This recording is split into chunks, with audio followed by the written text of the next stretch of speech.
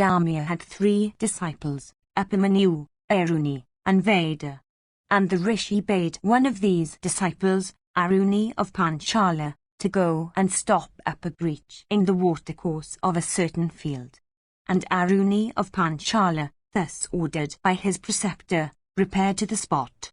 And having gone there he saw that he could not stop up the breach in the watercourse by ordinary means, and he was distressed because he could not do his preceptor's bidding. But at length he saw a way and said, "Well, I will do it in this way." He then went down into the breach and lay down himself there, and the water was thus confined. And some time after, the preceptor Aodadharma asked his other disciples where Aruni of Panchala was.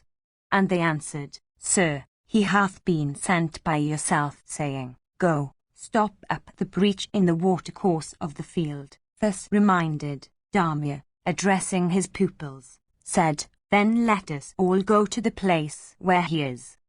And having arrived there, he shouted, "Ho, Aruni of Panchala! Where art thou? Come hither, my child." And Aruni, hearing the voice of his preceptor, speedily came out of the watercourse and stood before his preceptor. And addressing the latter, Aruni said, "Here I am in the breach of the watercourse. Not having been able to devise any other means, I entered myself for the purpose of preventing the water running out. It is only upon hearing thy voice that, having left it and allowed the waters to escape, I have stood before thee. I salute thee, Master, tell me what I have to do." The preceptor, thus addressed, replied, "Because in getting up from the ditch thou hast opened the watercourse, thenceforth shalt thou be called Judalaka as a mark of thy preceptor's favour. And because my words have been obeyed by thee, thou shalt obtain good fortune. And all the Vedas shall shine in thee, and all the Dharmasastras also." And Aruni, thus addressed by his preceptor, went to the country after his heart. The name of another of Aodadharma's disciples was Upamanyu. And Dharma appointed him, saying, "Go, my child, Upamanyu, look after the kine." And according to his preceptor's orders, he went to tend the kine. And having watched them all day, he returned in the evening to his preceptor's house, and standing before him he saluted him respectfully. And his preceptor, seeing him in good condition of body, asked him, "Upamanyu, my child, upon what dost thou support thyself? Thou art exceedingly plump." And he answered, "Sir, I support myself by begging." And his preceptor said, "What is obtained in alms should not be used by thee without offering it to me." And Upamanyu, thus told, went away. And having obtained alms, he offered the same to his preceptor. And his preceptor took from him even the whole. And Upamanyu, thus treated, went to attend the cattle. And having watched them all day, he returned in the evening to his preceptor's abode. And he stood before his preceptor and saluted him with respect. And his preceptor, perceiving that he still continued to be of good condition of body, said unto him, "Upamanyu, my child, I take from thee even the whole of what thou obtainest in alms, without leaving anything for thee. How then dost thou, at present, contrive to support thyself?" And Upamanyu said unto his preceptor, "Sir, having made over to you all that I obtain in alms, I go begging a second time for supporting myself." And his preceptor then replied, "This is not the way in which thou shouldst obey the preceptor. By this thou art diminishing the support of others that live by begging. Truly having supported thyself so, thou hast proved thyself covetous." And Upamanyu, having signified his assent to all that his preceptor said, went away to attend the cattle. And having watched them all day, he returned to his preceptor's house. And he stood before his preceptor and saluted him respectfully. And his preceptor, observing that he was still fat, said again unto him, "Upamanyu, my child, I take from thee all thou obtainest in alms, and thou dost not go a-begging a second time, and yet art thou in healthy condition. How dost thou support thyself? And Epimanew, thus questioned, answered, Sir, I now live upon the milk of these cows. And his preceptor thereupon told him, It is not lawful for thee to appropriate the milk without having first obtained my consent. And Epimanew, having assented to the justice of these observations, went away to tend the kine. And when he returned to his preceptor's abode, he stood before him and saluted him as usual. And his preceptor, seeing that he was still fat, said, Epimanew, my child, thou eatest no longer of alms, nor dost thou go a-begging a second time, not even drinkest of the milk, yet art thou fat. By what means dost thou contrive to live now? And Epimanew replied, Sir, I now sip the froth that these calves throw out, while sucking their mother's teats. And the preceptor said, These generous calves, I suppose, out of compassion for thee, throw out large quantities of froth. Wouldst thou stand in the way of their full meals by acting as thou hast done? Know that it is unlawful for thee to drink the froth. And Epimanew, having signified his assent to this, went as before to tend the cows. And restrained by his preceptor, he feedeth not on alms, nor hath he anything else to eat. He drinketh not of the milk, nor tasteth he of the froth. And Epimanew, one day, oppressed by hunger, when in a forest, ate of the leaves of the arca, Asclepias giganta, and his eyes being affected by the pungent, acrimonious, crude, and saline properties of the leaves which he had eaten, he became blind. And as he was crawling about, he fell into a pit. And upon his not returning that day when the sun was sinking down behind the summit of the western mountains, the preceptor observed to his disciples that Epimanew was not yet come. And they told him that he had gone out with the cattle.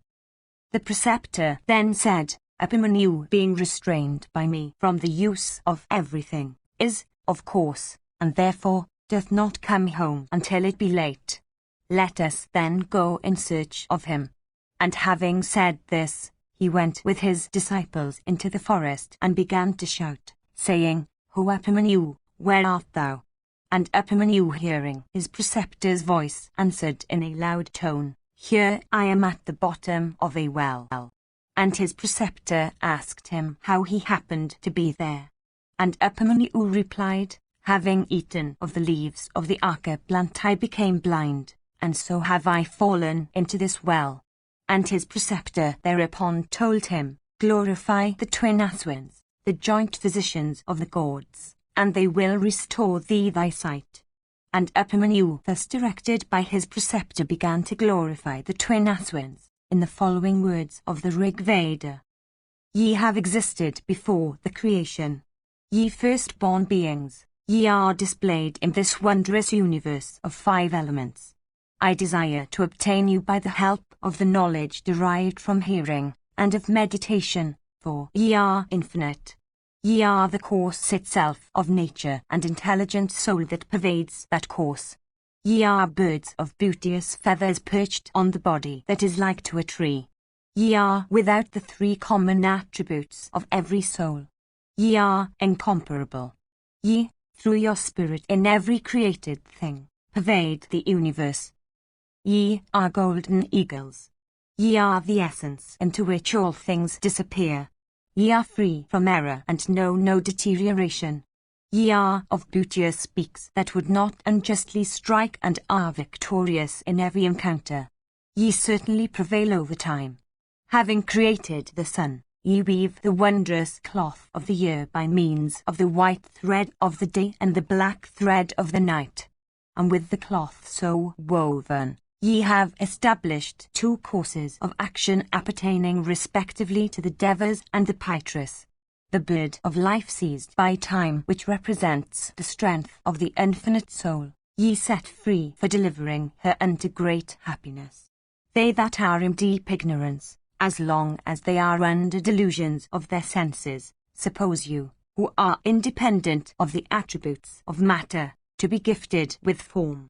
360 cows represented by 360 days produce one calf between them, which is the year. That calf is the creator and destroyer of all. Seekers of truth following different routes, draw the milk of true knowledge with its help. Ye Aswins, ye are the creators of that calf. The year is but the nave of a wheel to which is attached 720 spokes representing as many days and nights. The circumference of this wheel represented by 12 months is without end. This wheel is full of delusions and knows no deterioration. It affects all creatures whether to this or of the other worlds. Ye Aswins, this wheel of time is set in motion by you. The wheel of time, as represented by the year, has a nave represented by the 6 seasons. The number of spokes attached to that nave is 12, as represented by the 12 signs of the zodiac. This wheel of time manifests the fruits of the acts of all things. The presiding deities of time abide in that wheel. Subject as I am to its distressful influence, ye Aswins, liberate me from that wheel of time. Ye Aswins, ye are this universe of 5 elements. Ye are the objects that are enjoyed in this and in the other world. Make me independent of the 5 elements. And though ye are the supreme Brahma, yet ye move over the earth in forms enjoying the delights that the senses afford. In the beginning, ye created the 10 points of the universe. Then have ye placed the sun and the sky above. The rishis, according to the course of the same sun, perform their sacrifices, and the gods and men, according to what hath been appointed for them, perform their sacrifices, also enjoying the fruits of those acts. Mixing the 3 colours, ye have produced all the objects of sight. It is from these objects that the universe hath sprung, whereon the gods and men are engaged in their respective occupations, and, indeed, all creatures endued with life. Ye Aswins, I adore you. I also adore the sky, which is your handiwork. Ye are the ordainers of the fruits of all acts, from which even the gods are not free. Ye are yourselves free from the fruits of your acts. Ye are the parents of all. As males and females, it is ye that swallow the food which subsequently develops into the life-creating fluid and blood. The newborn infant sucks the teat of its mother. Indeed, it is ye that take the shape of the infant. Ye Aswins, grant me my sight to protect my life. The twin Aswins, thus invoked, appeared and said, We are satisfied. Here is a cake for thee. Take and eat it. And Upamanyu, thus addressed, replied, Your words, O Aswins, have never proved untrue. But without first offering this cake to my preceptor, I dare not take it. And the Aswins thereupon told him, Formerly, thy preceptor had invoked us. We thereupon gave him a cake like this, and he took it without offering it to his master. Do thou do that which thy preceptor did. Thus addressed, Upamanyu again said unto them, O Aswins, I crave your pardon. Without offering it to my preceptor, I dare not apply this cake. The Aswins then said, Oh, we are pleased with this devotion of thine to thy preceptor. Thy master's teeth are of black iron. Thine shall be of gold. Thou shalt be restored to sight and shall have good fortune. Thus spoken to by the Aswins, he recovered his sight, and having gone to his preceptor's presence, he saluted him and told him all. And his preceptor was well pleased with him and said unto him, Thou shalt obtain prosperity even as the Aswins have said. All the Vedas shall shine in thee and all the Dharmasastras. And this was the trial of Upamanyu. Then Veda, the other disciple of Ayodhya, was called. His preceptor once addressed him, saying, Veda, my child, tarry some time in my house and serve thy preceptor. It shall be to thy profit. And Veda, having signified his assent, tarried long in the family of his preceptor, mindful of serving him. Like an ox under the burthens of his master, he bore heat and cold, hunger and thirst, at all times without a murmur. And it was not long before his preceptor was satisfied. And as a consequence of that satisfaction, Veda obtained good fortune and universal knowledge. And this was the trial of Veda. And Veda, having received permission from his preceptor, and leaving the latter's residence after the completion of his studies, entered the domestic mode of life. And while living in his own house, he got 3 pupils. And he never told them to perform any work or to obey implicitly his own behests, for having himself experienced much woe while abiding in the family of his preceptor, he liked not to treat them with severity. After a certain time, Janamjaya and Portia, both of the order of Kshatriyas, arriving at his residence, appointed the Brahman, Veda, as their spiritual guide, Upadhyaya. And one day, while about to depart upon some business related to a sacrifice, he employed one of his disciples, Utanka, to take charge of his household. Utanka, said he, whatsoever should have to be done in my house, let it be done by thee without neglect. And having given these orders to Utanka, he went on his journey. So Utanka, always mindful of the injunction of his preceptor, took up his abode in the latter's house. And while Utanka was residing there, the females of his preceptor's house, having assembled, addressed him and said, O Utanka, thy mistress is in that season when connubial connection might be fruitful. The preceptor is absent, then stand thou in his place and do the needful. And Utanka, thus addressed, said unto those women, It is not proper for me to do this at the bidding of women. I have not been enjoined by my preceptor to do aught that is improper. After a while, his preceptor returned from his journey. And his preceptor, having learnt all that had happened, became well pleased and, addressing Utanka, said, Utanka, my child, what favour shall I bestow on thee? I have been served by thee duly, therefore hath our friendship for each other increased. I therefore grant thee leave to depart. Go thou, and let thy wishes be accomplished. Utanka, thus addressed, replied, saying, Let me do something that you wish, for it hath been said, He who bestoweth instruction contrary to usage, and he who receiveth it contrary to usage, one of the two dieth, and enmity springeth up between the two. I, therefore, who have received thy leave to depart, am desirous of bringing thee some honorarium due to a preceptor.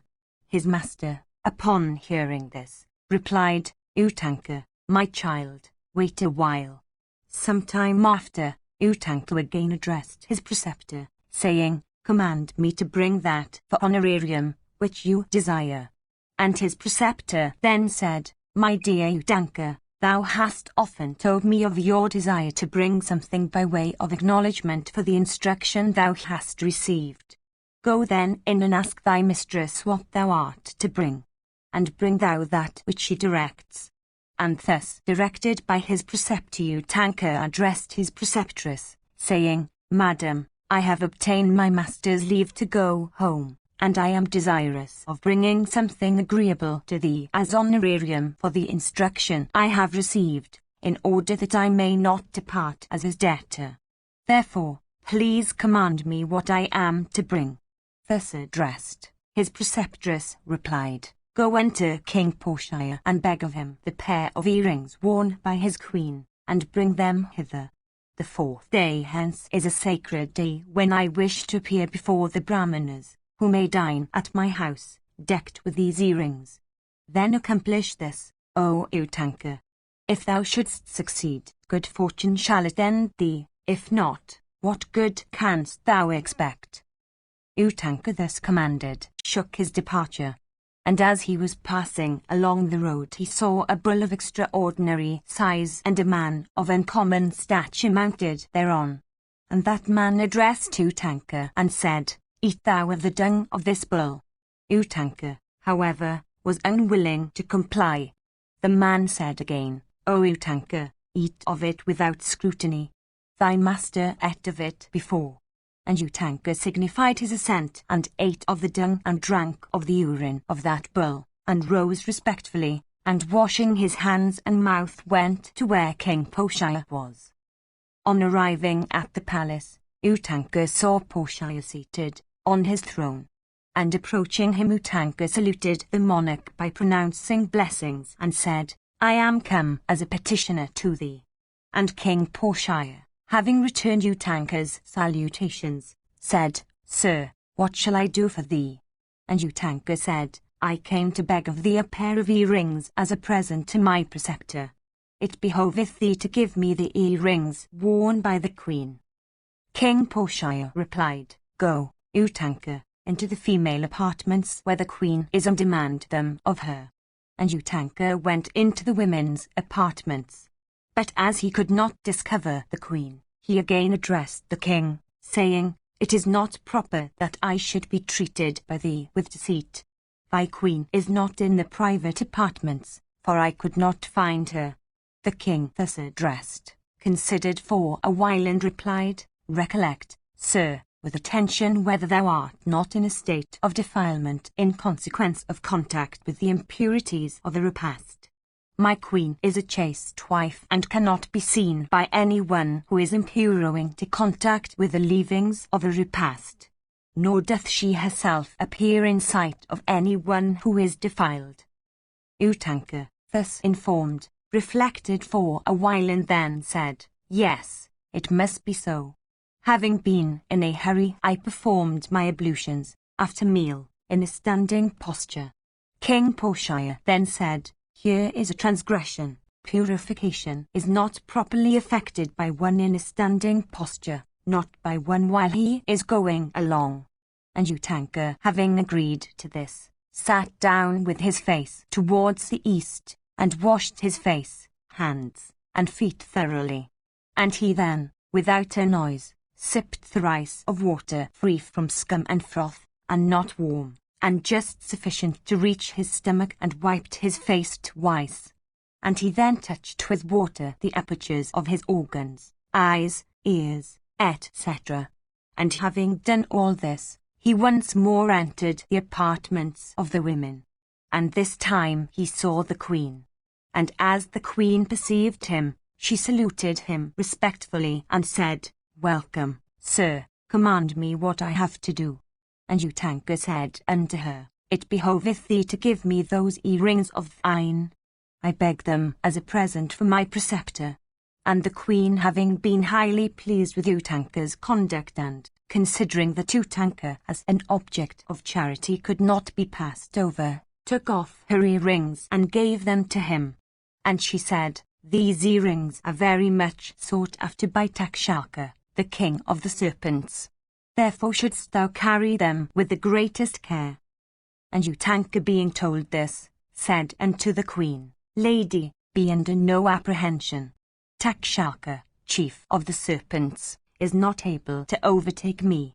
And having said this, and taking leave of the queen, he went back into the presence of Poshaya, and said, Poshaya, I am gratified. Then Poshaya said to Utanka, A fit object of charity can only be had at long intervals. Thou art a qualified guest, therefore do I desire to perform a sraddha. Tarry thou a little. And Utanka replied, Yes, I will tarry, and beg that the clean provisions that are ready may be soon brought in. And the king, having signified his assent, entertained Utanka duly. And Utanka, seeing that the food placed before him had hair in it, and also that it was cold, thought it unclean. And he said unto Poshaya, Thou givest me food that is unclean, therefore shalt thou lose thy sight. And Poshaya in answer said, because dost thou impute uncleanliness to food that is clean, therefore shalt thou be without issue. And Utanka thereupon rejoined, It behoveth thee not, after having offered me unclean food, to curse me in return. Satisfy thyself by ocular proof. And Poshaya, seeing the food alleged to be unclean, satisfied himself of its uncleanliness. And Poshaya, having ascertained that the food was truly unclean, being cold and mixed with hair, prepared as it was by a woman with unbraided hair, began to pacify the Rishi Utanka, saying, "Sir, the food placed before thee is cold, and doth contain hair, having been prepared without sufficient care. Therefore I pray thee pardon me. Let me not become blind." And Utanka answered, "What I say must come to pass. Having become blind, thou mayst, however, recover the sight before long. Grant that thy curse also doth not take effect on me." And Portia said unto him, "I am unable to revoke my curse, for my wrath even now hath not been appeased. But thou knowest not this, for a Brahmana's heart is soft as new churn butter, even though his words bear a sharp-edged razor. It is otherwise in respect of these with the Kshatriyu. His words are soft as new churn butter, but his heart is like a sharp-edged tool. Such being the case, I am unable, because of the hardness of my heart, to neutralize my curse. Then go thou thy own way." To this Utanka made answer, "I showed thee the uncleanliness of the food offered to me, and I was even now pacified by thee. Besides, saidst thou at first that because I imputed uncleanliness to food that was clean I should be without issue. But the food truly unclean, thy curse cannot affect me. Of this I am sure." And Utanka, having said this, departed with the earrings. On the road Utanka perceived coming towards him a naked idle beggar, sometimes coming in view and sometimes disappearing. And Utanka put the earrings on the ground and went for water. In the meantime the beggar came quickly to the spot and taking up the earrings ran away. And Utanka, having completed his ablutions in water and purified himself, and having also reverently bowed down to the gods and his spiritual masters, pursued the thief with the utmost speed. And having with great difficulty overtaken him, he seized him by force. But at that instant the person seized, quitting the form of a beggar and assuming his real form, viz., that of Takshaka, speedily entered a large hole open in the ground. And having got in, Takshaka proceeded to his own abode, the region of the serpents. Now, Utanka, recollecting the words of the queen, pursued the serpent, and began to dig open the hole with a stick, but was unable to make much progress.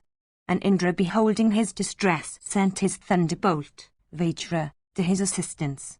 Then the thunderbolt entering that stick enlarged that hole, and Utanka began to enter the hole after the thunderbolt.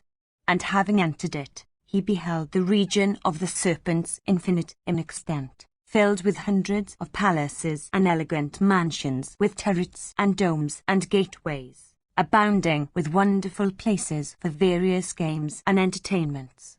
And Utanka then glorified the serpents by the following slokas.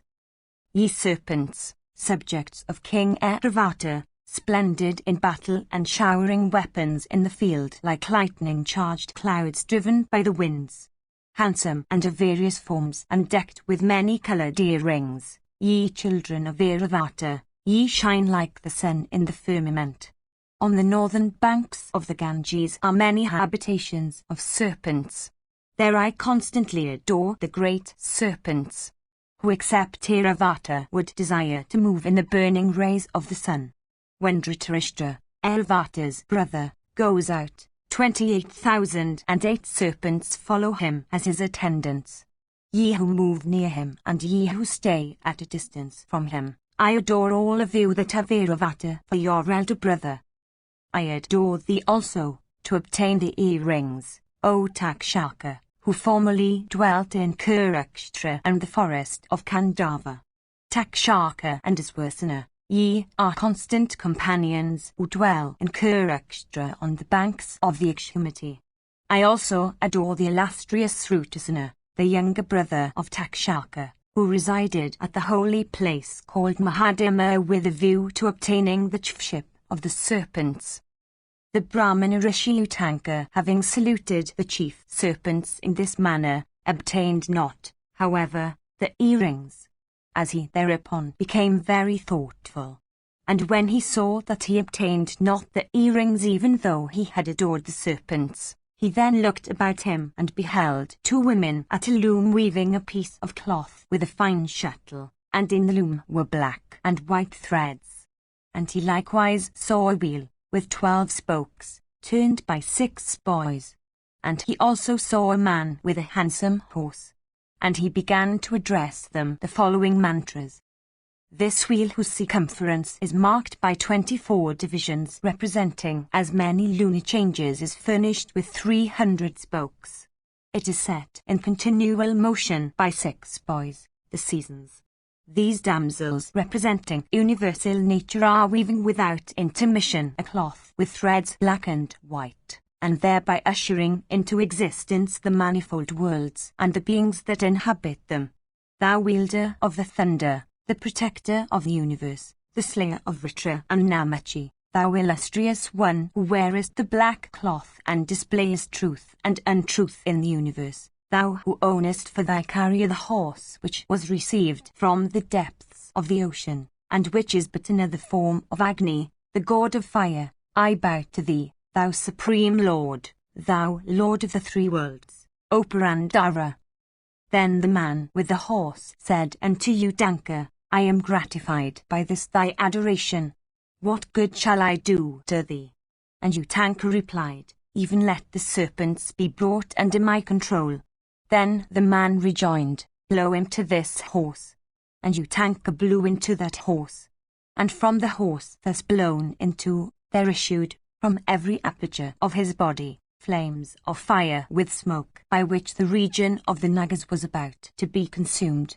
And Takshaka, surprised beyond measure and terrified by the heat of the fire, hastily came out of his abode taking the earrings with him, and said unto Utanka, pray, sir, take back the earrings.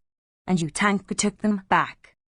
But Utanka, having recovered his earrings, thought, oh, this is the sacred day of my preceptress. I am at a distance. How can I, therefore, show my regard for her? And when Utanka was anxious about this, the man addressed him and said, ride this horse, Utanka, and he will in a moment carry thee to thy master's abode. And Utanka, having signified his assent, mounted the horse and presently reached his preceptor's house. And his preceptress that morning, after having bathed, was dressing her hair, sitting, thinking of uttering a curse on Utanka if he should not return within time. But, in the meantime, Utanka entered his preceptor's abode and paid his respects to his preceptress and presented her the earrings. Utanka, said she, thou hast arrived at the proper time at the proper place. Welcome, my child, thou art innocent, and therefore I do not curse thee. Good fortune is even before thee. Let thy wishes be crowned with success. Then Utanka waited on his preceptor. And his preceptor said, thou art welcome. What hath occasioned thy long absence? And Utanka replied to his preceptor, sir, in the execution of this my business obstruction was offered by Takshaka, the king of serpents. Therefore I had to go to the region of the Nagas.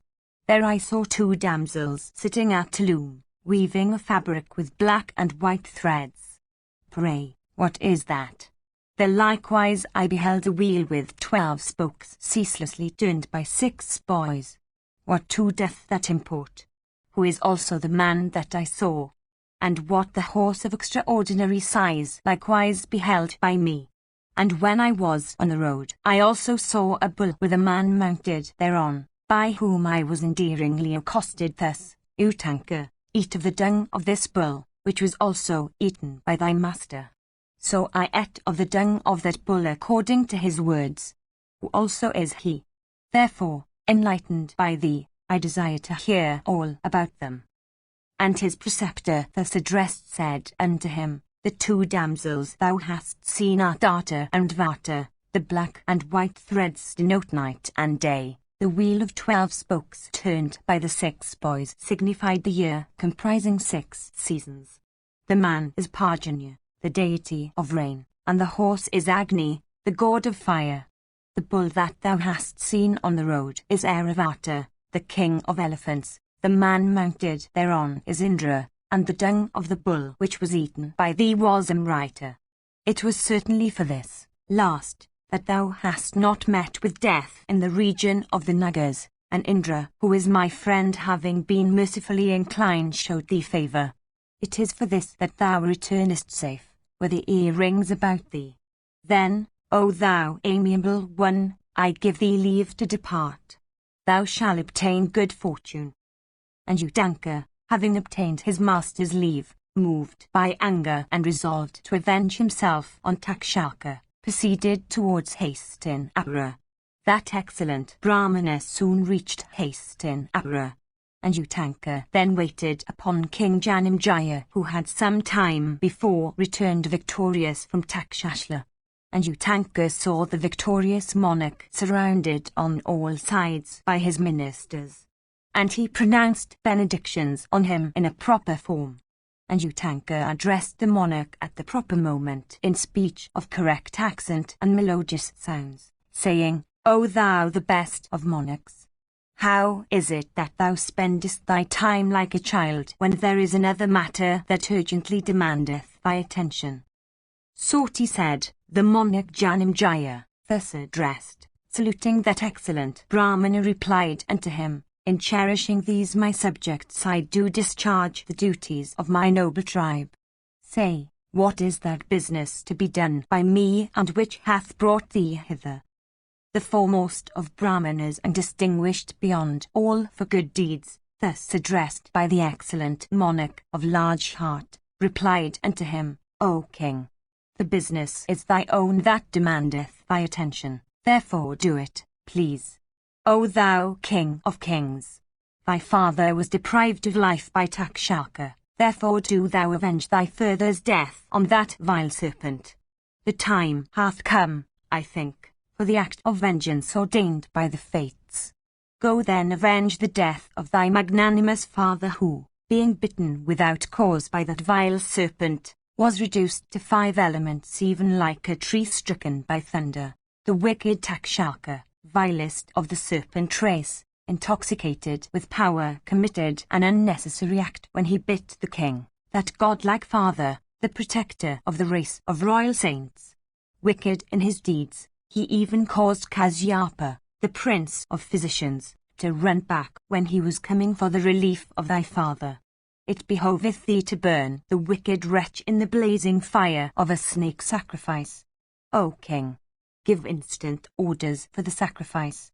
It is thus thou canst avenge the death of thy father. And a very great favour shall have also been shown to me. For by that malignant wretch, O virtuous prince, my business also was, on one occasion, obstructed, while proceeding on account of my preceptor. Soti continued, the monarch, having heard these words, was enraged with Takshaka. By the speech of Utanka was inflamed the prince, even as the sacrificial fire with clarified butter. Moved by grief also, in the presence of Utanka, the prince asked his ministers the particulars of his father's journey to the regions of the blessed. And when he heard all about the circumstances of his father's death from the lips of Utanka, he was overcome with pain and sorrow. And thus endeth the section called Portia of the Adi Parva of the blessed Mahabharata. Section 4. Purlomapava. Ugrasrava Soti, the son of Lomahashana, versed in the Puranas, while present in the forest of Naimishka, at the 12 years' sacrifice of Sonaka, surnamed Kulapati, stood before the rishis in attendance. Having studied Puranas with meticulous devotion and thus being thoroughly acquainted with them, he addressed them with joined hands thus, I have graphically described to you the history of Utanka, which is one of the causes of King Janamjaya's snake sacrifice. What, revered sirs, do ye wish to hear now? What shall I relate to you? The holy men replied, O son of Lomahashana, we shall ask thee about what we are anxious to hear, and thou wilt recount the tales one by one. Sonaka, our revered master, is at present attending the apartment of the holy fire. He is acquainted with those divine stories which relate to the gods and asuras.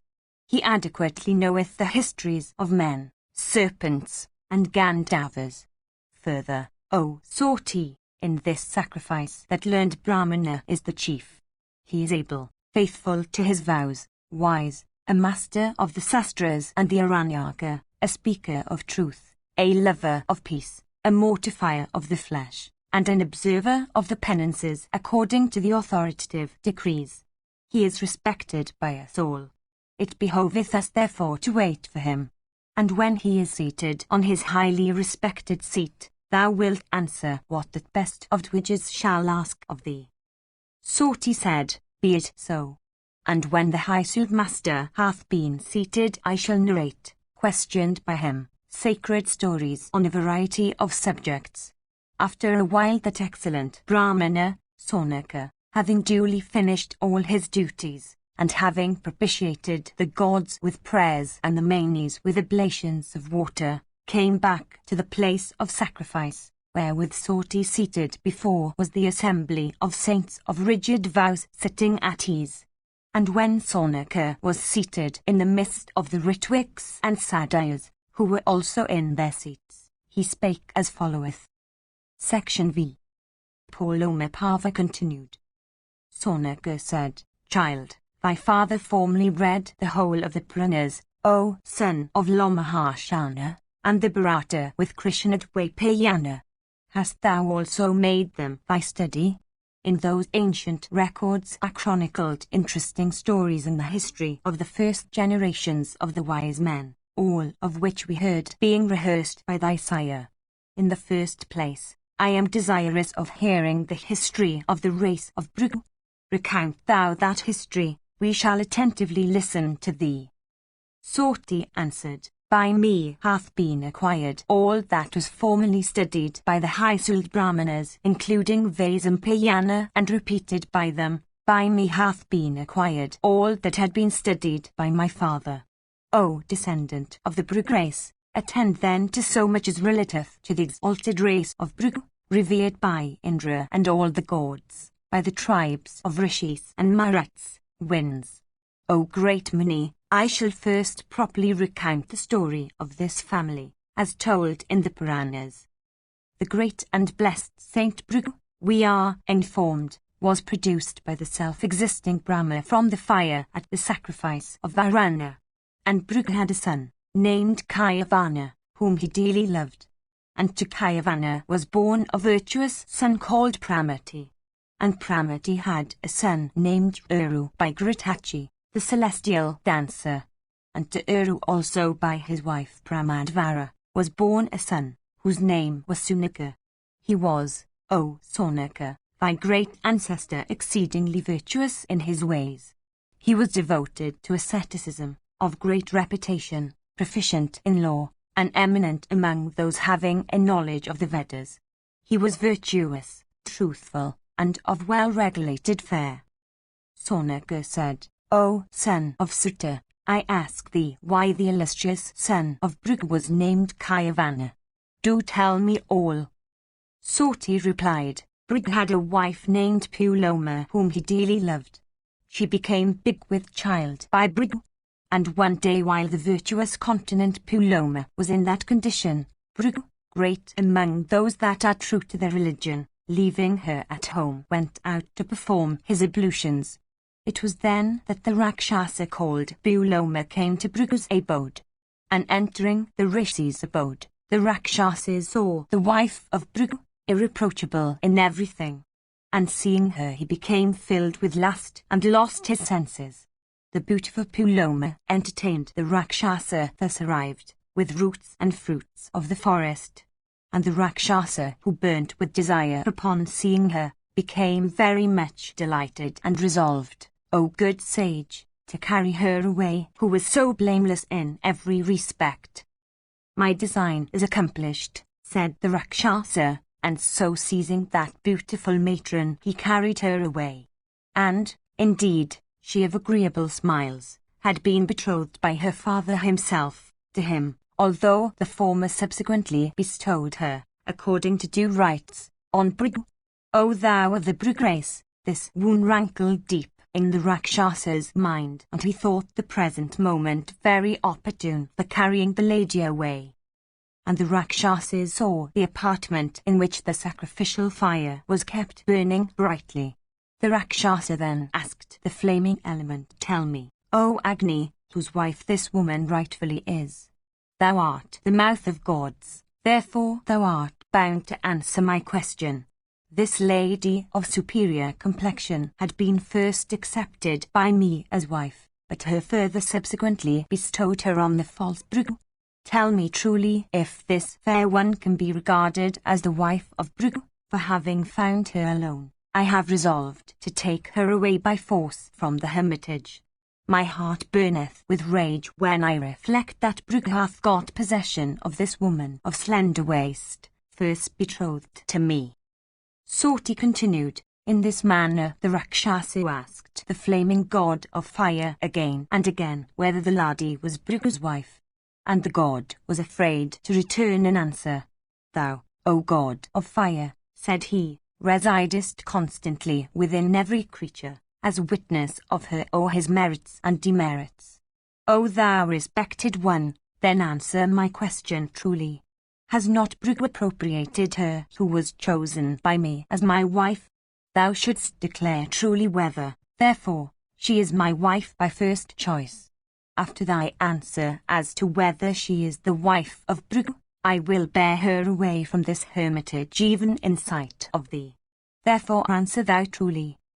Soti continued, the seven-flamed god having heard these words of the Rakshasa became exceedingly distressed, being afraid of telling a falsehood and equally afraid of Bhrigu's curse.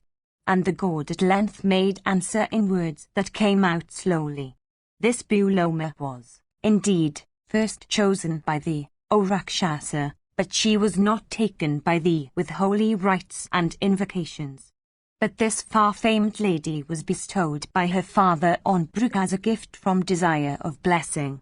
She was not bestowed on thee, O Rakshasa. This lady was duly made by the Rishi Bhrigu his wife with Vedic rites in my presence.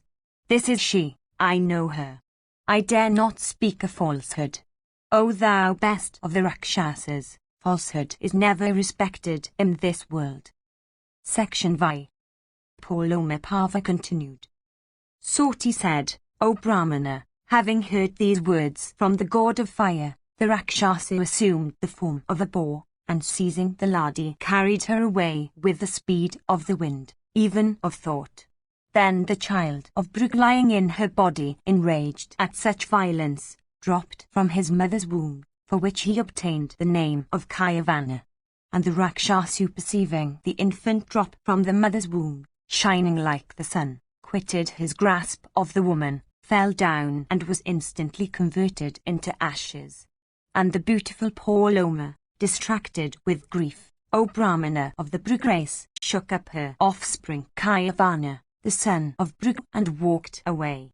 And Brahma, the grandfather of all, himself saw her, the faultless wife of his son, weeping. And the grandfather of all comforted her who was attached to her son. And the drops of tears which rolled down her eyes formed a great river. And that river began to follow the footsteps of the wife of the great ascetic Bhrigu. And the grandfather of the worlds, seeing that river follow the path of his son's wife, gave it a name himself, and he called it Vadhusara. And it passeth by the hermitage of Kayavana.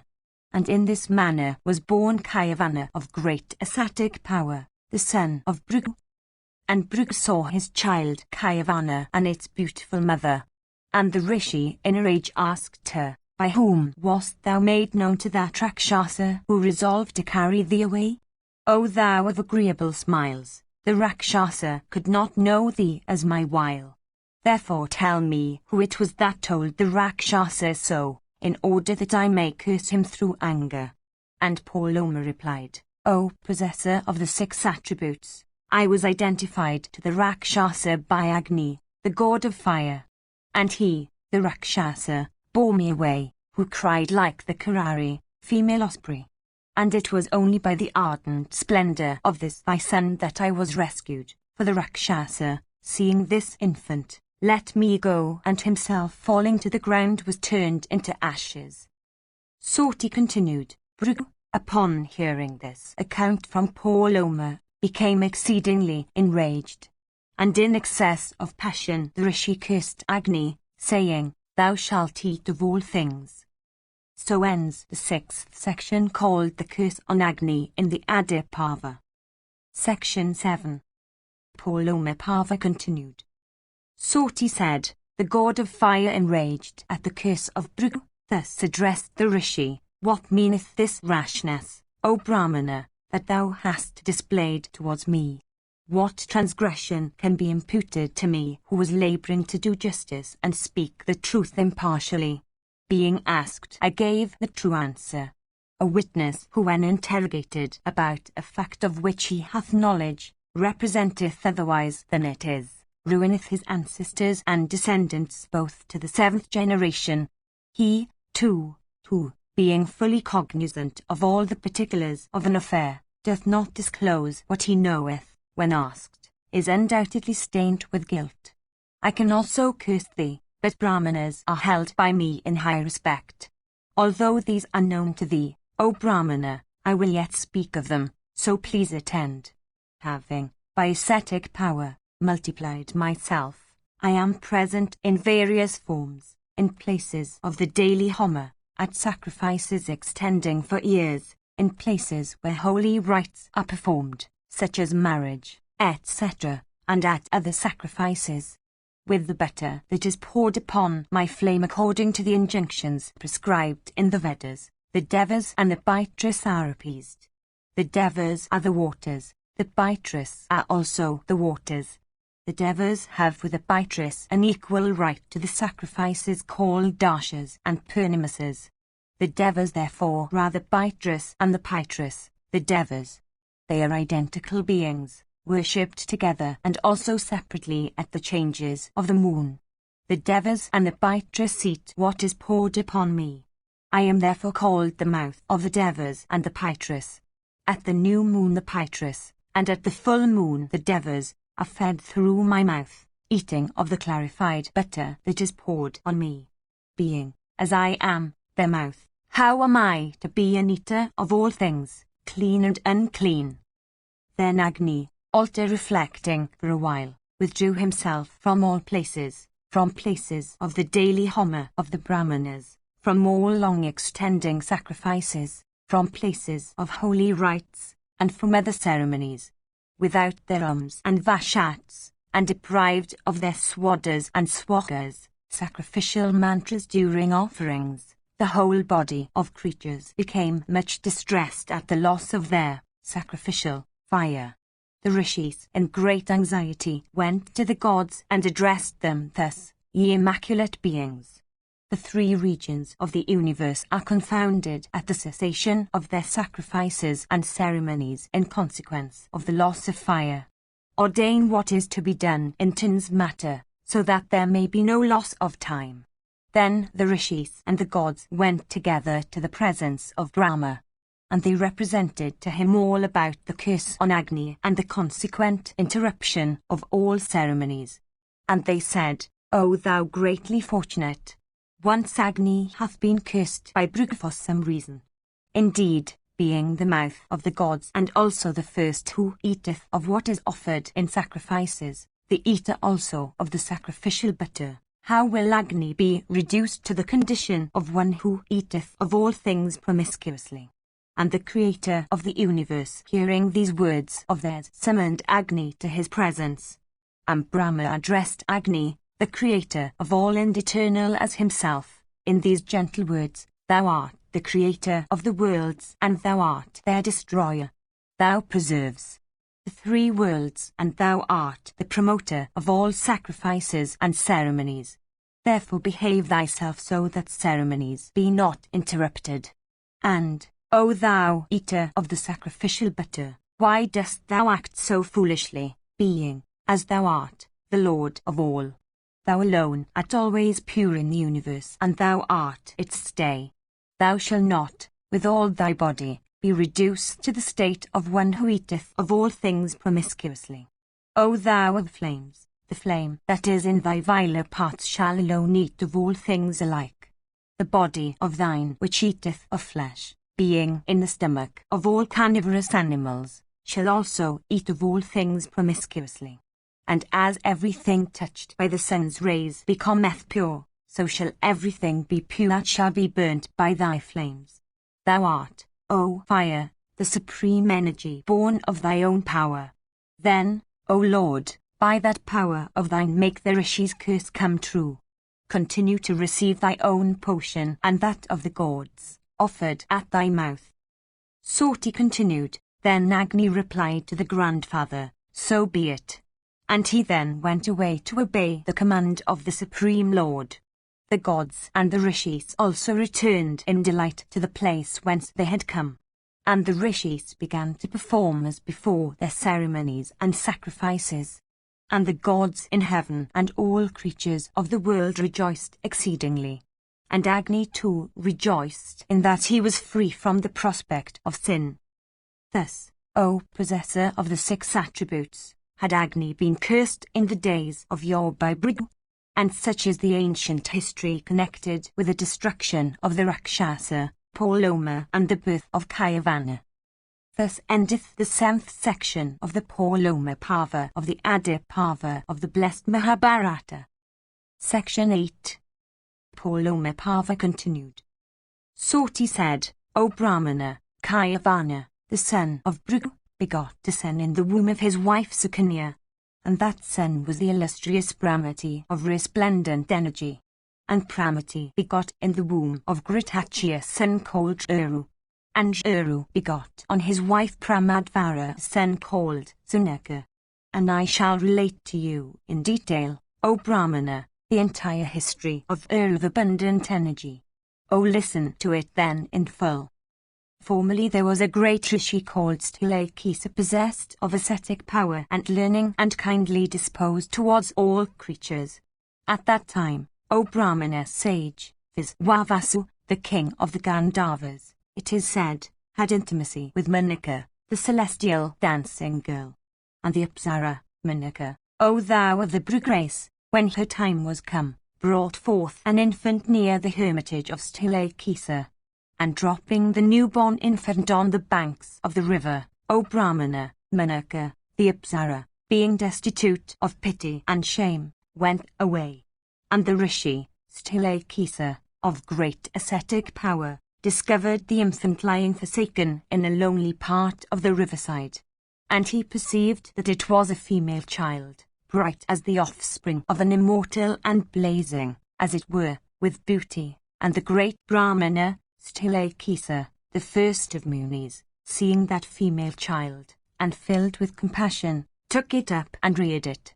And the lovely child grew up in his holy habitation, the noble-minded and blessed Rishi Sthilakesa performing in due succession all the ceremonies, beginning with that at birth as ordained by the divine law. And because she surpassed all of her sex in goodness, beauty, and every quality, the great Rishi called her by the name of Pramadvara. And the pious Uru, having seen Pramadvara in the hermitage of Sthilakesa, became one whose heart was pierced by the god of love. And Uru, by means of his companions, made his further Pramati, the son of Bhrigu, acquainted with his passion. And Pramati demanded her of the far-famed Sthilakesa for his son. And her foster father betrothed the virgin Pramadvara to Uru, fixing the nuptials for the day when the star Vargadevata, Purva Falguni, would be ascendant. Then, within a few days of the time fixed for the nuptials, the beautiful virgin, while at play with companions of her own sex, the time having come, impelled by fate, trod upon the serpent, which she did not perceive as it lay in coil. And the reptile, urged to execute the will of fate, violently darted its envenomed fangs into the body of the heedless maiden.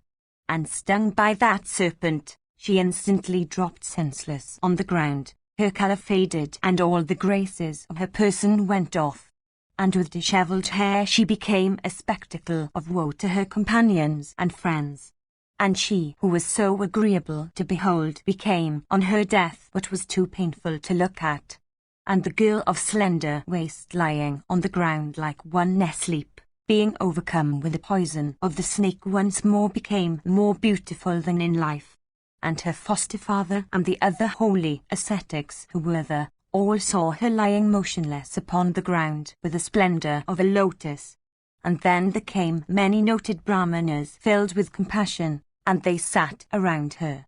And Swasthyatriya, Mahajana, Gashika, Sankamkala, Udalaka, Katha, and Sweta of great renown, Aradwa, Kornakutsya, Ashtishna, Gautama, Pramati, and Pramati's son Uru, and other inhabitants of the forest, came there.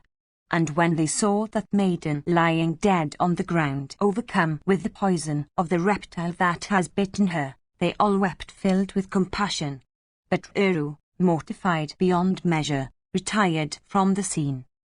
So ends the 8th section of the Purloma Parva of the Adi Parva of the blessed Mahabharata. Section 9. Purloma Parva continued. Soti said, while those illustrious Brahmanas were sitting around the dead body of Pramadvara, Uru, sorely afflicted, retired into a deep wood and wept aloud. And overwhelmed with grief, he indulged in much piteous lamentation. And, remembering his beloved Pramadvara, he gave vent to his sorrow in the following words: Alas! The delicate fair one that increaseth my affliction layeth upon the bare ground. What can be more deplorable to us, her friends? If I have been charitable, if I have performed acts of penance, if I have ever revered my superiors, let the merit of these arts restore to life my beloved one. If from my birth I have been controlling my passions, adhered to my vows, let the fair Pramadvara rise from the ground. And while Uru was indulging in these lamentations from the loss of his bride, a messenger from heaven came to him in the forest and addressed him thus: The words thou utterest, O Uru, in thy affliction are certainly ineffectual. For, O pious man, one belonging to this world whose days have run out can never come back to life.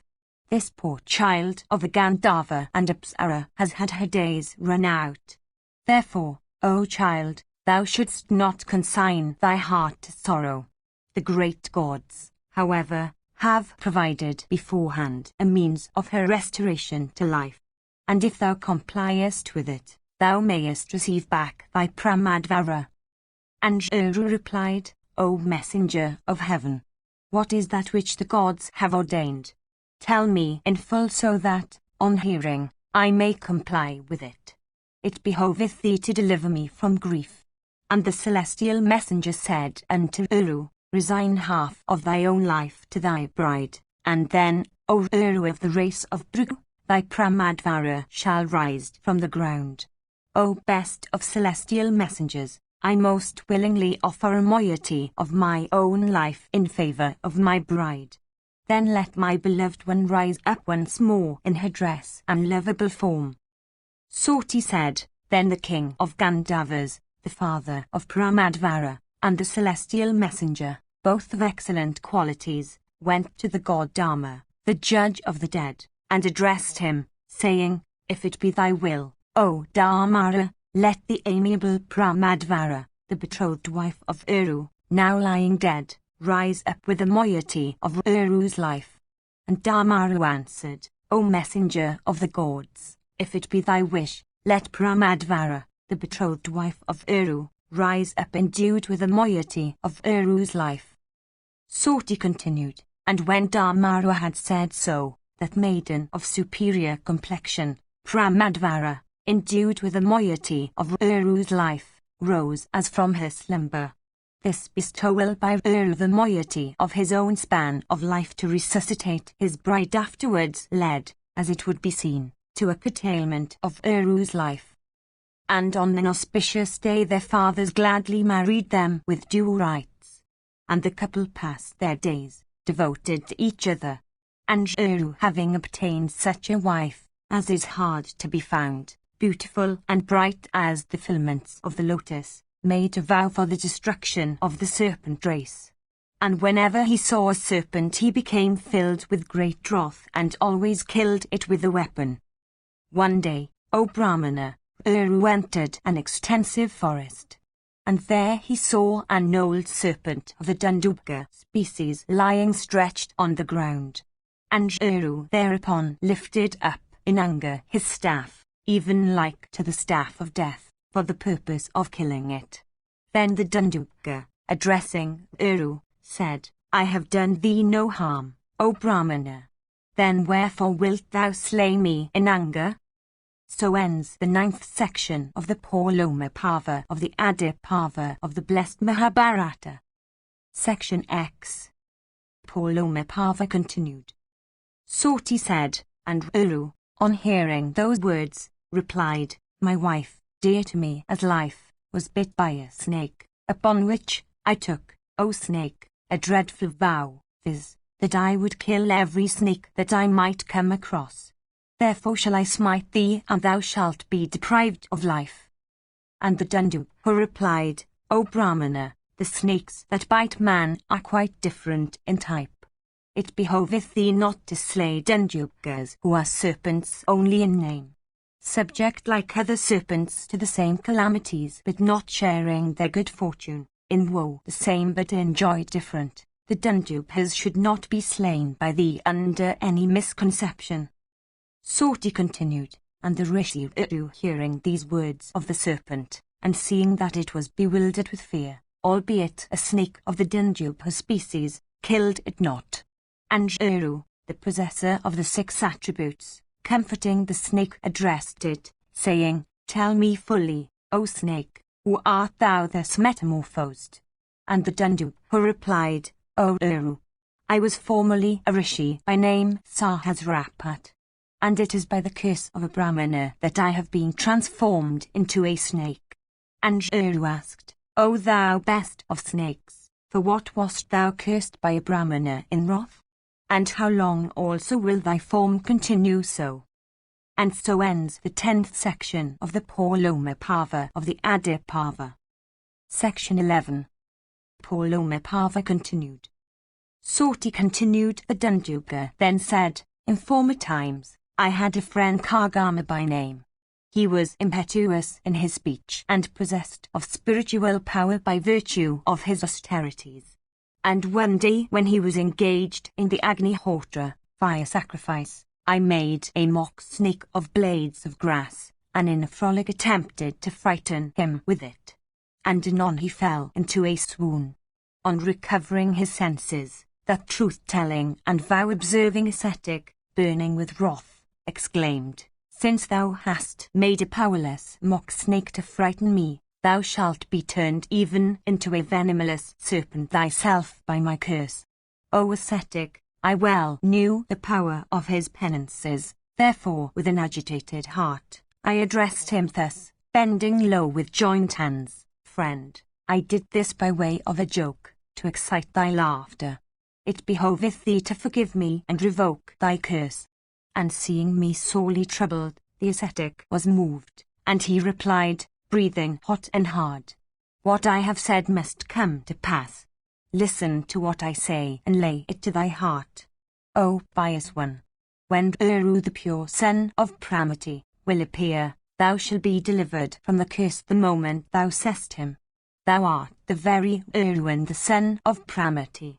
On regaining my native form, I will tell thee something for thy good. And that illustrious man and the best of Brahmanas then left his snake body, and attained his own form and original brightness.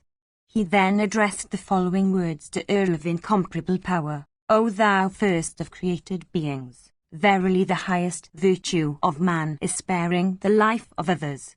Therefore a Brahmana should never take the life of any creature. A Brahmana should ever be mild. This is the most sacred injunction of the Vedas. A Brahmana should be versed in the Vedas and Vedangas, and should inspire all creatures with belief in God. He should be benevolent to all creatures, truthful, and forgiving, even as it is his paramount duty to retain the Vedas in his memory. The duties of the Kshatriya are not ein. To be stern, to wield the scepter and to rule the subjects properly are the duties of the Kshatriyu. Listen, O Uru, to the account of the destruction of snakes at the sacrifice of Janamjaya in days of yore, and the deliverance of the terrified reptiles by that best of Dwijas, Astika, profound in Vedic lore and mighty in spiritual energy. And so ends the 11th section of the Mahabharata of the Adiparva. Section 12. Mahabharata continued. Soti continued. Uru then asked, O best of Dwijas, why was King Janamjaya bent upon destroying the serpents? And why and how were they saved by the wise Astika? I am anxious to hear all this in detail. The Rishi replied, O Uru, the important history of Astika you will learn from the lips of Brahmanas. Saying this, he vanished. Soti continued.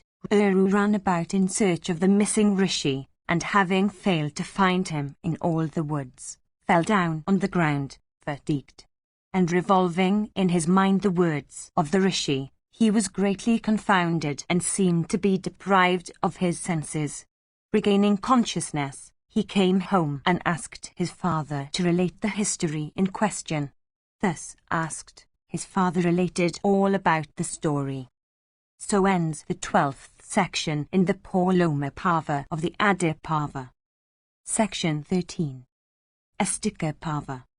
Sonaka said, for what reason did that tiger among kings, the royal Janamjaya, determine to take the lives of the snakes by means of a sacrifice? O Soti, tell us in full the true story. Tell us also why Astika, that best of regenerate ones, that foremost of ascetics, rescued the snakes from the blazing fire, whose son was that monarch who celebrated the snake sacrifice, and whose son also was that best of regenerate ones. Soti said, O best of speakers, this story of Astika is long. I will duly relate it in full. O listen. Sonaka said, I am desirous of hearing at length the charming story of that Rishi, that illustrious Brahmana named Astika. Soti said, this history, first recited by Krishnadwapayana, is called a Purana by the Brahmanas. It was formerly narrated by my wise father, Mahashana, the disciple of Vyasa, before the dwellers of the Naimisha forest, at their request. I was present at the recital, and, O Sonaka, since thou askest me, I shall narrate the history of Astika exactly as I heard it. O listen, as I recite in full that sin-destroying story. The father of Astika was powerful like Prajapati. He was a brahmacharin, always engaged in austere devotions. He ate sparingly, was a great ascetic, and had his lust under complete control. And he was known by the name of Jarakaru, that foremost one among the Avaras, virtuous and of rigid vows, highly blessed and endued with great ascetic power, once undertook a journey over the world. He visited diverse places, bathed in diverse sacred waters, and rested when night overtook him. Endued with great energy, he practiced religious austerities, hard to be practiced by men of unrestrained souls. The sage lived upon air only, and renounced sleep forever. Thus going about like a blazing fire, one day he happened to see his ancestors, hanging head down in a great hole, their feet pointing upwards. On seeing them, Jarakaru addressed them, saying, Who are you thus hanging heads down in this hole by a rope of vrina fibers that is again secretly eaten into on all sides by a rat living here? The ancestors said, We are rishis of rigid vows, called Javaras. We are sinking low into the earth for want of offspring. We have a son named Jarakaru, woe to us. That wretch hath entered upon a life of austerities only. The fool doth not think of raising offspring by marriage. It is for that reason, viz., the fear of extinction of our race, that we are suspended in this hole. Possessed of means, we fare like unfortunates that have none. O excellent one, who art thou that thus sorrowest as a friend on our account? We desire to learn, O Brahmana, who thou art that standest by us, and why, O best of men, thou sorrowest for us that are so unfortunate. Jarakaru said, Ye are even my sires and grandsires. I am that Jarakaru. Oh, tell me, how I may serve you. The fathers then answered, Try thy best, O child, to beget a son to extend our line. Thou wilt then, O excellent one, have done a meritorious art for both thyself and us. Not by the fruits of virtue, not by ascetic penances well hoarded up, acquireth the merit which one doth by becoming a father. Therefore, O child, by a command, set thy heart upon marriage and offspring. Even this is our highest good. Jarakaru replied, I shall not marry for my sake, nor shall I earn wealth for enjoyment, but I shall do so for your welfare only. According to this understanding, I shall, agreeably to the sastric ordinance, take a wife for attaining the end. I shall not act otherwise. If a bride may be had of the same name with me, whose friends would, besides, willingly give her to me as a gift in charity, I shall wed her duly.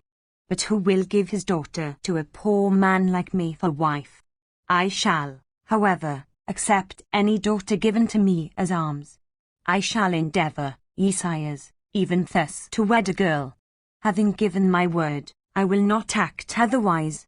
Upon her I will raise offspring for your redemption, so that, ye fathers, ye may attain to eternal regions of bliss, and may rejoice as ye like.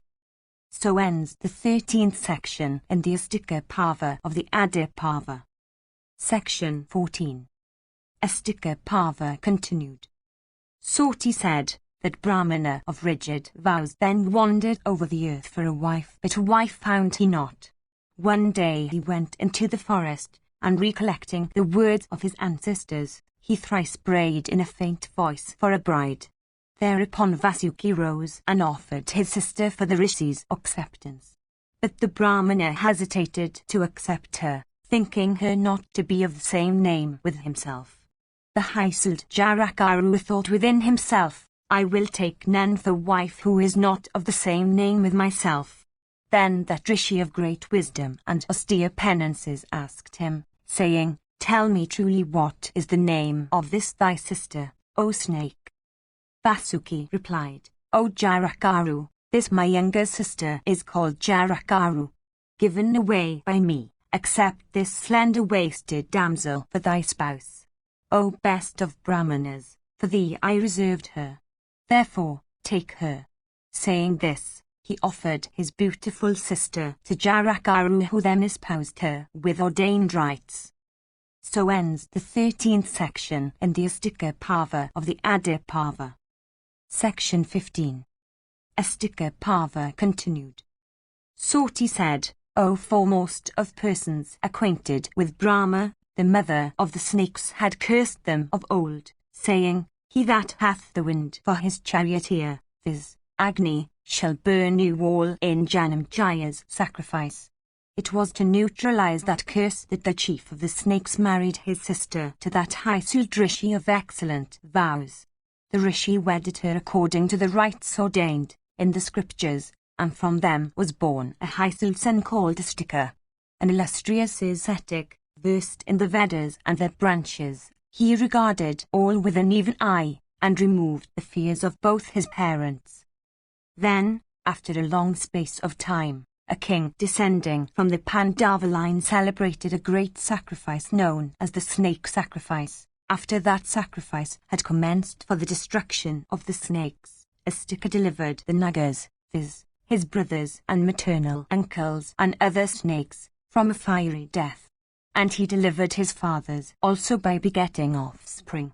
And by his austerities, O Brahmana, and various vows and study of the Vedas, he freed himself from all his debts. By sacrifices, at which various kinds of offerings were made, he propitiated the gods. By practicing the Brahmachari mode of life he conciliated the rishis, and by begetting offspring he gratified his ancestors.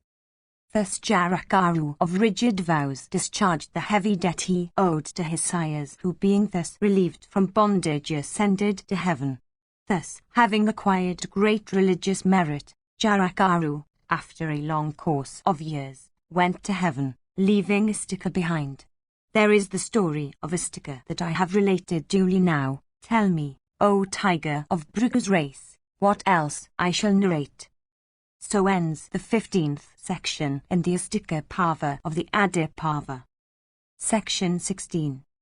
Astika Parva continued.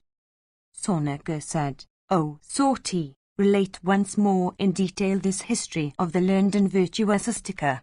Our curiosity for hearing it is great. O amiable one, thou speakest sweetly, with proper accent and emphasis, and we are well pleased with thy speech. Thou speakest even as thy father. Thy sire was ever ready to please us. Tell us now the story as thy father had related it. Soti said, O thou that art blessed with longevity, I shall narrate the history of Astika as I heard it from my father.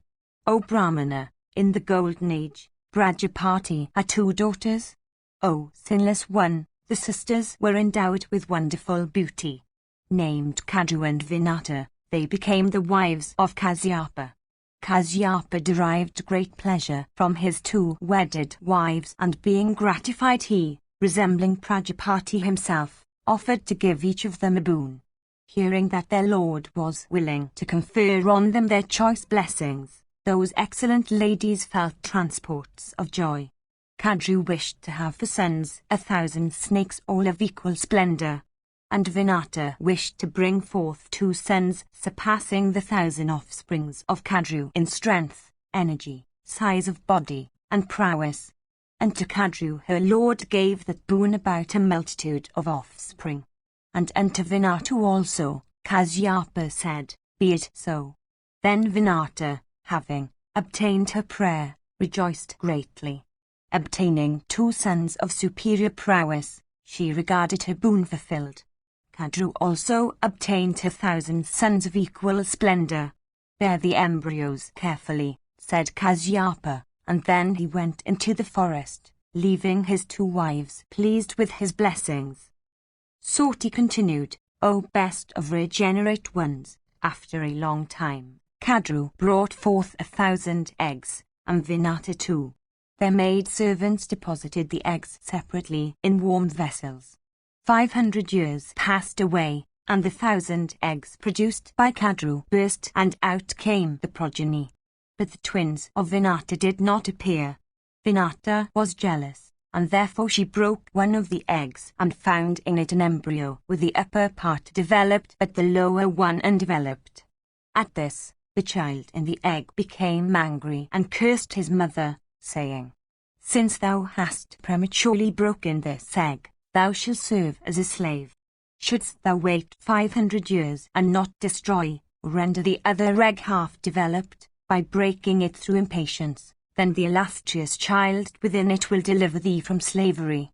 And if thou wouldest have the child strong, thou must take tender care of the egg for all this time.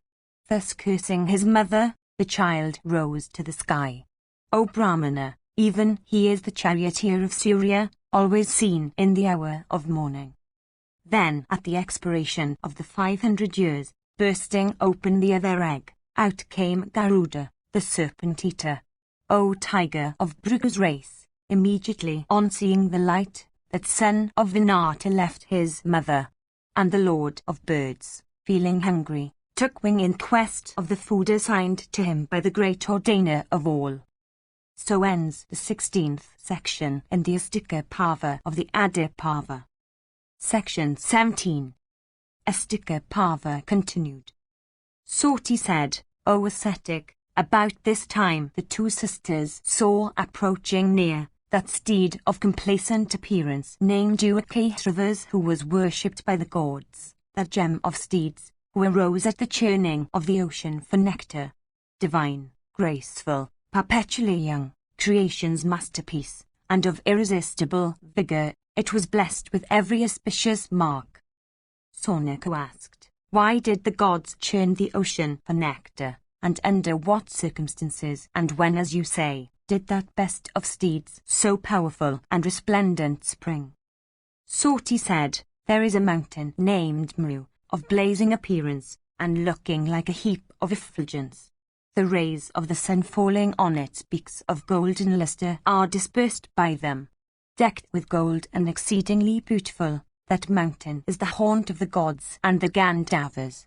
It is immeasurable and unapproachable by men of manifold sins. Dreadful beasts of prey wander over its breasts, and it is illuminated by many divine life-giving herbs. It stands kissing the heavens by its height and is the first of mountains. Ordinary people cannot even think of ascending it. It is graced with trees and streams, and resounds with the charming melody of winged choirs. Once the celestials sat on its begemmed peak, in conclave. They who had practiced penances and observed excellent vows for Amrita now seemed to be eager seekers after Amrita, celestial ambrosia. Seeing the celestial assembly in anxious mood, Narayana said to Brahman, do thou churn the ocean with the gods and the Asuras. By doing so, Amrita will be obtained, as also all drugs and gems. O ye gods, chum the ocean, ye will discover Amrita. So ends the 17th section in the Astika Parva of the Adi Parva. Section 18. Astika Parva continued. Soti said, there is a mountain called Mandara adorned with cloud-like peaks. It is the best of mountains, and is covered all over with intertwining herbs.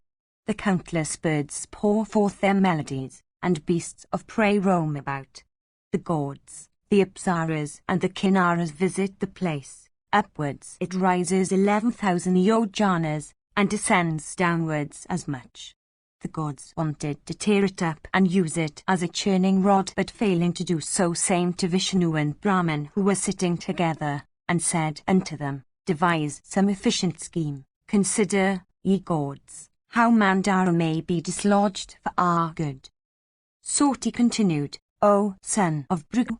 Vishnu with Brahman assented to it. And the lotus-eyed one, Vishnu, laid the hard task on the mighty Ananta, the prince of snakes. The powerful Ananta, directed thereto both by Brahman and Narayana, O Brahmana, tore up the mountain with the woods thereon and with the denizens of those woods.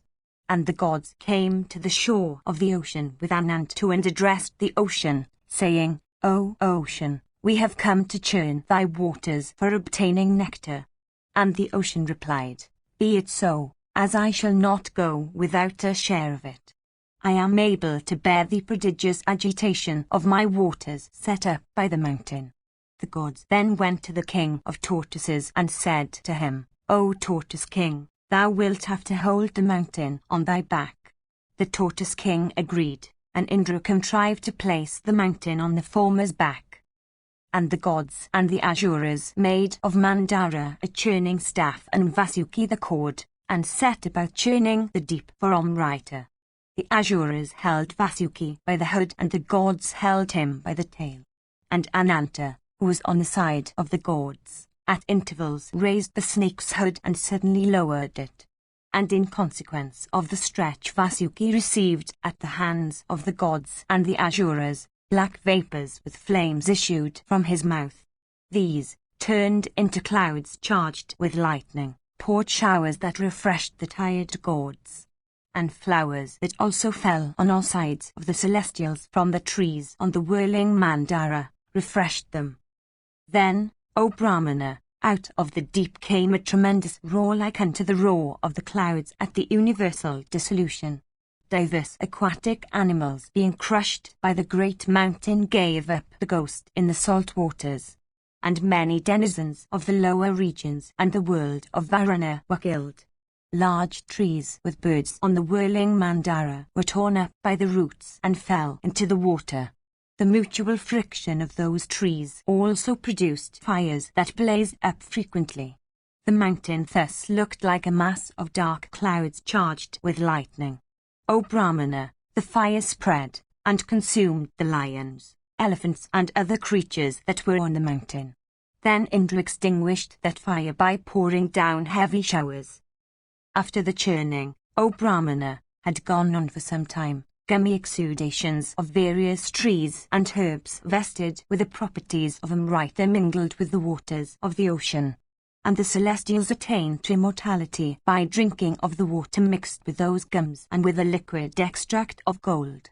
By degrees, the milky water of the agitated deep turned into clarified butter by virtue of those gums and juices. But nectar did not appear even then. The gods came before the boon-granting Brahman seated on his seat and said, "Sire, we are spent up, we have no strength left to churn further. Nectar hath not yet arisen, so that now we have no resource save Narayana." On hearing them, Brahman said to Narayana, "O Lord, condescend to grant the gods strength to churn the deep afresh." Then Narayana, agreeing to grant their various prayers, said, "Ye wise ones, I grant you sufficient strength. Go, put the mountain in position again and churn the water." Re-established thus in strength, the gods recommenced churning. After a while, the mild moon of 1,000 rays emerged from the ocean. Thereafter sprung forth Lakshmi dressed in white, then Soma, then the white steed, and then the celestial gem Kaustuba which graces the breast of Narayana. Then Lakshmi, Soma and the steed, fleet as the mind, all came before the gods on high. Then arose the divine Dhanvantari himself with the white vessel of nectar in his hand. And seeing him, the Asuras set up a loud cry, saying, "It be ours." And at length rose the great elephant, Airavata, of huge body and with 2 pair of white tusks. And him took Indra, the wielder of the thunderbolt. But with the churning still going on, the poison Kalikatu appeared at last. Engulfing the earth, it suddenly blazed up like a fire attended with fumes.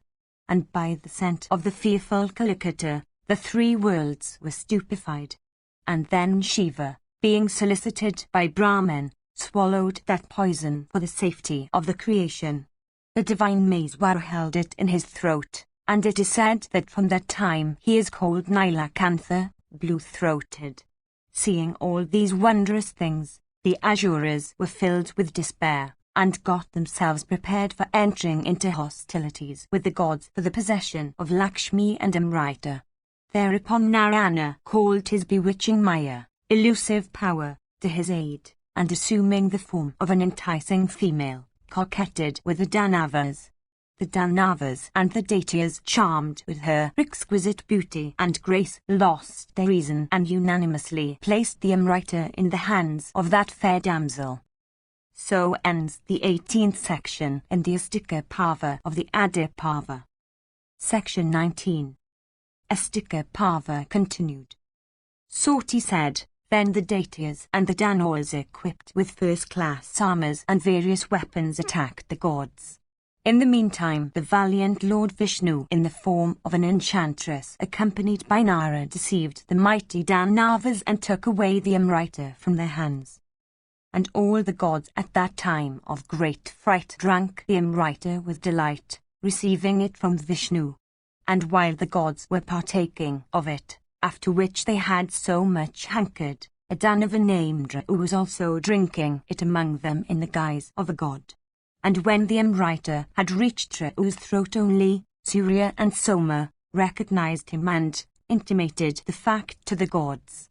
And Narayana instantly cut off with his discus the well-adorned head of the Danava who was drinking the Amrita without permission. And the huge head of the Danava, cut off by the discus and resembling a mountain peak, then rose up to the sky and began to utter dreadful cries. And the Danava's headless trunk, falling upon the ground and rolling thereon, made the earth tremble with her mountains, forests and islands. And from that time there is a long-standing quarrel between Rao's head and Surya and Soma.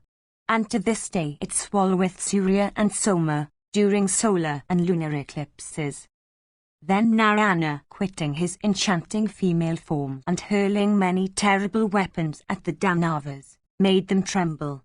And thus on the shores of the saltwater sea commenced the dreadful battle of the gods and the Asuras. And sharp-pointed javelins and lances and various weapons by thousands began to be discharged on all sides. And mangled with the discus and wounded with swords, darts and maces, the Asuras in large numbers vomited blood and lay prostrate on the earth. Cut off from the trunks with sharp double-edged swords, heads adorned with bright gold, fell continually on the field of battle. Their bodies drenched in gore, the great Asuras lay dead everywhere. It seemed as if red-dyed mountain peaks lay scattered all around. And when the sun rose in his splendor, thousands of warriors struck one another with weapons, and cries of distress were heard everywhere. Their warriors fighting at a distance from one another brought one another down by sharp iron missiles, and those fighting at close quarters slew one another with blows of their fists. And the air was filled with shrieks of distress. Everywhere were heard the alarming sounds, cut, pierce, at them, hurl down, advance. And when the battle was raging fiercely, Nara and Narayana entered the field. And Narayana, seeing the celestial bow in the hand of Nara, called to mind his own weapon, the Danava-destroying discus. And lo! The discus, Sudarsana, destroyer of enemies, like to Agni in effulgence and dreadful in battle, came from the sky as soon as thought of.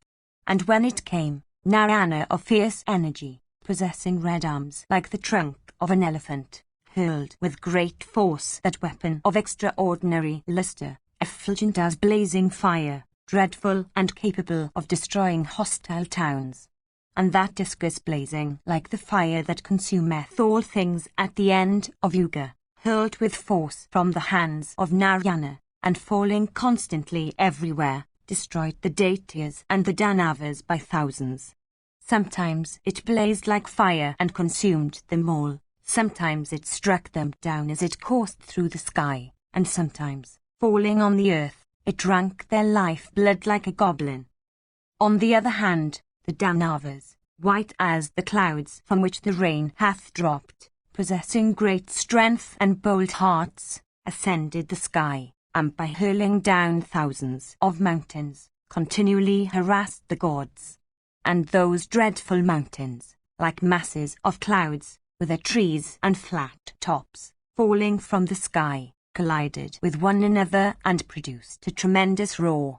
And when thousands of warriors shouted without intermission in the field of battle, and mountains with the woods thereon began to fall around, the earth with her forests trembled. Then the divine Nara appeared at the scene of the dreadful conflict between the Asuras and the Ganas, the followers of Rudra, and reducing to dust those rocks by means of his gold-headed arrows, he covered the heavens with dust. Thus discomfited by the gods, and seeing the furious discus scouring the fields of heaven like a blazing flame, the mighty Danavas entered the bowels of the earth, while others plunged into the sea of salt waters. And having gained the victory, the gods offered due respect to Mandara and placed him again on his own base. And the neck-bearing gods made the heavens resound with their shouts, and went to their own abodes. And the gods, on returning to the heavens, rejoiced greatly, and Indra and the other deities made over to Narayana the vessel of Amrita for careful keeping. And so ends the 19th section in the Astika Parva of the Adi Parva, section 20. Astika Parva continued. Soti said, "Thus have I recited to you the whole story of how Amrita was churned out of the ocean, and the occasion on which the horse Uake rivers of great beauty and incomparable prowess was obtained. It was this horse about which Kadru asked Vinata, saying, 'Tell me, amiable sister, without taking much time, of what colour Uake rivers is.' And Vinata answered, 'That prince of steeds is certainly white. What dost thou think, sister? Say thou what is its colour. Let us slay a wager upon it.' Kadru replied, 'Then, O thou of sweet smiles, I think that horse is black in its tail. Beauteous one, bet with me that she who looseth will become the other's slave. Soti continued, thus wagering with each other about menial service as a slave. The sisters went home, and resolved to satisfy themselves by examining the horse next day. And Kadru, bent upon practicing a deception, ordered her 1,000 sons to transform themselves into black hair and speedily cover the horse's tail in order that she might not become a slave. But her sons, the snakes, refusing to do her bidding, she cursed them, saying, during the snake sacrifice of the wise King Janamjaya of the Pandava race, Agni shall consume you all. And the grandsire, Brahman, himself heard this exceedingly cruel curse pronounced by Kadru, impelled by the fates. And seeing that the snakes had multiplied exceedingly, the grandsire, moved by kind consideration for his creatures, sanctioned with all the gods this curse of Kadru. Indeed, as the snakes were a virulent poison, great prowess and excessive strength, and ever bent on biting other creatures, their mother's conduct towards them, those persecutors of all creatures, was very proper for the good of all creatures. Fate always inflicts punishment of death on those who seek the death of other creatures. The gods, having exchanged such sentiments with one another, supported Kadru's action, and went away. And Brahman, calling Kasyapa to him, spake unto him these words, O thou pure one who overcomest all enemies, these snakes begotten by you, who are of virulent poison and huge bodies, and ever intent on biting other creatures, have been cursed by their mother. O son, do not grieve for it in the least. The destruction of the snakes in the sacrifice hath, indeed, been ordained long ago, saying this. The divine creator of the universe comforted Kasyapa and imparted to that illustrious one the knowledge of neutralizing poison. And so ends the 20th section in the Astika Parva of the Adi Parva. Section 21. Astika Parva continued. Soti said, then when the night had passed away and the sun had risen in the morning, O thou whose wealth is asceticism, the two sisters Kadru and Vinata, having laid a wager about slavery, went with haste and impatience to view the steed Duakeshravas from a near point.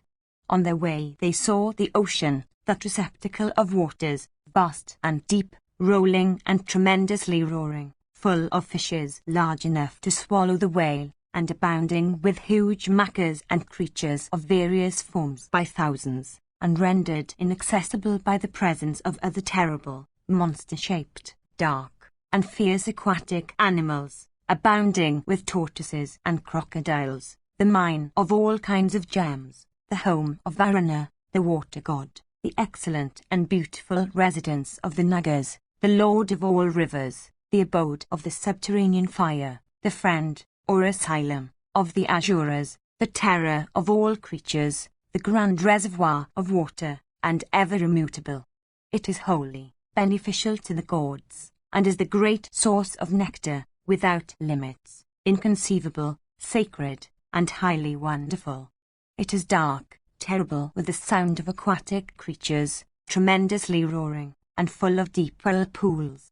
It is an object of terror to all creatures. Moved by the winds blowing from its shores and heaving high, agitated and disturbed, it seems to dance everywhere with uplifted hands represented by its surges. Full of swelling billows caused by the waxing and waning of the moon, the parent of Vasudeva's great conch called Panchajanya, the great mine of gems. Its waters were formerly disturbed in consequence of the agitation caused within them by the Lord Govinda of immeasurable prowess when he had assumed the form of a wild boar, raising their submerged earth. Its bottom, lower than the nether regions, the vow-observing regeneratri could not fathom after toiling for 100 years. It becomes the bed of the lotus-navelled Vishnu when at the termination of every yuga that deity of immeasurable power enjoys yoga nidra, the deep sleep under the spell of spiritual meditation. It is the refuge of Menaka fearful of falling thunder, and the retreat of the Asuras overcome in fierce encounters. It offers water as sacrificial butter to the blazing fire issuing from the mouth of Bharav, the ocean mayor. It is fathomless and without limits, vast and immeasurable, and the Lord of rivers. And they saw that unto it rushed mighty rivers by thousands with proud gait, like amorous competitors, each eager for meeting it, forestalling the others. And they saw that it was always full, and always dancing in its waves. And they saw that it was deep and abounding with fierce whales and macaras. And it resounded constantly with the terrible sounds of aquatic creatures. And they saw that it was vast, and wide as the expanse of space, unfathomable, and limitless, and the grand reservoir of water. And so ends the 21st section in the Astika Parva of the Adi Parva. Section 22. Astika Parva continued. Soti said, the Nagas after consultation arrived at the conclusion that they should do their mother's binding, for if she failed in obtaining her desire she might withdraw her affection and burn them all. If, on the other hand, she were graciously inclined, she might free them from her curse.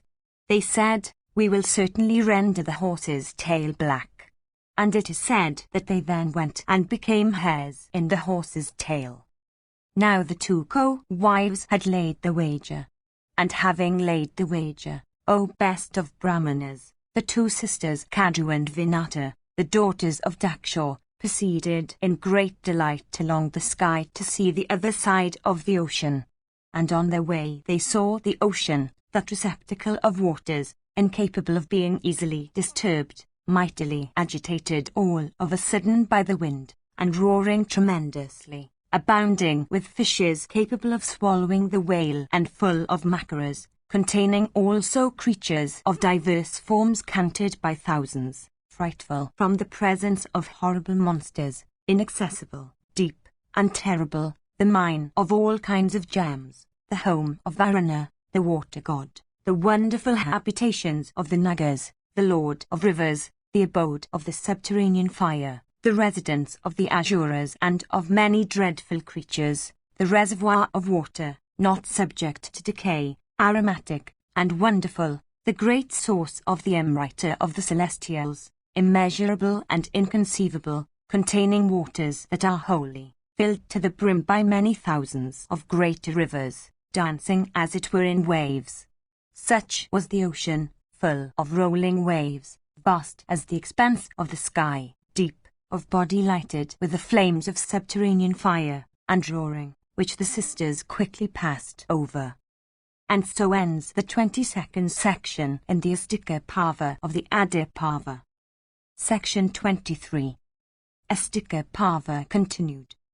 Soti said, having crossed the ocean, Kaju of swift speed, accompanied by Vinata, soon alighted near the horse.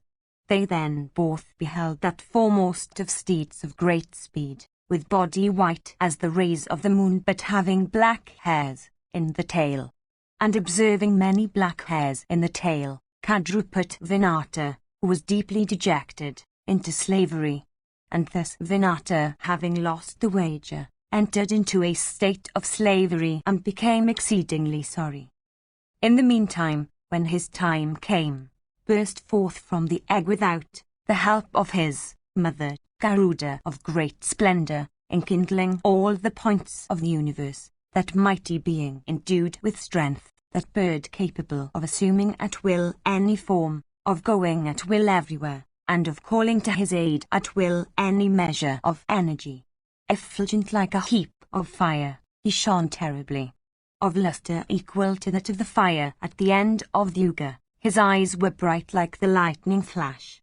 And soon after birth, that bird grew in size, and increasing his body ascended the skies.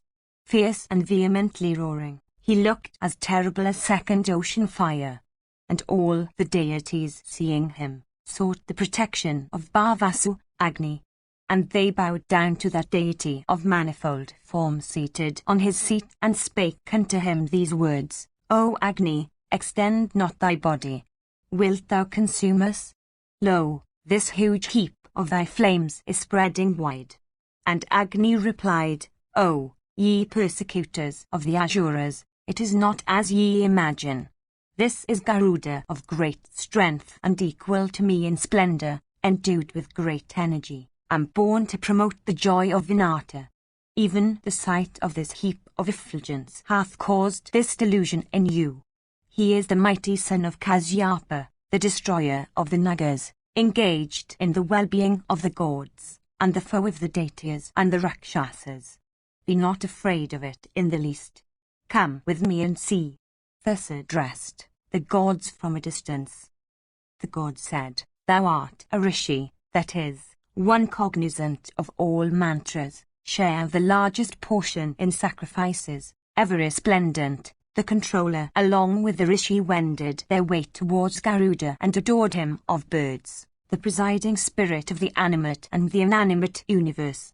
Thou art the destroyer of all, the creator of all. Thou art the very Hiranyagarbha. Thou art the progenitor of creation in the form of Daksha and the other Prajapatis. Thou art Indra, the king of the gods. Thou art Hayagriva, the steed-necked incarnation of Vishnu. Thou art the arrow, Vishnu himself, as he became such in the hands of Mahadeva at the burning of Tripura. Thou art the Lord of the universe. Thou art the mouth of Vishnu. Thou art the four-faced Padma. Thou art the Brahmana, that is, wise. Thou art Agni, Pavana, etc., that is, the presiding deity of every object in the universe. Thou art knowledge. Thou art the illusion to which we are all subject. Thou art the all-pervading spirit. Thou art the Lord of the gods. Thou art the great truth. Thou art fearless. Thou art ever unchanged. Thou art Brahma without attributes. Thou art the energy of the sun. Thou art the intellectual functions. Thou art our great protector. Thou art the ocean of holiness. Thou art purity. Thou art bereft of the attributes of darkness. Thou art the possessor of the 6 high attributes. Thou art he who cannot be withstood in contest. From thee have emanated all things. Thou art of excellent deeds. Thou art all that hath not been and all that hath been. Thou art pure knowledge. Thou displayest to us, as Surya does by his rays, this animate and inanimate universe. Thou darkenest the splendor of Surya at every moment, and thou art the destroyer of all. Thou art all that is perishable and all that is imperishable. O thou resplendent as Agni, thou burnest all even as Surya in his anger burneth all creatures. O terrible one, thou resistest even as the fire that destroys everything at the time of the universal dissolution. O mighty Garuda who movest in the skies, we seek thy protection. O Lord of birds, thy energy is extraordinary, thy splendor is that of fire, thy brightness is like that of the lightning that no darkness can approach. Thou reachest the very clouds, and art both the cause and the effect, the dispenser of boons and invincible in prowess. O Lord, this whole universe is rendered hot by thy splendor, bright as the luster of heated gold. Protect these high-souled gods, who, overcome by thee and terrified withal, are flying along the heavens in different directions on their celestial cars. O thou best of birds, thou Lord of all, thou art the son of the merciful and high-souled Rishi Kasyapa, therefore, be not wroth but have mercy on the universe. Thou art supreme. O pacify thy anger and preserve us. At thy voice, loud as the roar of the thunder, the 10 points, the skies, the heavens, the earth and our hearts, O bird, thou art continuously shaking. O, diminish this thy body resembling Agni. At the sight of the splendor resembling the Vyama when in wrath, our hearts lose all equanimity and quake. O thou Lord of birds, be propitious to us who solicit thy mercy. O illustrious one, bestow on us good fortune and joy. And that bird of fair feathers, thus adored by the deities and diverse sections of rishis, reduced his own energy and splendor. And thus ends the 23rd section in the Astika Parva of the Adi Parva. Section 24. Astika Parva continued. Soti said, Then hearing of and beholding his own body, that bird of beautiful feathers diminished its size. And Garuda said, Let no creature be afraid, as ye are in affright at the sight of my terrible form, I shall diminish my energy. Soti continued, Then that bird capable of going everywhere at will, that ranger of the skies capable of calling to his aid any measure of energy, bearing a runner on his back, wended from his father's home and arrived at his mother's side on the other shore of the great ocean. And he placed a runner of great splendor in the eastern regions, just at a time when Surya had resolved to burn the worlds with his fierce rays. Sonaka said, When did the revered Surya resolve at the time to burn the worlds? What wrong was done to him by the gods that provoked his ire? Soti said, O sinless one, when Ra'u was drinking nectar among the gods at the time of the churning of the ocean, he was pointed out to the gods by Surya and Soma, and from that time he conceived an enmity towards those deities. And upon this Ra'u sought to devour his afflictor. Surya became wroth, and thought, Oh, this enmity of Ra'u towards me hath sprung from my desire of benefiting the gods. And this dire consequence I alone have to sustain. Indeed, at this pass help I obtain not. And before the very eyes of the denizens of heaven I am going to be devoured, and they brook it quietly. Therefore, for the destruction of the worlds must I strive. And with this resolution he went to the mountains of the west. And from that place he began to radiate his heat around for the destruction of the world. And then the great rishis, approaching the gods, spake unto them, Lo, in the middle of the night springeth a great heat, striking terror into every heart, and destructive of the three worlds. Then the gods, accompanied by the rishis, wended to the grandsire, and said unto him, Oh, what is this great heat today that causeth such panic? Surya hath not yet risen, still the destruction of the world is obvious. O Lord, what will happen when he doth rise? The grandsire replied, Indeed, Surya is prepared to rise today for the destruction of the world. As soon as he will appear, he will burn everything into a heap of ashes. By me, however, hath the remedy been provided beforehand. The intelligent son of Kasyapa is known to all by the name of Aruna. He is huge of body and of great splendor. He shall stay in front of Surya, doing the duty of his charioteer and taking away all the energy of the former. And this will ensure the welfare of the worlds, of the rishis, and of the dwellers in heaven. Soti continued, Aruna, at the behest of the grandsire, did all that he was ordered to do. And Surya rose veiled by Aruna's person.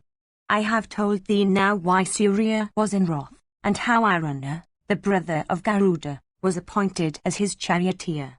Hear next of that other question asked by thee a little while ago.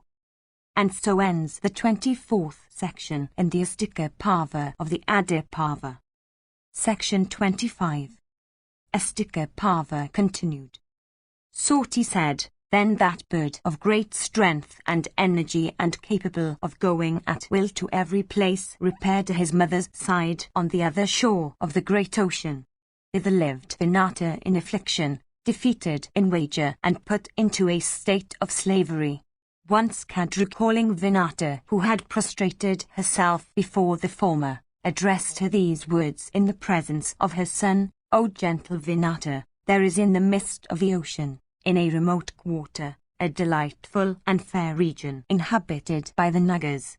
Bear me thither. At this that mother of the bird of fair feathers bore, on her shoulders, the mother of the snakes. And Garuda also, directed by his mother words, carried, on his back, the snakes. And that ranger of the skies born of Vinata began to ascend towards the Sunday, and thereupon the snakes, scorched by the rays of the sun, swooned away. And Kadru, seeing her sons in that state, prayed to Indra, saying, I bow to thee, thou Lord of all the gods. I bow to thee, thou slayer of Ritra. I bow to thee, thou slayer of Namachi. O thou of 1,000 eyes, consort of Saki, by thy showers, be thou the protector of the snakes scorched by the Sunday. O thou best of the deities, thou art our great protector. O Purandara, thou art able to grant rain in torrents. Thou art Vayu, the air, the clouds, fire, and the lightning of the skies. Thou art the propeller of the clouds, and hast been called the great cloud, that is, that which will darken the universe at the end of Yuga. Thou art the fierce and incomparable thunder, and the roaring clouds. Thou art the creator of the worlds and their destroyer. Thou art unconquered. Thou art the light of all creatures, Aditya, the Bhavasu, and the wonderful elements. Thou art the ruler of all the gods. Thou art Vishnu. Thou hast 1,000 eyes. Thou art a god, and the final resource. Thou art, O deity, all-writer, and the most adored Soma. Thou art the moment, the lunar's day, the Bala, minute. Thou art the Kshana, 4 minutes. Thou art the lighted fortnight, and also the dark fortnight. Thou art Kala, thou Kashtha, and thou Druti. Thou art the year, the seasons, the months, the nights, and the days. Thou art the fair earth with her mountains and forests. Thou art also the firmament, resplendent with the Sunday. Thou art the great ocean with heaving billows and abounding with whales, swallows of whales, and macaras, and various fishes. Thou art of great renown, always adored by the wise and by the great rishis, with minds wrapped in contemplation. Thou drinkest, for the good of all creatures, the soma juice in sacrifices and the clarified butter offered with sacred invocation. Thou art always worshipped at sacrifices by brahmanas moved by desire of fruit. O thou the incomparable mass of strength, thou art sung in the Vedas and Vedangas. It is for that reason that learned brahmanas bent upon performing sacrifices study the Vedas with every care. And so ends the 25th section in the Astika Parva of the Adi Parva. Section 26.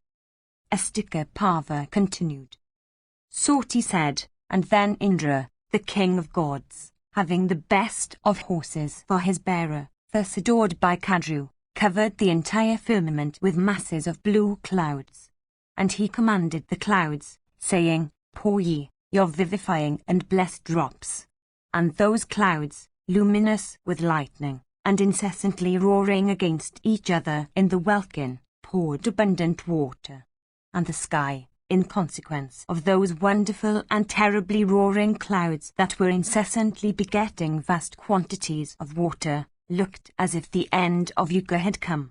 And in consequence of the myriads of waves caused in the falling torrents, the deep roar of the clouds, the flashes of lightning, the violence of the wind, and the general agitation, the sky looked as if dancing in madness.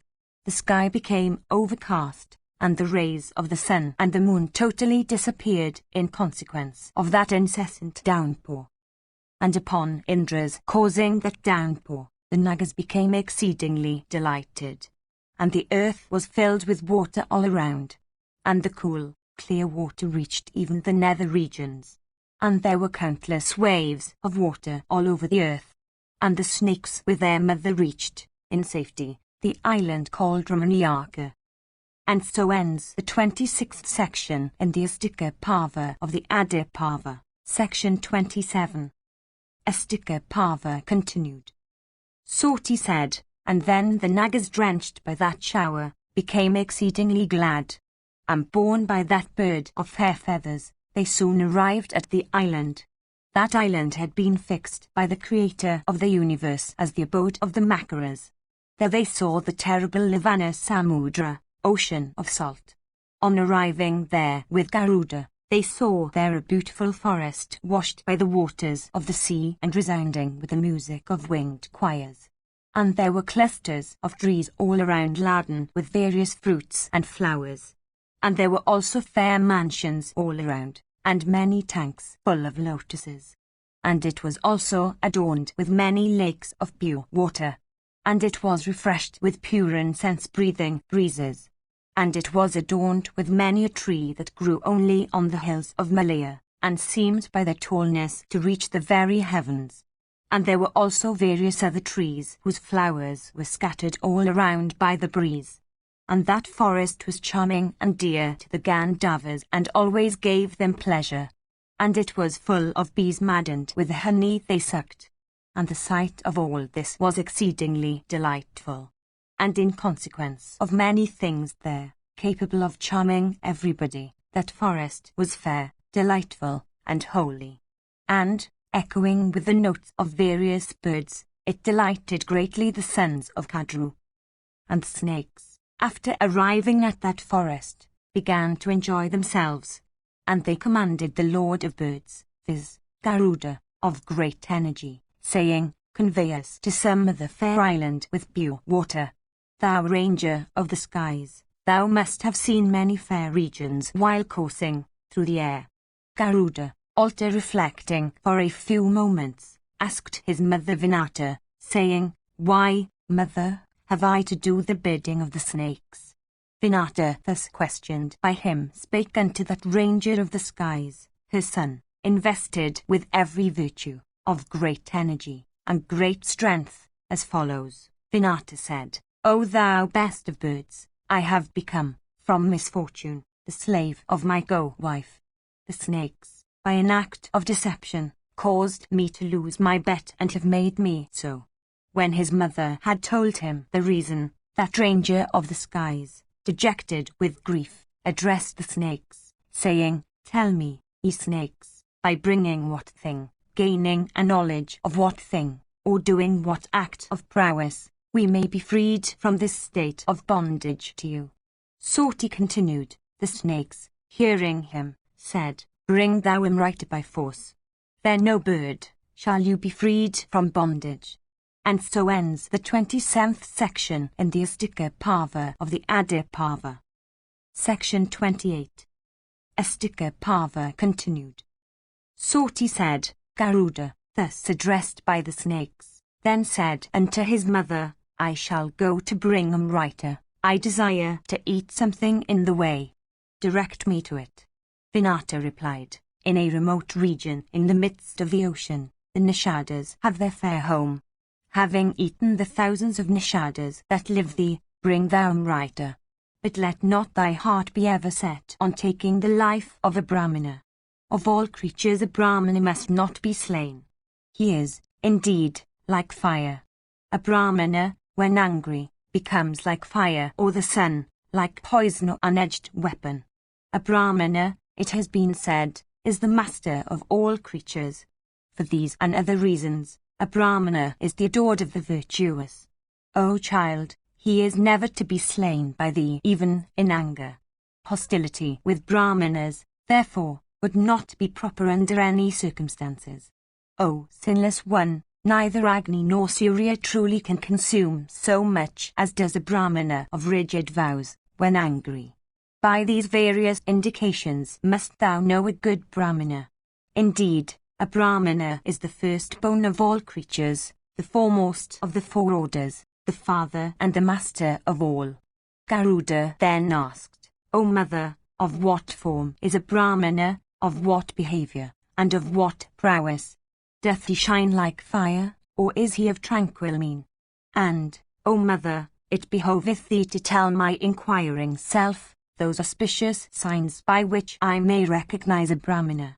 Vinata replied, saying, "O child, him shouldest thou know as the best amongst Brahmanas who having entered thy throat would torture thee as a fishhook or burn thee as blazing charcoal. A Brahmana must never be slain by thee even in anger." And Vinata, out of affection for her son, again told him these words, "Him shouldst thou know as a good Brahmana who would not be digested in thy stomach." Although she knew the incomparable strength of her son, yet she blessed him heartily, for, deceived by the snakes, she was very much afflicted by woe. And she said, "Let Marat, the god of the winds, protect thy wings, and Surya and Soma thy vertebral regions. Let Agni protect thy head, and the Vases thy whole body. I also, O child, engaged in beneficial ceremonies, shall sit here for your welfare. Go then, O child, in safety to accomplish thy purpose. Soti continued. Then Garuda, having heard the words of his mother, stretched his wings and ascended the skies. And endued with great strength, he soon fell upon the Nishadas, hungry and like another Yama. And bent upon slaying the Nishadas, he raised a great quantity of dust that overspread the firmament, and sucking up water from amid the ocean, shook the trees growing on the adjacent mountains. And then that Lord of Birds obstructed the principal thoroughfares of the town of the Nishadas by his mouth, increasing its orifice at will. And the Nishadas began to fly in great haste in the direction of the open mouth of the great serpent eater. And as birds in great affliction ascend by thousand into the skies when the trees in a forest are shaken by the winds, so those Nishadas, blinded by the dust raised by the storm, entered the wide extending cleft of Garuda's mouth open to receive them. And then the hungry Lord of all ranges of the skies, that oppressor of enemies, endued with great strength, and moving with greatest celerity to achieve his end, closed his mouth, killing innumerable Nishadas following the occupation of the fisherman. So ends the 28th section in the Astika Parva of Adipava. Section 29. Astika Parva continued. Soti continued. A certain Brahmana with his wife had entered the throat of that ranger of the skies. The former began to burn the bird's throat like a piece of flaming charcoal. Him Garuda addressed, saying, O best of Brahmanas, come out soon from my mouth which I open for thee. A Brahmana must never be slain by me, although he may be always engaged in sinful practices. And to Garuda, who had thus addressed him, that Brahmana said, O, let this woman of the Nishada caste, who is my wife, also come out with me. And Garuda said, taking the woman also of the Nishada caste with thee, come out soon. Save thyself without delay, since thou hast not yet been digested by the heat of my stomach. Soti continued, and then that Brahmana, accompanied by his wife of the Nishada caste, came out, and praising Garuda wended whatever way he liked. And when that Brahmana had come out with his wife, that Lord of Birds, fleet as the mind, stretching his wings ascended the skies. He then saw his father, and, hailed by him, Garuda, of incomparable prowess, made proper answers. And the great Rishi, Kasyapa, then asked him, O child, is it well with thee? Dost thou get sufficient food every day? Is there food in plenty for thee in the world of men? Garuda replied, My mother is ever well, and so is my brother, and so am I. But, father, I do not always obtain plenty of food, for which my peace is incomplete. I am sent by the snakes to fetch the excellent Amrita. Indeed, I shall fetch it today for emancipating my mother from her bondage. My mother commanded me, saying, Eat thou the Nishadas. I have eaten them by thousands, but my hunger is not appeased. Therefore, O worshipful one, point out to me some other food, by eating which, O master, I may be strong enough to bring away Amrita by force. Thou shouldst indicate some food wherewith I may appease my hunger and thirst. Kasyapa replied, This lake thou sayest is sacred.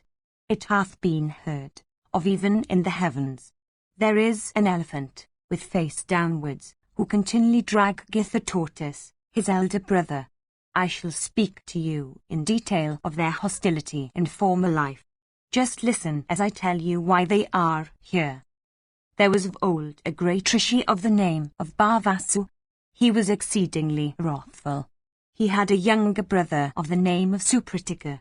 The latter was averse to keeping his wealth jointly with his brothers, and Supratika would always speak of partition. After some time his brother Bhavasu told Supratika, It is from great foolishness that persons blinded by love of wealth always desire to make a partition of their patrimony. After effecting a partition they fight with each other, deluded by wealth. Then again, enemies in the guise of friends cause estrangements between ignorant and selfish men, alter they become separated in wealth, and pointing out faults confirm their quarrels, so that the latter soon fall one by one. Absolute ruin very soon overtakes the separated. For these reasons the wise never speak approvingly of partition amongst brothers who, when divided, do not regard their most authoritative sastras and live always in fear of each other.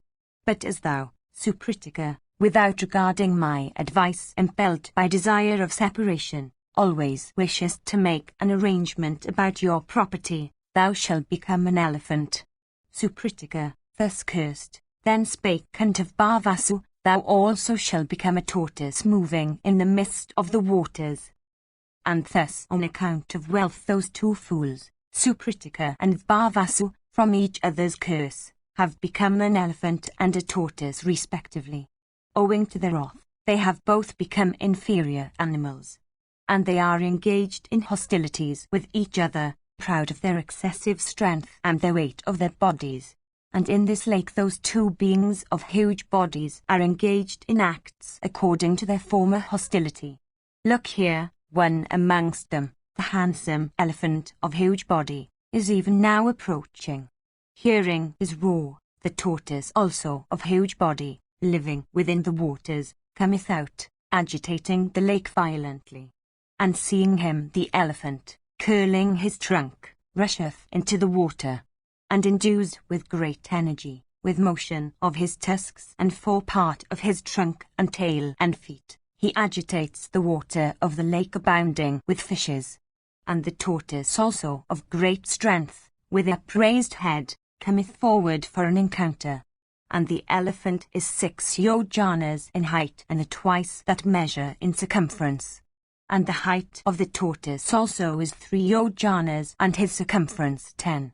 Eat thou up both of them that are madly engaged in the encounter and bent upon slaying each other, and then accomplish the task that thou desirest. Eating that fierce elephant which looketh like a huge mountain and resembleth a mass of dark clouds, bring thou rider. Soti continued, having said so unto Garuda, he, Kasyapa, blessed him, saying, Blessed be thou when thou art in combat with the gods. Let water pitchers filled to the brim, brahmanas, kine, and other auspicious objects, bless thee, thou oviparous one. And, O thou of great strength, when thou art engaged with the gods in combat, let the riks, the ajas, the samas, the sacred sacrificial butter, all the mysteries, Upanishads, constitute thy strength. Garuda, thus addressed by his father, wended to the side of that lake. He saw that expanse of clear water with birds of various kinds all around. And remembering the words of his father, that ranger of the skies possessed of great swiftness of motion, seized the elephant and the tortoise, one in each claw. And that bird then soared high into the air. And he came upon the sacred place called Alamva and saw many divine trees. And struck by the wind raised by his wings, those trees began to shake with fear. And those divine trees, having golden boughs, feared that they would break. And the ranger of the skies, seeing that those trees capable of granting every wish were quaking with fear, went to other trees of incomparable appearance. And those gigantic trees were adorned with fruits of gold and silver and branches of precious gems. And they were washed with the water of the sea. And there was a large banyan among them, which had grown into gigantic proportions, that spoke unto that lord of bird coursing towards it with the fleetness of the mind, Sit thou on this large branch of mine extending 100 yojanas and eat the elephant and the tortoise. When that best of birds, of great swiftness and of body resembling a mountain, quickly alighted upon a bough of that banyan tree, the resort of thousands of winged creatures, that bough also full of leaves shook and broke down. So ends the 29th section in the Astika Parva of the Adi Parva. Section 30. Astika Parva continued. Soti said, at the very touch by Garuda of great might with his feet, The branch of the tree broke as it was caught by Garuda. Casting his eyes around in wonder, he saw Valakaliya rishis hanging therefrom with heads downwards and engaged in ascetic penances. Reflecting that if that bough fell down, the rishis would be slain, the mighty one held the elephant and the tortoise still more firmly with his claws, and from fear of slaying the rishis and desire of saving them, held that bough in his beaks and rose on his wings. The great rishis were struck with wonder at the sight of that act of his which was beyond even the power of the gods, and gave that mighty bird a name. And they said, as this ranger of the skies rises on its wings bearing a heavy burden, let this foremost of birds having snakes for his food be called Garuda, bearer of heavy weight. And shaking the mountains by his wings, Garuda leisurely coursed through the skies. And as he soared with the elephant and the tortoise in his claws, he beheld various regions underneath. Desiring as he did to save the Valakaliyas, he saw not a spot where on to sit. At last he went to that foremost of mountains called Gandamadana. There he saw his father Kasyapa engaged in ascetic devotions.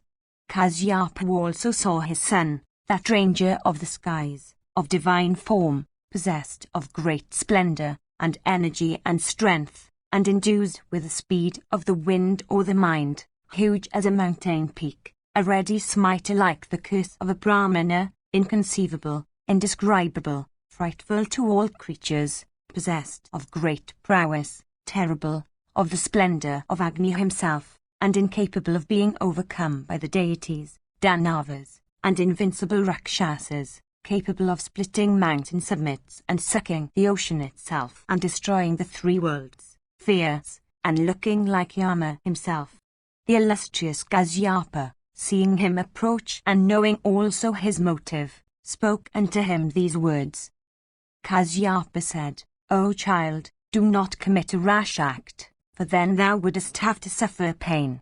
The Valakaliyas, supporting themselves by drinking the rays of the sun, might, if angry, blast thee.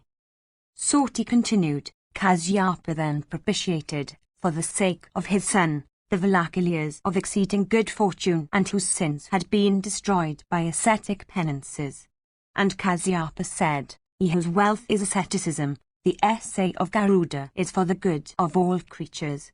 The task is great that he is striving to accomplish. It behoveth you to accord him your permission. Soti continued, those ascetics thus addressed by the illustrious Kasyapa, abandoned that bow and went to the sacred mountain of Himavat for purposes of ascetic penances.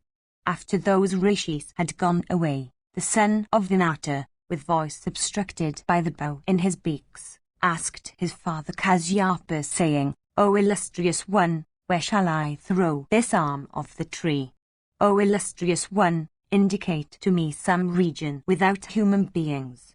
Then Kasyapa spoke of a mountain without human beings, with caves and dales always covered with snow and incapable of approach by ordinary creatures even in thought. And the great bird bearing that branch, that elephant, and that tortoise, proceeded with great speed towards that mountain. The great arm of the tree with which that bird of huge body flew away could not be girt round with a cord made of 100 cow hides. Garuda, the lord of birds, then flew away for hundreds of thousands of yojanas within the shortest time, and going according to the directions of his father to that mountain almost in a moment, that ranger of the skies let fall the gigantic bough, and it fell with a great noise. And that prince of mountains shook, struck with the storm raised by Garuda's wings. And the trees thereon dropped showers of flowers, and the peaks decked with gems and gold adorning that great mountain itself, were loosened and held down on all sides. And the falling bough struck down numerous trees which, with golden flowers amid dark foliage, shone like clouds charged with lightning. And those trees, bright as gold, falling down upon the ground and, dyed with mountain metals, shone as if they were bathed in the rays of the sun. Then that best of birds, Garuda, perching on the summit of that mountain, ate both the elephant and the tortoise, rose on his wings with great speed from the top of the mountain. And various omens began to appear among the gods foreboding fear. Indra's favourite thunderbolt blazed up in a fright. Meteors with flames and smoke, loosened from the welkin, shot down during the day. And the weapons of the Vasas, the Rudras, the Adityas, the Sabayas, the Maruts, and other gods, began to spend their force against one another. Such a thing had never happened even during the war between the gods and the Asuras. And the winds blew accompanied with thunder, and meteors fell by thousands. And the sky, though cloudless, roared tremendously. And even he who was the god of gods shed showers of blood. And the flowery garlands on the necks of the gods faded, and their prowess suffered diminution. And terrible masses of clouds dropped thick showers of blood.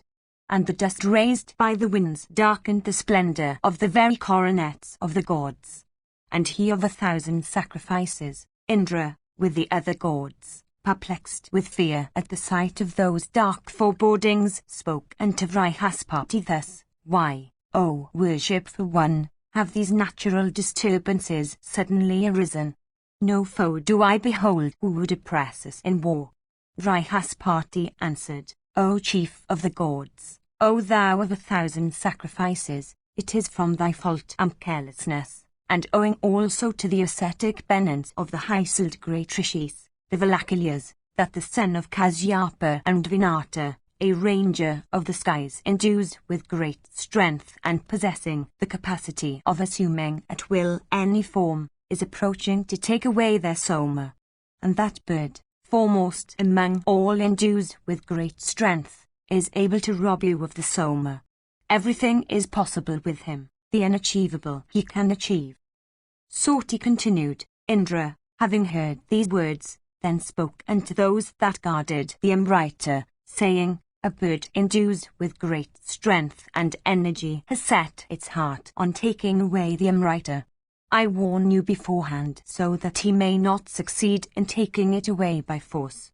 Vrihaspati has told me that his strength is immeasurable.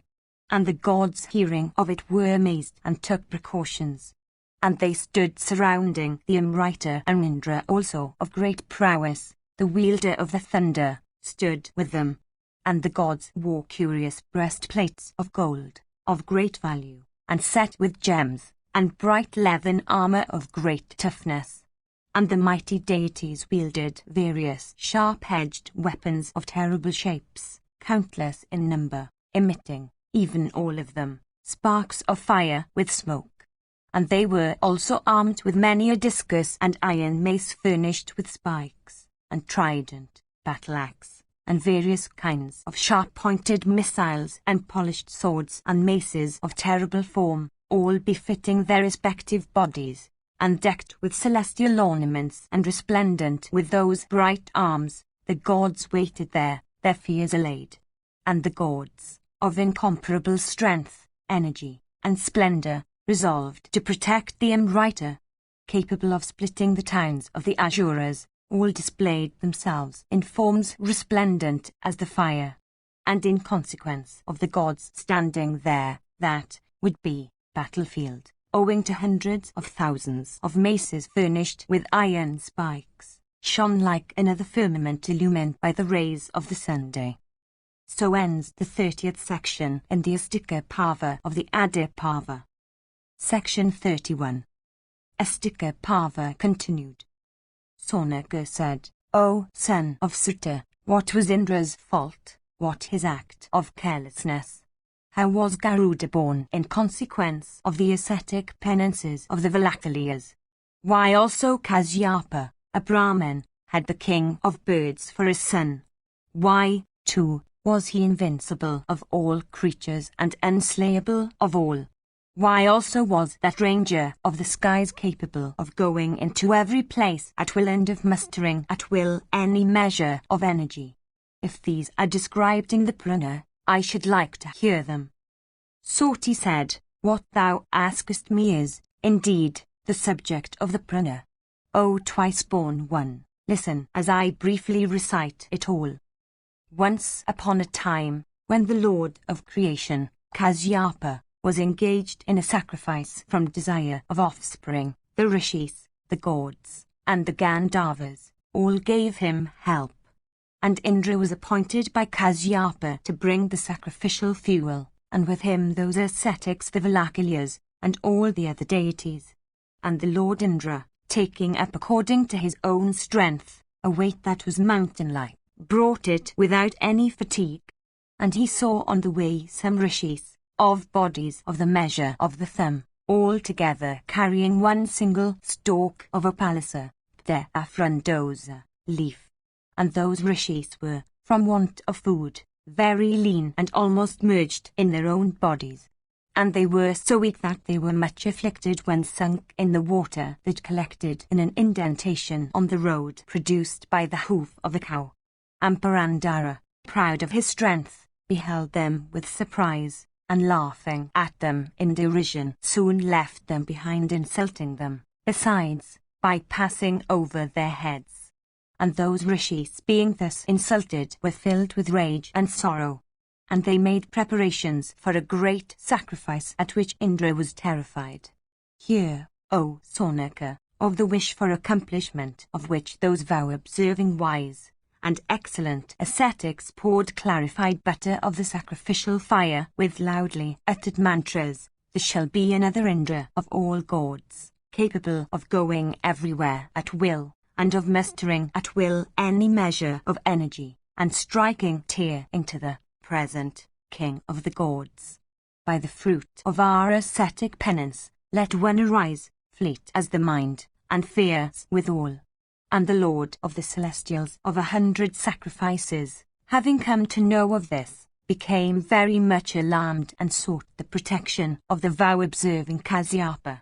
And the Prajapati Kasyapa, hearing everything from Indra, went to the Valakilyas and asked them if their sacrifice had been successful.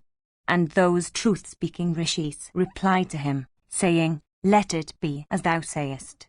And the Prajapati Kasyapa, pacifying them, spake unto them as follows, by the word of Brahman, This one, Indra, hath been made the Lord of the 3 worlds. Ye ascetics, ye also are striving to create another Indra. Ye excellent ones, it behoveth you not to falsify the word of Brahman. Let not also this purpose, for accomplishing which ye are striving, be rendered futile. Let there spring an Indra, Lord of winged creatures, endued with excess of strength. Be gracious unto Indra, who is a suppliant before you. And the Valakilyas, thus addressed by Kasyapa, after offering reverence to that first of the Munis, viz., the Prajapati Kasyapa, spake unto him. The Valakilyas said, O Prajapati, this sacrifice of us all is for an Indra. Indeed, this hath also been meant for a son being born unto thee. Let this task be now left to thee. And in this matter do whatsoever thou sayest to be good and proper. Soti continued, meanwhile, moved by the desire of offspring, the good daughter of Daksha, the vow-observing, amiable, unfortunate Vinata, her ascetic penances over, having purified herself with a bath in that season when connubial companionship might prove fruitful, approached her lord. And Kasyapa spake unto her, Respected one, the sacrifice commenced by me hath borne fruit. What hath been desired by thee shall come to pass. 2 heroic sons shall be born unto thee, who shall be the lords of the 3 worlds. By the penances of the Valakilyas and by virtue of the desire with which I commenced my sacrifice, those sons shall be of exceedingly good fortune and worshipped in the 3 worlds. And the illustrious Kasyapa spake unto her again, Bear thou these auspicious seeds with great care. These 2 will be the lords of all winged creatures. These heroic rangers of the skies will be respected in all the worlds, and capable of assuming any form at will.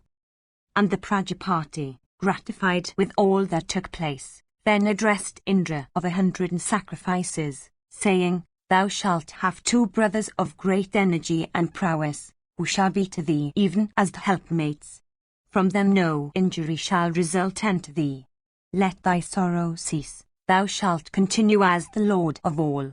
Let not, however, the utterers of the name of Brahma be ever again slighted by thee, nor let the very wrathful ones, whose words are even the thunderbolt, be ever again insulted by thee.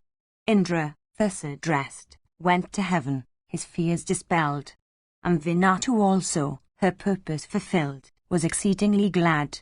And she gave birth to 2 sons, Aruna and Garuda. And Aruna, of undeveloped body, became the forerunner of the Sunday, and Garuda was vested with the lordship over the birds. O thou of Bhrigu's race, hearken now to the mighty achievement of Garuda. So ends the 31st section in the Astika Parva of the Adi Parva. Section 32.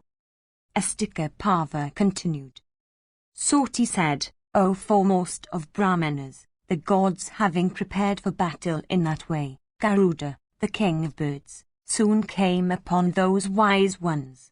And the gods, beholding him of excessive strength, began to quake with fear, and strike one another with all their weapons. And amongst those that guarded the Soma was Brahmana, the celestial architect, of measureless might, effulgent as the electric fire and of great energy. And after a terrific encounter lasting only a moment, managed by the Lord of birds with his talons, beak, and wings, he lay as dead on the fields. And the Ranger of the skies, making the worlds dark with the dust raised by the hurricane of his wings, overwhelmed the celestials with it. And the latter, overwhelmed with that dust, swooned away. And the immortals who guarded the Amrita, blinded by that dust, could no longer see Garuda. Even thus did Garuda agitate the region of the heavens. And even thus he mangled the gods with the wounds inflicted by his wings and beak. Then the god of 1,000 eyes commanded Vayu, the god of wind, saying, Dispel thou this shower of dust soon. O Maruta, this is indeed thy task. Then the mighty Vayu soon drove away the dust. And when the darkness had disappeared, the celestials attacked Garuda. And as he of great might was attacked by the gods, he began to roar aloud, like the great cloud that appeareth in the sky at the end of the Yuga, frightening every creature. And that king of birds, of great energy, that slayer of hostile heroes, then rose on his wings.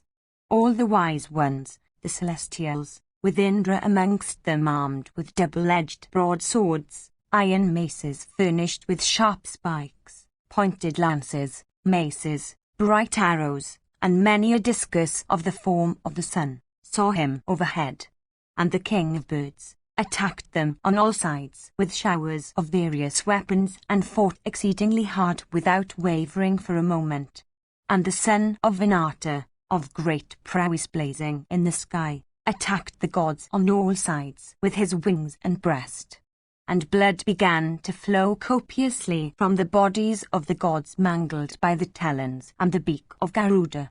Overcome by the Lord of birds, the Satyas with the Gandharvas fled eastwards, the Vasas with the Rudras towards the south, the Adityas towards the west, and the twin Aswins towards the north. Gifted with great energy, they retreated fighting, looking back every moment on their enemy.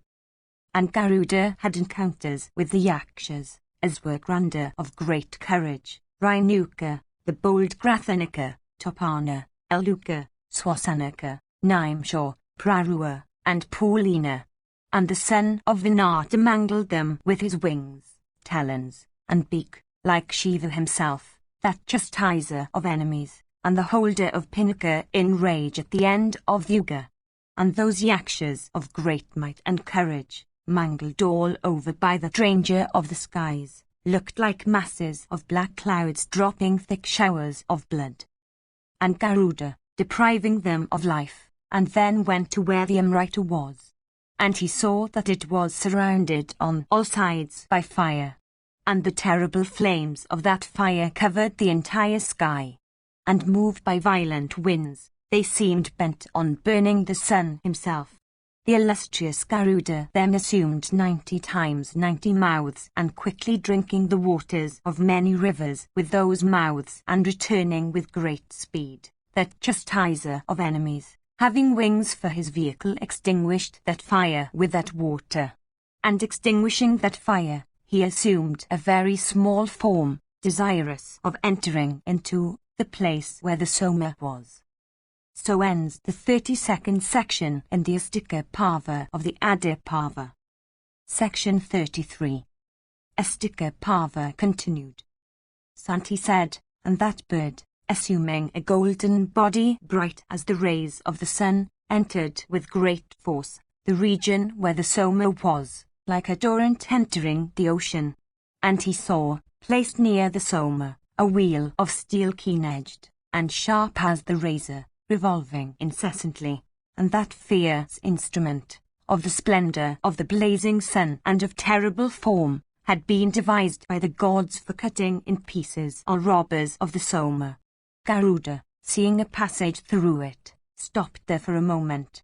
Diminishing his body, in an instant he passed through the spokes of that wheel. Within the line of the wheel, he beheld, stationed there for guarding the Soma, 2 great snakes of the effulgence of blazing fire, with tongues bright as the lightning flash, of great energy, with mouth emitting fire, with blazing eyes, containing poison, very terrible, always in anger, and of great activity. Their eyes were ceaselessly inflamed with rage, and were also winkless. He who may be seen by even one of the 2 would instantly be reduced to ashes. The bird of fair feathers suddenly covered their eyes with dust, and unseen by them he attacked them from all sides. And the son of Vinata, that ranger of the skies, attacking their bodies, mangled them into pieces. He then approached the Soma without loss of time. Then the mighty son of Vinata, taking up the Amrita from the place where it was kept, rose on his wings with great speed, breaking into pieces the machine that had surrounded it. And the bird soon came out, taking the Amrita but without drinking it himself. And he then wended on his way without the least fatigue, darkening the splendor of the Sunday. And the son of Vinata then met Vishnu on his way along the sky. And Narayana was gratified at that act of self-denial on the part of Garuda. And that deity, knowing no deterioration, said unto the ranger of the skies, "Oh, I am inclined to grant thee a boon." The ranger of the skies thereupon said, "I shall stay above thee." And he again spake unto Narayana these words, "I shall be immortal and free from disease without drinking Amrita." Vishnu said unto the son of Vinata, "Be it so." Garuda, receiving those 2 boons, told Vishnu, "I also shall grant thee a boon, therefore let the possessor of the 6 attributes ask of me." Vishnu then asked the mighty Garuda to become his carrier. And he made the bird sit on the flagstaff of his car, saying, "Even thus thou shalt stay above me." And the ranger of the skies, of great speed, saying unto Narayana, "Be it so," swiftly wended on his way, mocking the wind with his fleetness. And while that foremost of all rangers of the skies, that first of winged creatures, Garuda, was coursing through the air after resting the Amrita, Indra hurled at him his thunderbolt. Then Garuda, the lord of birds, struck with thunderbolt, spake laughingly unto Indra engaged in the encounter, in sweet words, saying, "I shall respect the Rishi, Didichi, of whose bone the Vajra hath been made. I shall also respect the Vajra, and thee also of 1,000 sacrifices. I cast this feather of mine whose end thou shalt not attain. Struck with thy thunder I have not felt the slightest pain." And having said this, the king of birds cast a feather of his. And all creatures became exceedingly glad, beholding that excellent feather of Garuda so cast off. And seeing that the feather was very beautiful, they said, "Let this bird be called Suparna, having fair feathers." And Parandara of 1,000 eyes, witnessing this wonderful incident, thought that bird to be some great being and addressed him thus. And Indra said, O best of birds, I desire to know the limit of thy great strength. I also desire eternal friendship with thee. So ends the 33rd section in the Astika Parva of the Adi Parva. Section 34. Astika Parva continued. Soti continued. Garuda then said, O Purandara, let there be friendship between thee and me as thou desirest. My strength, know thou, is hard to bear. O thou of 1,000 sacrifices, the good never approve of speaking highly of their own strength, nor do they speak of their own merits. But being made a friend, and asked by thee, O friend, I will answer thee, although self-praise without reason is ever improper. I can bear, on the single feather of mine, O Sakra, this earth, with her mountains and forests and with the waters of the ocean, and with thee also stationed thereon. Know thou, my strength is such that I can bear without fatigue even all the worlds put together, with their mobile and immobile objects. Soti continued, O Saunaka, after Garuda of great courage had thus spoken, Indra the chief of the gods, the wearer of the celestial crown, ever bent upon the good of the worlds, replied, saying, It is as thou sayest. Everything is possible in thee. Accept now my sincere and hearty friendship. And if thou hast no concern with the Soma, return it to me. Those to whom thou wouldest give it would always oppose us. Garuda answered, There is a certain reason for which the Soma is being carried by me. I shall not give the Soma to anyone for drink. But, O thou of 1,000 eyes, after I have placed it down, thou, O Lord of the heavens, canst then, taking it up, instantly bring it away. Indra then said, O oviparous one, I am highly gratified with these words now spoken by thee. O best of all rangers of the skies, accept from me any boon that thou desirest. Soti continued, then Garuda, recollecting the sons of Kadu and remembering also the bondage of his mother caused by an act of deception owing to the well-known reason, viz., the curse of Aruna, said, Although I have power over all creatures, yet I shall do your bidding. Let, O Sakra, the mighty snakes become my food. The slayer of the Danavas having said unto him, Be it so, then went to Hari, the god of gods, of great soul, and the lord of Yojans. And the latter sanctioned everything that had been said by Garuda. And the illustrious Lord of Heaven again said unto Garuda, I shall bring away the Soma when thou placest it down. And having said so, he bade farewell to Garuda. And the bird of fair feathers then went to the presence of his mother with great speed. And Garuda in joy then spake unto all the snakes, Here have I brought the Amrita. Let me place it on some closer grass. O ye snakes, sitting here, drink of it after ye have performed your ablutions and religious rites. As said by you, let my mother become, from this day, free, for I have accomplished your bidding. The snakes having said unto Garuda, Be it so, then went to perform their ablutions. Meanwhile, Sakri taking up the Amrita, wended back to heaven. The snakes after performing their ablutions, their daily devotions, and other sacred rites, returned in joy, desirous of drinking the Amrita. They saw that the bed of Kusa grass whereon the Amrita had been placed was empty, the Amrita itself having been taken away by a counteract of deception. And they began to lick with their tongues the Kusa grass, as the Amrita had been placed thereon. And the tongues of the snakes by that act became divided in twain. And the Kusa grass, too, from the contact with Amrita, became sacred thenceforth.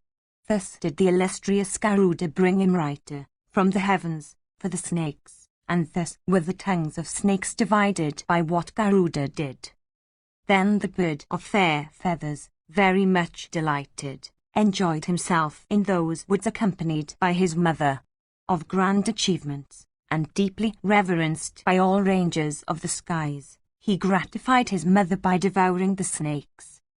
That man who would listen to this story, or read it out to an assembly of good Brahmanas, must surely go to heaven, acquiring great merit from the recitation of the feats of Garuda. And so ends the 34th section in the Astika Parva of the Adi Parva. Section 35. Astika Parva continued. Sonaka said, O son of Sutta, thou hast told us the reason why the snakes were cursed by their mother, and why Vinatu also was cursed by her son. Thou hast also told us about the bestowal of boons, by their husband, on Kadu and Vinata. Thou hast likewise told us the names of Vinata's sons. But thou hast not yet recited to us the names of the snakes. We are anxious to hear the names of the principal ones. Soti said, O thou whose wealth is asceticism, from fear of being lengthy, I shall not mention the names of all the snakes. But I will recite the names of the chief ones. Listen to me. Sesho was born first, and then Vasuki. Then were born Airavata, Takshaka, Karkadaka, Dhananjaya, Kalakya, the serpent Mani, Prana, Penjanaka, and Alapatra, Vamana, Nila, Anla, Kalmashka, Savala, Aryaka, Ugra, Kalasapotaka, Zuramaka, Didimaka, Vimalapindaka, Apta, Kritaka, Samka, Vilizika, Nisthanika, Himagaha, Nuasho, Pingala, Vayakana, Hastipada, Madgara Pindaka, Kamvala Waswatara, Kalayaka, Vrita, Samvataka, Padma, Mahapadma, Sankhamaka, Gushmandaka, Kshmika, Pindaraka, Karavira, Pushpadanstruka, Vilwaka, Vilapandara, Mashikada, Sankasiras, Purnabhadra, Haridraka, Aparajita, Chyotika, Srivaha, Kauravya, Dhritarishtra, Sankapinda, Virajas, Shavau, Salipinda, Prabhakara, Hastipinda, Pitharaka, Samaksha, Kornapashana, Katara, Kanjara, Kumuda, Kumudaksha, Titri, Halika, Kardama, Vayumalaka, Karkara, Akarkara, Kandadara, and Mahodara. Thus, O best of regenerate ones, have I said the names of the principal serpents. From fear of being tedious I do not give names of the rest. O thou whose wealth is asceticism, the sons of these snakes, with their grandsons, are innumerable. Reflecting upon this, I shall not name them to thee. O best ascetics, in this world the number of snakes baffles calculation, there being many thousands and millions of them. So ends the 35th section in the Astika Parva of the Adi Parva. Section 36. Astika Parva continued. Sonaka said, O child, thou hast named many of the serpents gifted with great energy and incapable of being easily overcome. What did they do after hearing of that curse? Soti said, the illustrious Sesho amongst them, of great renown, leaving his mother practiced hard penances, living upon air and rigidly observing his vows. He practiced these ascetic devotions, repairing to Gandamadana, Vadri, Gokana, the woods of Pushkara, and the foot of Himavat. And he passed his days in those sacred regions, some of which were sacred for their water and others for their soil, in the rigid observance of his vows, with singleness of aim, and his passions under complete control. And the grandsire of all, Brahma, saw that ascetic with knotted hair, clad in rags, and his flesh, skin, and sinews dried up owing to the hard penances he was practicing. And the grandsire addressing him, that penance practicing one of great fortitude, said, What is that thorn dust, O Sesho? Let the welfare of the creatures of the worlds also engage thy thoughts. O sinless one, thou art afflicting all creatures by thy hard penances. O Sesho, tell me the desire implanted in thy breast. And Sesho replied, My uterine brothers are all of wicked hearts. I do not desire to live amongst them. Let this be sanctioned by thee. Like enemies they are always jealous of one another.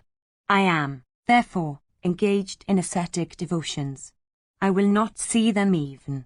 They never show any kindness for Vinata and her son. Indeed, Vinata's son, capable of ranging through the skies, is another brother of ours. They always envy him. And he, too, is much stronger owing to the bestowal of that boon by our father, the high-souled Kasyapa. For those, I engaged in ascetic penances, and I will cast off this body of mine, so that I may avoid companionship with them, even in another state of life. And to Sesho, who had said so, the grandsire said, O Sesho, I know the behavior of all thy brothers and their great danger owing to their offence against their mother. But O snake, a remedy for this hath been provided by me even beforehand. It behoveth thee not to grieve for thy brothers. O Sesho, ask of me the boon thou desirest. I have been highly gratified with thee, and I will grant thee today a boon. O best of snakes, it is fortunate that thy heart hath been set on virtue. Let thy heart be more and more firmly set on virtue. Then Sesho replied, O divine grandsire, this is the boon desired by me, viz., may my heart always delight in virtue and in blessed ascetic penances, O Lord of all. Brahman said, O Sesho, I am exceedingly gratified with this thy self-denial and love of peace. But, at my command, let this act be done by thee for the good of my creatures. Bear thou, O Sesho, properly and well this earth so unsteady with her mountains and forests, her seas and towns and retreats, so that she may be steady. Sesho said, O divine Lord of all creatures, O bestower of boons, O Lord of the earth, Lord of every created thing, Lord of the universe, I will, even as thou sayest, hold the earth steady. Therefore, O Lord of all creatures, place her on my head. Brahman said, O best of snakes, go underneath the earth. She will herself give thee a crevice to pass through. And, O Sesho, by holding the earth, thou shalt certainly do what is prized by me very greatly. Soti continued, then the elder brother of the king of the snakes, entering the hole, passed to the other side of the earth, and holding her, supported with his head that goddess with her belt of seas passing all round. Brahman said, O Sesho, O best of snakes, thou art the god Dharma, because alone, with thy huge body, thou supportest the earth with everything on her, even as I myself, or Valavat, Indra, can. Soti continued, the snake, Sesho, the lord Ananta, of great prowess, lives underneath the earth, alone supporting the world at the command of Brahman. And the illustrious grandsire, the best of the immortals, then gave unto Ananta the bird of fair feathers, viz., the son of Vinata, for Ananta's help. So ends the 36th section in the Astika Parva of the Adi Parva. Section 37. Astika Parva continued. Soti said, that best of snakes, viz., Vasuki, hearing the curse of his mother, reflected how to render it abortive. He held a consultation with all his brothers, Airavata and others, intent upon doing what they deemed best for themselves.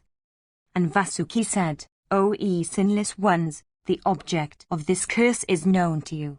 It behoveth us to strive to neutralize it. Remedies certainly exist for all curses, but no remedy can avail those cursed by their mother.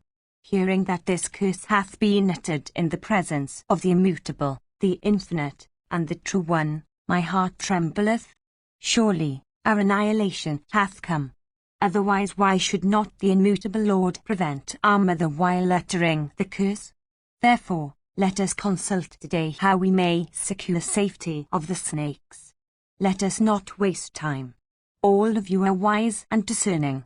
We will consult together and find out the means of deliverance as did the gods of yore to regain lost Agni, who had concealed himself within a cave, so that Janimjaya's sacrifice for the destruction of the snakes may not take place, and so that we may not meet with destruction.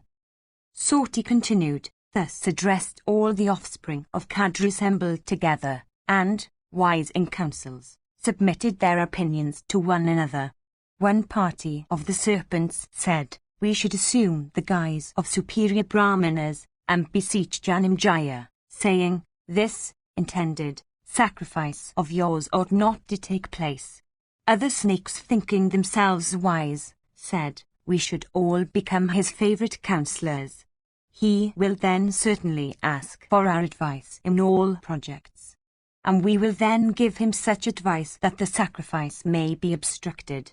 The king, the foremost of wise men, thinking us of sterling worth, will certainly ask us about his sacrifice. We will say, it must not be. And pointing to many serious evils in this and the next worlds, we will take care that the sacrifice may not take place. Or, let one of the snakes, approaching, bite the person who, intending the monarch's good, and well acquainted with the rites of the snake sacrifice, may be appointed as the sacrificial priest, so that he will die. The sacrificial priest dying, the sacrifice will not be completed. We will also bite all those who, acquainted with the rites of the snake sacrifice, may be appointed ritwiks of the sacrifice, and by that means attain our object.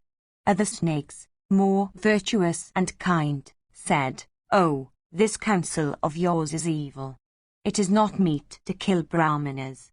In danger, that remedy is proper, which is blessed on the practices of the righteous. Unrighteousness finally destroyeth the world. Other serpents said, we will extinguish the blazing sacrificial fire by ourselves, becoming clouds luminous with lightning and pouring down showers. Other snakes, the best of their kind, proposed, going, by night, let us steal away the vessel of soma juice. That will disturb the rite. Or, at that sacrifice, let the snakes, by hundreds and thousands, bite the people, and spread terror around. Or, let the serpents defile the pure food with their food defiling urine and dung. Others said, let us become the king's ritwiks, and obstruct his sacrifice by saying at the outset, give us the sacrificial fee. He, the king, being placed in our power, will do whatever we like. Others said, when the king will sport in the waters, we will carry him to our home and bind him, so that that sacrifice will not take place. Other serpents who deemed themselves wise, said, approaching the king, let us bite him, so that our object will be accomplished. By his death the root of all evil will be torn up. This is the final deliberation of us all, O thou who hearest with thy eyes. Then, do speedily what thou deemest proper. Having said this, they looked intently at Vasuki, that best of snakes. And Vasuki also, after reflecting, answered saying, ye snakes, this final determination of you doth not seem worthy of adoption. The advice of you all is not to my liking.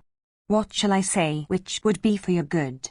I think the grace of the illustrious Gazyapa, our father, can alone do us good. Ye snakes, my heart doth not know which of all your suggestions is to be adopted for the welfare of my race as also of me. That must be done by me which would be to your weal. It is this that makes me so anxious, for the credit or the discredit of the measure is mine alone. So ends the 37th section in the Astika Parva of the Adi Parva. Section 38. Astika Parva continued. Soti said, hearing the respective speeches of all the snakes, and hearing also the words of Vasuki, Elapatra began to address them, saying, that sacrifice is not one that can be prevented. Nor is King Janamjaya of the Pandava race from whom this fear proceedeth, such that he can be hindered. The person, O king, who is afflicted by fate hath recourse to fate alone, nothing else can be his refuge. Ye best of snakes, this fear of ours hath fate for its root. Fate alone must be a refuge in this. Listen to what I say. When that curse was uttered, ye best of snakes, in fear I lay crouching on the lap of our mother. ye best of snakes, and O Lord, Vasuki, of great splendor, from that place I heard the words the sorrowing gods spake unto the grandsire. The god said, O grandsire, thou god of gods, who else than the cruel Kadru could thus, after getting such dear children, curse them so, even in thy presence? And, O grandsire, by thee also hath been spoken, with reference to those words of hers, be it so. We wish to know the reason why thou didst not prevent her. Brahman replied, the snakes have multiplied. They are cruel, terrible in form and highly poisonous. From desire of the good of my creatures, I did not prevent Kadru then. Those poisonous serpents and others who are sinful, biting others for no faults, shall, indeed, be destroyed, but not they who are harmless and virtuous. And hear also, how, when the hour comes, the snakes may escape this dreadful calamity. There shall be born in the race of the Avaras a great rishi known by the name of Jairakaru, intelligent, with passions under complete control. That Jairakaru shall have a son of the name of Astika. He shall put a stop to that sacrifice, and those snakes who shall be virtuous shall escape therefrom. The god said, O thou truth-knowing one, on whom will Jairakaru, that foremost moon, gifted with great energy and asceticism, beget that illustrious son? Brahma answered, gifted with great energy, that best Brahmana shall beget a son possessed of great energy on a wife of the same name as his. Vasuki, the king of the snakes, hath a sister of the name of Jairakaru, the son, of whom I speak, shall be born of her, and he shall liberate the snakes. Elapatra continued, the gods then said unto the grandsire, be it so. And the Lord Brahman, having said so unto the gods, went to heaven. O Vasuki, I see before me that sister of thine known by the name of Jairakaru. For relieving us from fear, give her as alms unto him, that is, the rishi, Jairakaru, of excellent vows, who shall roam a-begging for a bride. This means of release hath been heard of by me. Section 39. Astika Parva continued. Soti said, O best of regenerate ones, hearing these words of Elapatra, all the serpents, in great delight, exclaimed, well said, well said. And from that time Vasuki set about carefully bringing up that maiden, viz., his sister Jairakaru, and he took great delight in rearing her. And much time did not elapse from this, when the gods and the Asuras, assembling together, churned the abode of Varuna. And Vasuki, the foremost of all gifted with strength, became the churning cord. And directly the work was over, the king of the snakes presented himself before the grandsire. And the gods, accompanied by Vasuki, addressed the grandsire, saying, O Lord, Vasuki is suffering great affliction from fear of his mother's curse. It behoveth thee to root out the sorrow, begotten of the curse of his mother, that hath pierced the heart of Vasuki, desirous of the weal of his race. The king of the snakes is ever our friend and benefactor. O Lord of the gods, be gracious unto him and assuage his mind's fever. Brahman replied, O ye mortals, I have thought, in my mind, of what ye have said. Let the king of the snakes do that which hath been communicated to him before by Elapatra. The time hath arrived. Those only shall be destroyed that are wicked, not those that are virtuous. Jairakaru hath been born, and that Brahmana is engaged in hard ascetic penances. Let Vasuki, at the proper time, bestow on him his sister. Ye gods, what hath been spoken by the snake Elapatra for the weal of the snakes is true and not otherwise. Soti continued, then the king of the snakes, Vasuki, afflicted with the curse of his mother, hearing these words of the grandsire, and intending to bestow his sister of the rishi Jairakaru, commanded all the serpents, a large numbers of whom were ever attentive to their duties, to watch the rishi Jairakaru, saying, when the Lord Jairakaru will ask for a wife, come immediately and inform me of it. The wheel of our race depends upon it. Section XL. Astika Parva continued. Sonaka said, O son of Sutta, I desire to know the reason why the illustrious Rishi whom thou hast named Jaraka came to be so called on earth. It behoveth thee to tell us the etymology of the name Jarakaru. Soti said, Jara is said to mean waste, and Karu implies huge. This Rishi's body had been huge, and he gradually reduced it by severe ascetic penances. For the same reason, O Brahmanas, the sister of Vasuki was called Jarakaru. The virtuous Sonaka, when he heard this, smiled and addressing Ugrasravas said, It is even so. Sonaka then said, I have heard all that thou hast before recited. I desire to know how Astika was born. Soti, on hearing these words, began to relate according to what was written in the Sastras. Soti said, Vasuki, desirous of bestowing his sister upon the Rishi Jarakaru, gave the snakes necessary orders. But days went on, yet that wise Muni of rigid vows, deeply engaged in ascetic devotions, did not seek for a wife. That high Rishi, engaged in studies and deeply devoted to asceticism, his vital seed under full control, fearlessly wandered over the whole earth and had no wish for a wife. Afterwards, once upon a time, there was a king, O Brahmana, of the name of Parikshit, born in the race of the Kauravas. And, like his great-grandfather Bandhu of old, he was of mighty arms, the first of all bearers of bows in battle, and fond of hunting. And the monarch wandered about, hunting deer, and wild boars, and wolves, and buffaloes and various other kinds of wild animals. One day, having pierced a deer with a sharp arrow and slung his bow on his back, he penetrated into the deep forest, searching for the animal here and there, like the illustrious Rudra himself of old pursuing in the heavens, bow in hand, the deer which was sacrifice, itself turned into that shape, after the piercing. No deer that was pierced by Parikshit had ever escaped in the wood with life. This deer, however, wounded as before, fled with speed, as the proximate cause of the king's attainment to heaven. And the deer that Parikshit, that king of men, had pierced was lost to his gaze and drew the monarch far away into the forest. And fatigued and thirsty, he came across a moon, in the forest, seated in a cow pen and drinking to his fill the froth oozing out of the mouths of calves sucking the milk of their dams. And approaching him hastily, the monarch, hungry and fatigued, and raising his bow, asked that Muni of rigid vows, saying, O Brahmana, I am King Parikshit, the son of Abhimanyu. A deer pierced by me hath been lost. Hast thou seen it? But that Muni, observing then the vow of silence, spoke not unto him a word.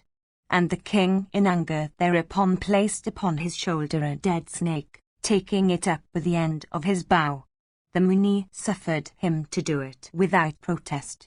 And he spoke not a word, good or bad. And the king, seeing him in that state, cast off his anger and became sorry. And he returned to his capital, but the Rishi continued in the same state. The forgiving moon, knowing that the monarch, who was a tiger amongst kings, was true to the duties of his order, cursed him not, though insulted. That tiger amongst monarchs, that foremost one of Bharata's race, also did not know that the person whom he had so insulted was a virtuous Rishi. It was for this that he had so insulted him.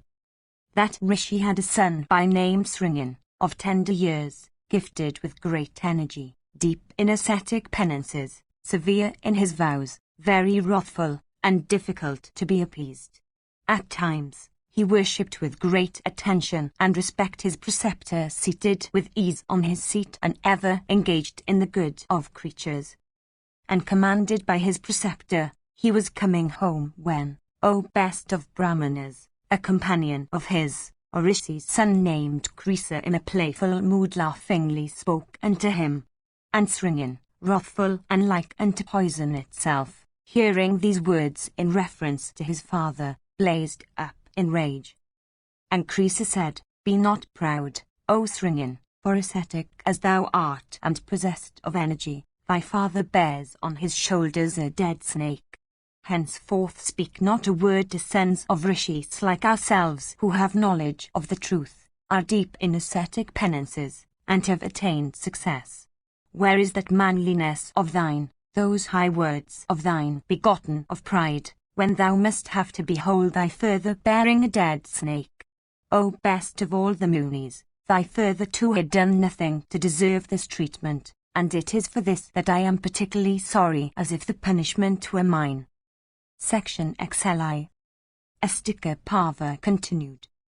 Soti said, being thus addressed, and hearing that his sire was bearing a dead snake, the powerful Srinyan burned with wrath. And looking at Croesus, and speaking softly, he asked him, Pray, why doth my father bear today a dead snake? And Croesus replied, Even as King Parikshit was roving, for purpose of hunting, O dear one, he placed the dead snake on the shoulder of thy sire. And Srinyan asked, What wrong was done to that wicked monarch by my father? O Croesus, tell me this, and witness the power of my asceticism. And Croesus answered, King Parikshit, the son of Abhimanyu, while hunting, had wounded a fleet stag with an arrow and chased it alone. And the king lost sight of the animal in that extensive wilderness. Seeing then thy sire, he immediately accosted him. Thy sire was then observing the vow of silence. Oppressed by hunger, thirst and labour, the prince again and again asked thy sire, sitting motionless, about the missing deer. The sage, being under the vow of silence, returned no reply. The king thereupon placed the snake on thy sire's shoulder with the end of his bow. O Srinyan, thy sire engaged in devotion is in the same posture still. And the king also hath gone to his capital, which is named after the elephant. Soti continued, having heard of a dead snake placed upon his father's shoulders, the son of the rishi, his eyes reddened with anger, blazed up with rage. And possessed by anger, the puissant rishi then cursed the king, touching water and overcome with wrath. And Srinyan said, That sinful wretch of a monarch who hath placed a dead snake on the shoulders of my lean and old parent, that insulter of Brahmanas and tarnisher of the fame of the Kuras, shall be taken within 7 nights hence to the regions of Yama, death, by the snake Takshaka, the powerful king of serpents, stimulated thereto by the strength of my words. Soti continued, and having thus cursed the king, from anger, Srinyan went to his father, and saw the sage sitting in the cow-pen, bearing the dead snake. And seeing his parent in that plight, he was again inflamed with ire. And he shed tears of grief, and addressed his sire, saying, Father, having been informed of this thy disgrace at the hands of that wicked wretch, King Parikshit, I have from anger even cursed him, and that worst of curse hath richly deserved my potent curse. 7 days hence, Takshaka, the lord of snakes, shall take the sinful king to the horrible abode of death. And the father said to the enraged son, Child, I am not pleased with thee. Ascetics should not act thus. We live in the domains of that great king. We are protected by him righteously. In all he does, the reigning king should by the like of us forgiven. If thou destroy Dharma, verily Dharma will destroy thee. If the king do not properly protect us, we fare very ill. We cannot perform our religious rites according to our desire. But protected by righteous sovereigns, we attain immense merit, and they are entitled to a share thereof. Therefore, reigning royalty is by all means to be forgiven. And Parikshit, like unto his great-grandsire, protecteth us as a king should protect his subjects. That penance-practicing monarch was fatigued and oppressed with hunger. Ignorant of my vow of silence, he did this. A kingless country always suffereth from evils. The king punisheth offenders, and fear of punishments conducteth to peace, and people do their duties and perform their rites undisturbed. The king establisheth a religion, establisheth the kingdom of heaven. The king protecteth sacrifices from disturbance, and sacrifices to please the gods. The gods cause rain, and rain produceth grains and herbs, which are always useful to man. Man who saith, a ruler of the destinies of men is equal, in dignity, to 10 Veda-studying priests. Fatigued and oppressed with hunger, that penance-practising prince hath done this through ignorance of my vow. Why then hast thou rashly done this unrighteous action through childishness? O son, in no way doth the king deserve a curse from us. Section Xli. Astika Parva continued. Soti said, answering, then replied to his father, saying, whether this be an act of rashness, O father, or an improper act that I have done, whether thou likest it or dislikest it, the words spoken by me shall never be in vain. O father, I tell thee, a curse can never be otherwise. I have never spoken a lie even in jest. And Samika said, dear child, I know that thou art of great prowess, and truthful in speech. Thou hast never spoken falsehood before, so that thy curse shall never be falsified. The son, even when he attaineth to age, should yet be always counselled by the father, so that crowned with good qualities he may acquire great renown. A child as thou art, how much more dost thou stand in need of counsel? Thou art ever engaged in ascetic penances. The wrath of even the illustrious ones possessing the 6 attributes increaseth greatly. O thou foremost of ordinance-observing persons, seeing that thou art my son and a minor too, and beholding also thy rashness, I see that I must counsel thee. Live thou, O son, inclined to peace and eating fruits and roots of the forest. Kill this thy anger and destroy not the fruit of thy ascetic acts in this way. Wrath surely decreaseth the virtue that ascetics acquire with great pains. And then for those deprived of virtue, the blessed state existeth not. Peacefulness ever giveth success to forgiving ascetics. Therefore, becoming forgiving in thy temper and conquering thy passions, shouldst thou always live. By forgiveness shalt thou obtain worlds that are beyond the reach of Brahman himself.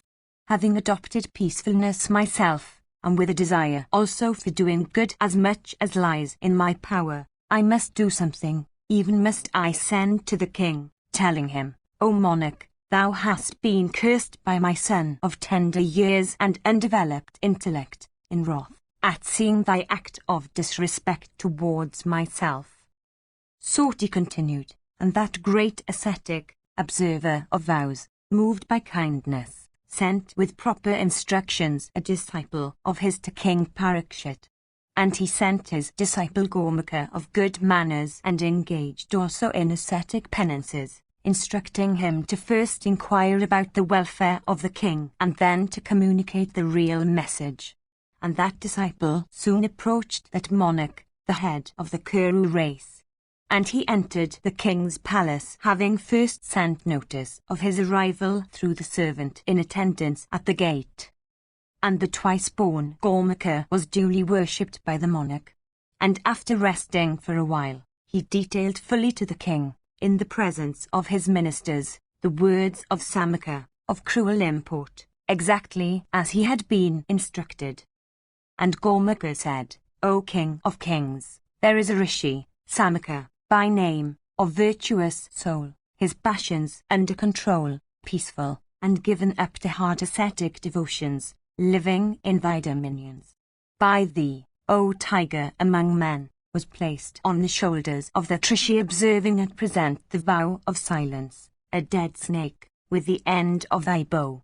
He himself forgave thee that act, but his son could not. And by the latter hast thou today been cursed, O king of kings, without the knowledge of his father, to the effect that within 7 nights hence, and shall, the snake, Takshaka cause thy death. And Samika repeatedly asked his son to save thee, but there is none to falsify his son's curse. And because he hath been unable to pacify his son possessed by anger, therefore have I been sent to thee, O king, for thy good. And that king of the Kuru race, himself engaged in ascetic practices, having heard these cruel words and recollecting his own sinful act, became exceedingly sorry. And the king, learning that foremost of rishis in the forest had been observing the vow of silence, was doubly afflicted with sorrow, and seeing the kindness of the rishi Samika, and considering his own sinful act towards him, the king became very repentant. And the king, looking like a very god, did not grieve so much for hearing of his death as for having done that act to the rishi. And then the king sent away Gomaka, saying, Let the worshipful one, Samika, be gracious to me. And when Gomaka had gone away, the king, in great anxiety, without loss of time, consulted his ministers. And having consulted them, the king, himself wise in counsels, caused a mansion to be erected upon one solitary column.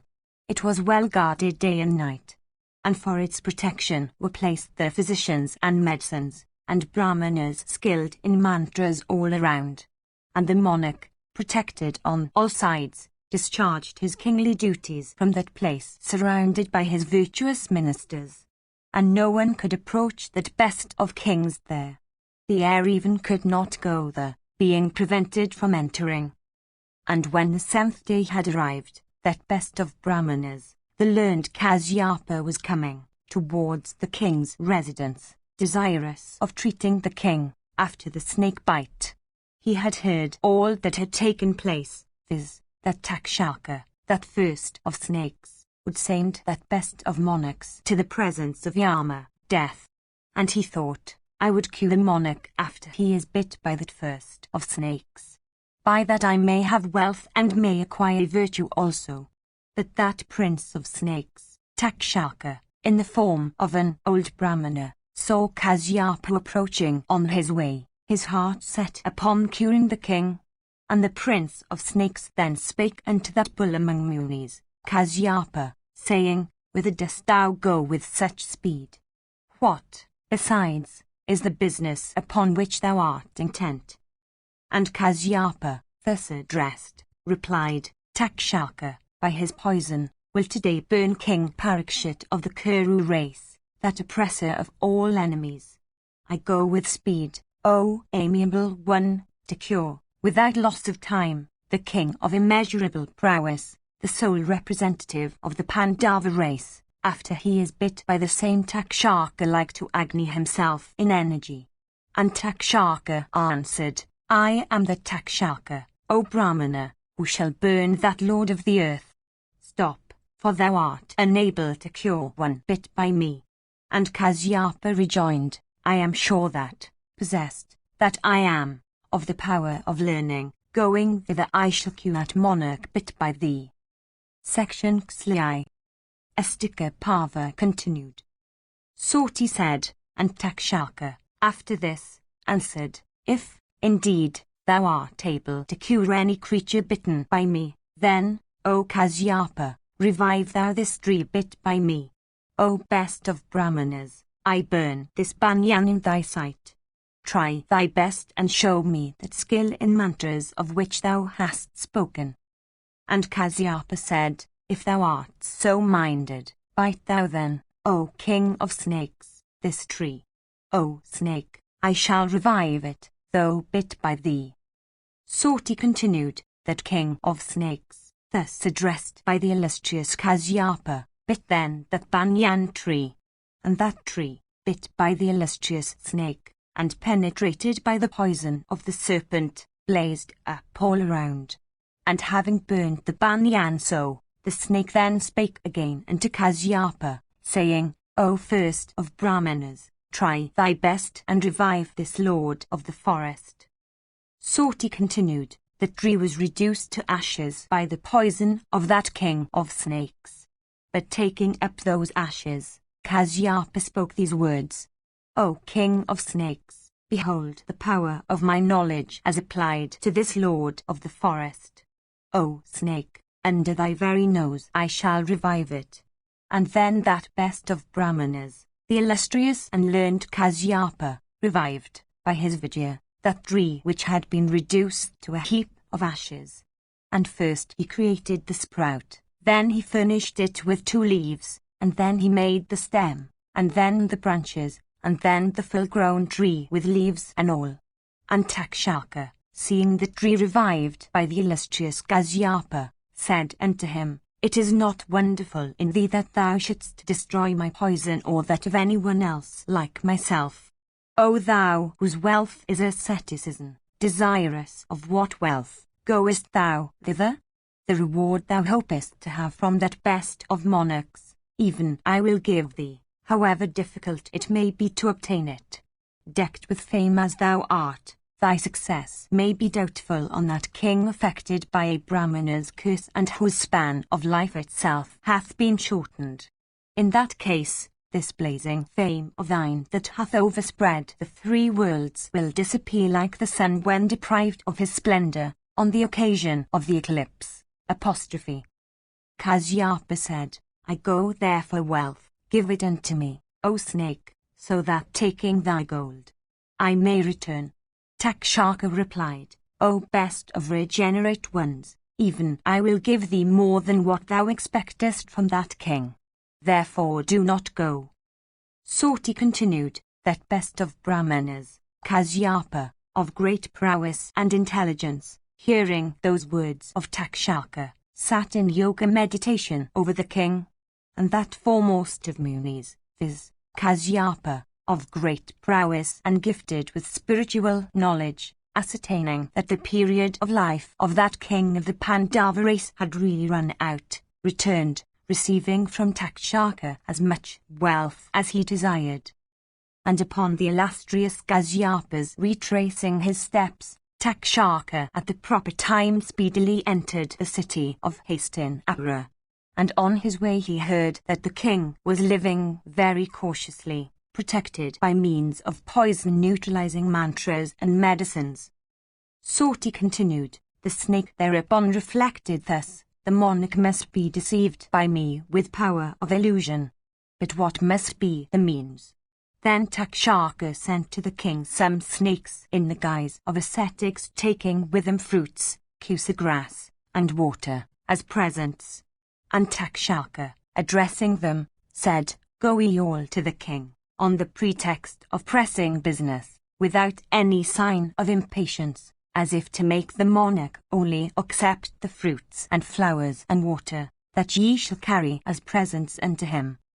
Soti continued, those snakes, thus commanded by Takshaka, acted accordingly.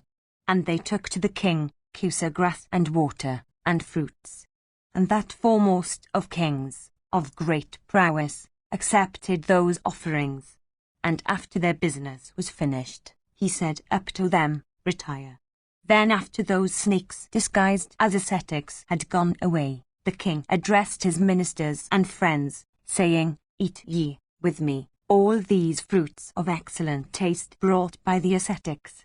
Impelled by fate and the words of the rishi, the king, with his ministers, felt the desire of eating those fruits. The particular fruit, within which Takshaka had entered, was taken by the king himself for eating. And when he was eating it, there appeared, O Sonaka, an ugly insect out of it, of shape scarcely discernible, of eyes black, and of coppery colour. And that foremost of kings, taking that insect, addressed his counsellors, saying, The sun is setting, today I have no more tear from poison. Therefore, let this insect become Takshaka and bite me, so that my sinful act may be expiated and the words of the ascetic rendered true. And those counsellors also, impelled by fate, approved of that speech. And then the monarch smiled, losing his senses, his hour having come. And he quickly placed that insect on his neck. And as the king was smiling, Takshaka, who had, in the form of that insect, come out of the fruit that had been offered to the king, coiled himself round the neck of the monarch. And quickly coiling round the king's neck and uttering a tremendous roar, Takshaka, that lord of snakes, bit that protector of the earth. Section Xlif. Estika Parva continued. Soti said, then the councillors, beholding the king in the coils of Takshaka, became pale with fear and wept in exceeding grief. And hearing the roar of Takshaka, the ministers all fled. And as they were flying away in great grief, they saw Takshaka, the king of snakes, that wonderful serpent, coursing through the blue sky like a streak of the hue of the lotus, and looking very much like the vermilion-coloured line on the woman's crown dividing the dark masses of her hair in the middle. And the mansion in which the king was living blazed up with Takshaka's poison. And the king's councillors, on beholding it, fled away in all directions. And the king himself fell down, as if struck by lightning. And when the king was laid low by Takshaka's poison, his councillors with the royal priest, a holy Brahmana, performed all his last rites. All the citizens, assembling together, made the minor son of the deceased monarch their king. And the people called their new king, that slayer of all enemies, that hero of the Kuru race, by the name of Janamjaya. And that best of monarchs, Janamjaya, though a child, was wise in mind. And with his councillors and priest, the eldest son Parikshita, that bull amongst the Kurus, ruled the kingdom like his heroic great-grandfather, Yudhishthira. And the ministers of the youthful monarch, beholding that he could now keep his enemies in check, went to Shuvanavarman, the king of Kusi, and asked him his daughter Vapushtama for a bride. And the king of Kusi, after due inquiries, bestowed with ordained rites his daughter Vapushtama on that mighty hero of Kuru race. And the latter, receiving his bride, became exceedingly glad. And he gave not his heart at any time to any other woman. And gifted with great energy, he wandered in pursuit of pleasure, with a cheerful heart, on expanses of water and amid woods and flowery fields. And that first of monarchs passed his time in pleasure as Pauravas of old did, on receiving the celestial damsel Urvasi, herself fairest of the fair, the damsel Vapushtama too, devoted to her lord and celebrated for her beauty, having gained a desirable husband, pleased him by the excess of her affection during the period he spent in the pursuit of pleasure. Section XLV. Estika Parva continued. Meanwhile the great ascetic Jarakaru wandered over the whole earth, making the place where evening fell his home for the night. And gifted with ascetic power, he roamed, practicing various vows difficult to be practiced by the immature, and bathing also in various sacred waters. And the Muni had air alone for his food and was free from desire of worldly enjoyment. And he became daily emaciated and grew lean-fleshed. And one day he saw the spirits of his ancestors, heads down, in a hole, by a cord of vrina roots having only one thread entire. And that even single thread was being gradually eaten away by a large rat dwelling in that hole. And the biters in that hole were without food, emaciated, pitiable, and eagerly desirous of salvation. And Jarakaru, approaching the pitiable one, himself in humble guise, asked them, "Who are ye hanging by this cord of vrina roots?" The single weak root that is still left in this cord of vrina roots, already eaten away by the rat, dwelling in this hole, is itself being gradually eaten away by the same rat with his sharp teeth. The little that remains of that single thread will soon be cut away. It is clear ye shall then have to fall down into this pit with faces downwards. Seeing you with faces downwards, and overtaken by this great calamity, my pity hath been excited. What good can I do to you? Tell me quickly whether this calamity can be averted by a fourth, a third, or even by the sacrifice of a half of this my asceticism. Oh, relieve yourselves even with the whole of my asceticism. I consent to all this. Do as ye please. The Bitress said, "Venerable Brahmacharin, thou desirest to relieve us. But, O foremost of Brahmanas, thou canst not dispel our affliction by thy asceticism. O child, O first of speakers, we too have the fruits of our asceticism. But, O Brahmana, it is for the loss of children that we are falling down into this unholy hell. The grandsire himself hath said that a son is a great merit. As we are about to be cast in this hole, our ideas are no longer clear. Therefore, O child, we know thee not, although thy manhood is well known on earth. Venerable thou art and of good fortune, thou who thus from kindness grievest for us worthy of pity and greatly afflicted. O Brahmana, listen, who we are. We are rishis of the Yavaro sect, of rigid vows. And, O moon, from a loss of children, we have fallen down from a sacred region. Our severe penances have not been destroyed, we have a thread yet. But we have only one thread now. It matters little, however, whether he is or is not. Unfortunate as we are, we have a thread in one, known as Jarakaru.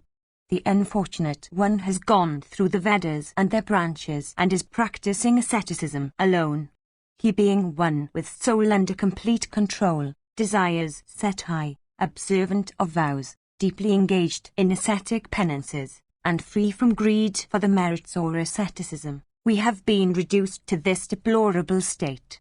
He hath no wife, no son, no relatives.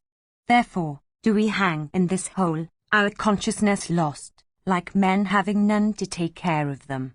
If thou meetest him, oh, tell him, from thy kindness to ourselves, thy Pytris, in sorrow, are hanging with faces downwards in a hole. Holy One, take a wife and beget children.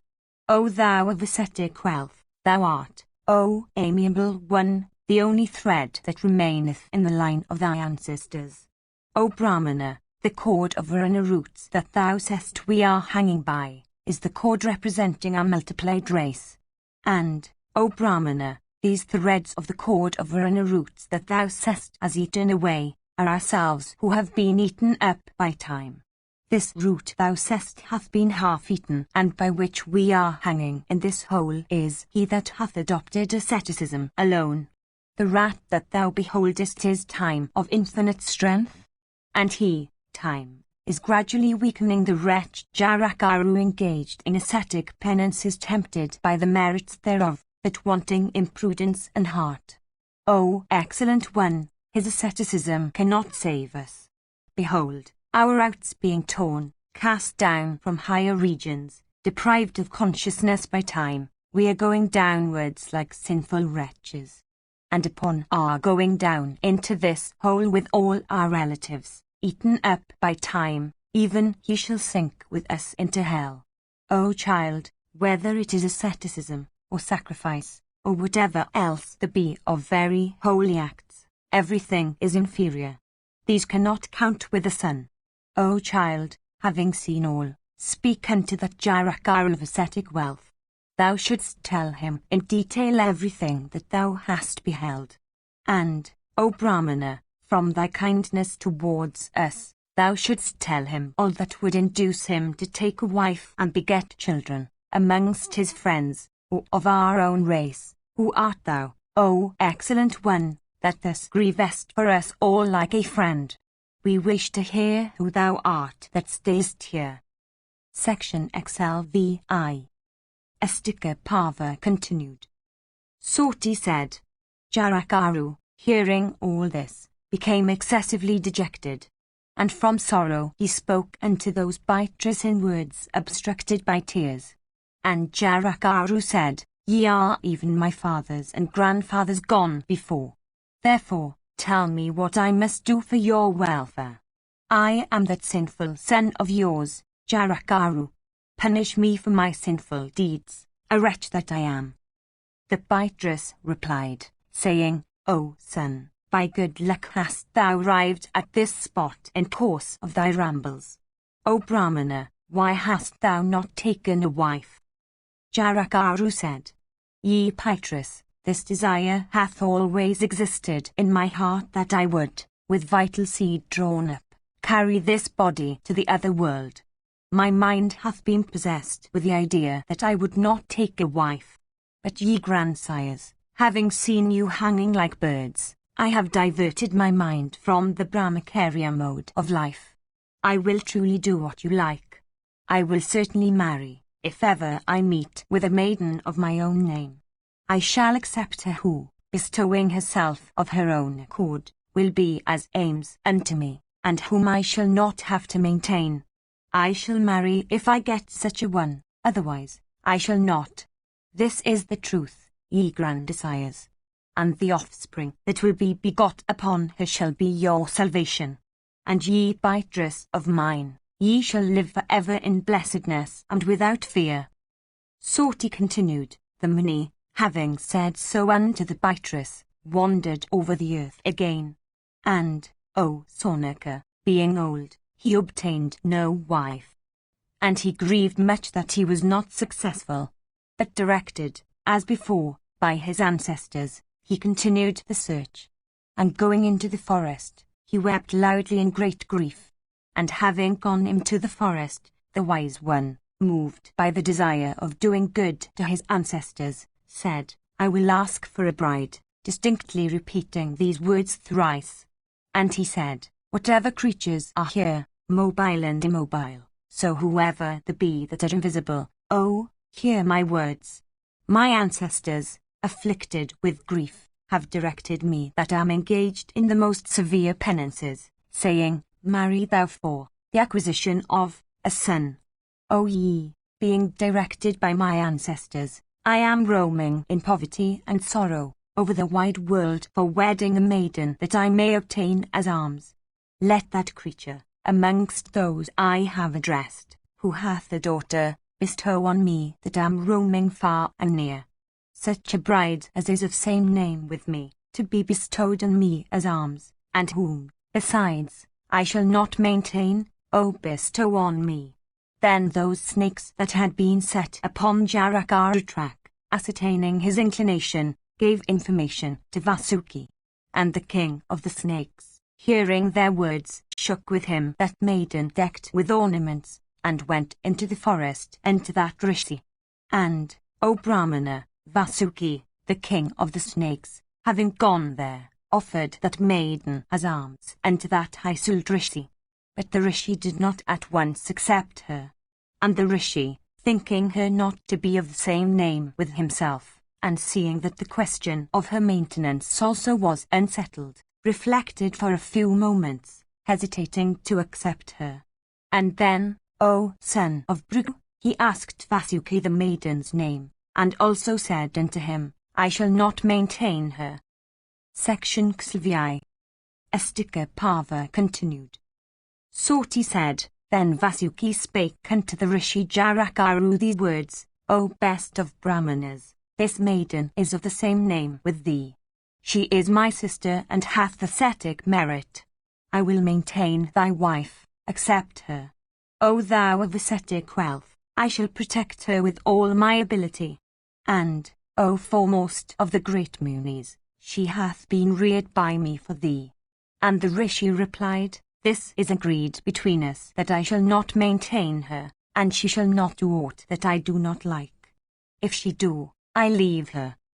Soti continued, when the snake had promised, saying, I shall maintain my sister. Jarakaru then went to the snake's house.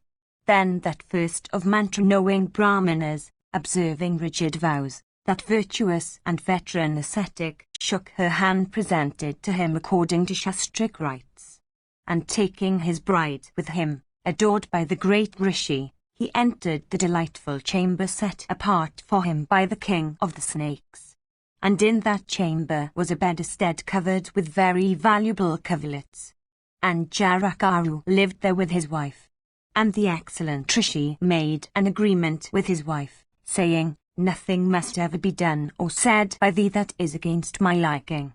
And in case of thy doing any such thing, I will leave thee and no longer continue to stay in thy house. Bear in mind these words that have been spoken by me. And then the sister of the king of the snakes, in great anxiety and grieving exceedingly, spoke unto him, saying, be it so. And moved by the desire of doing good to her relatives, that damsel, of unsullied reputation, began to attend upon her lord with the wakefulness of a dog, the timidity of a deer, and knowledge of signs possessed by the crow. And one day, after the menstrual period, the sister of Vasuki, having purified herself by a bath according to custom, approached her lord the great Muni, and thereupon she conceived. And the embryo was like unto a flame of fire, possessed of great energy, and resplendent as fire itself. And it grew like the moon in the bright fortnight. And one day, within a short time, Jarakar of great fame, placing his head on the lap of his wife, slept, looking like one fatigued. And as he was sleeping, the sun entered his chambers in the western mountain and was about to set.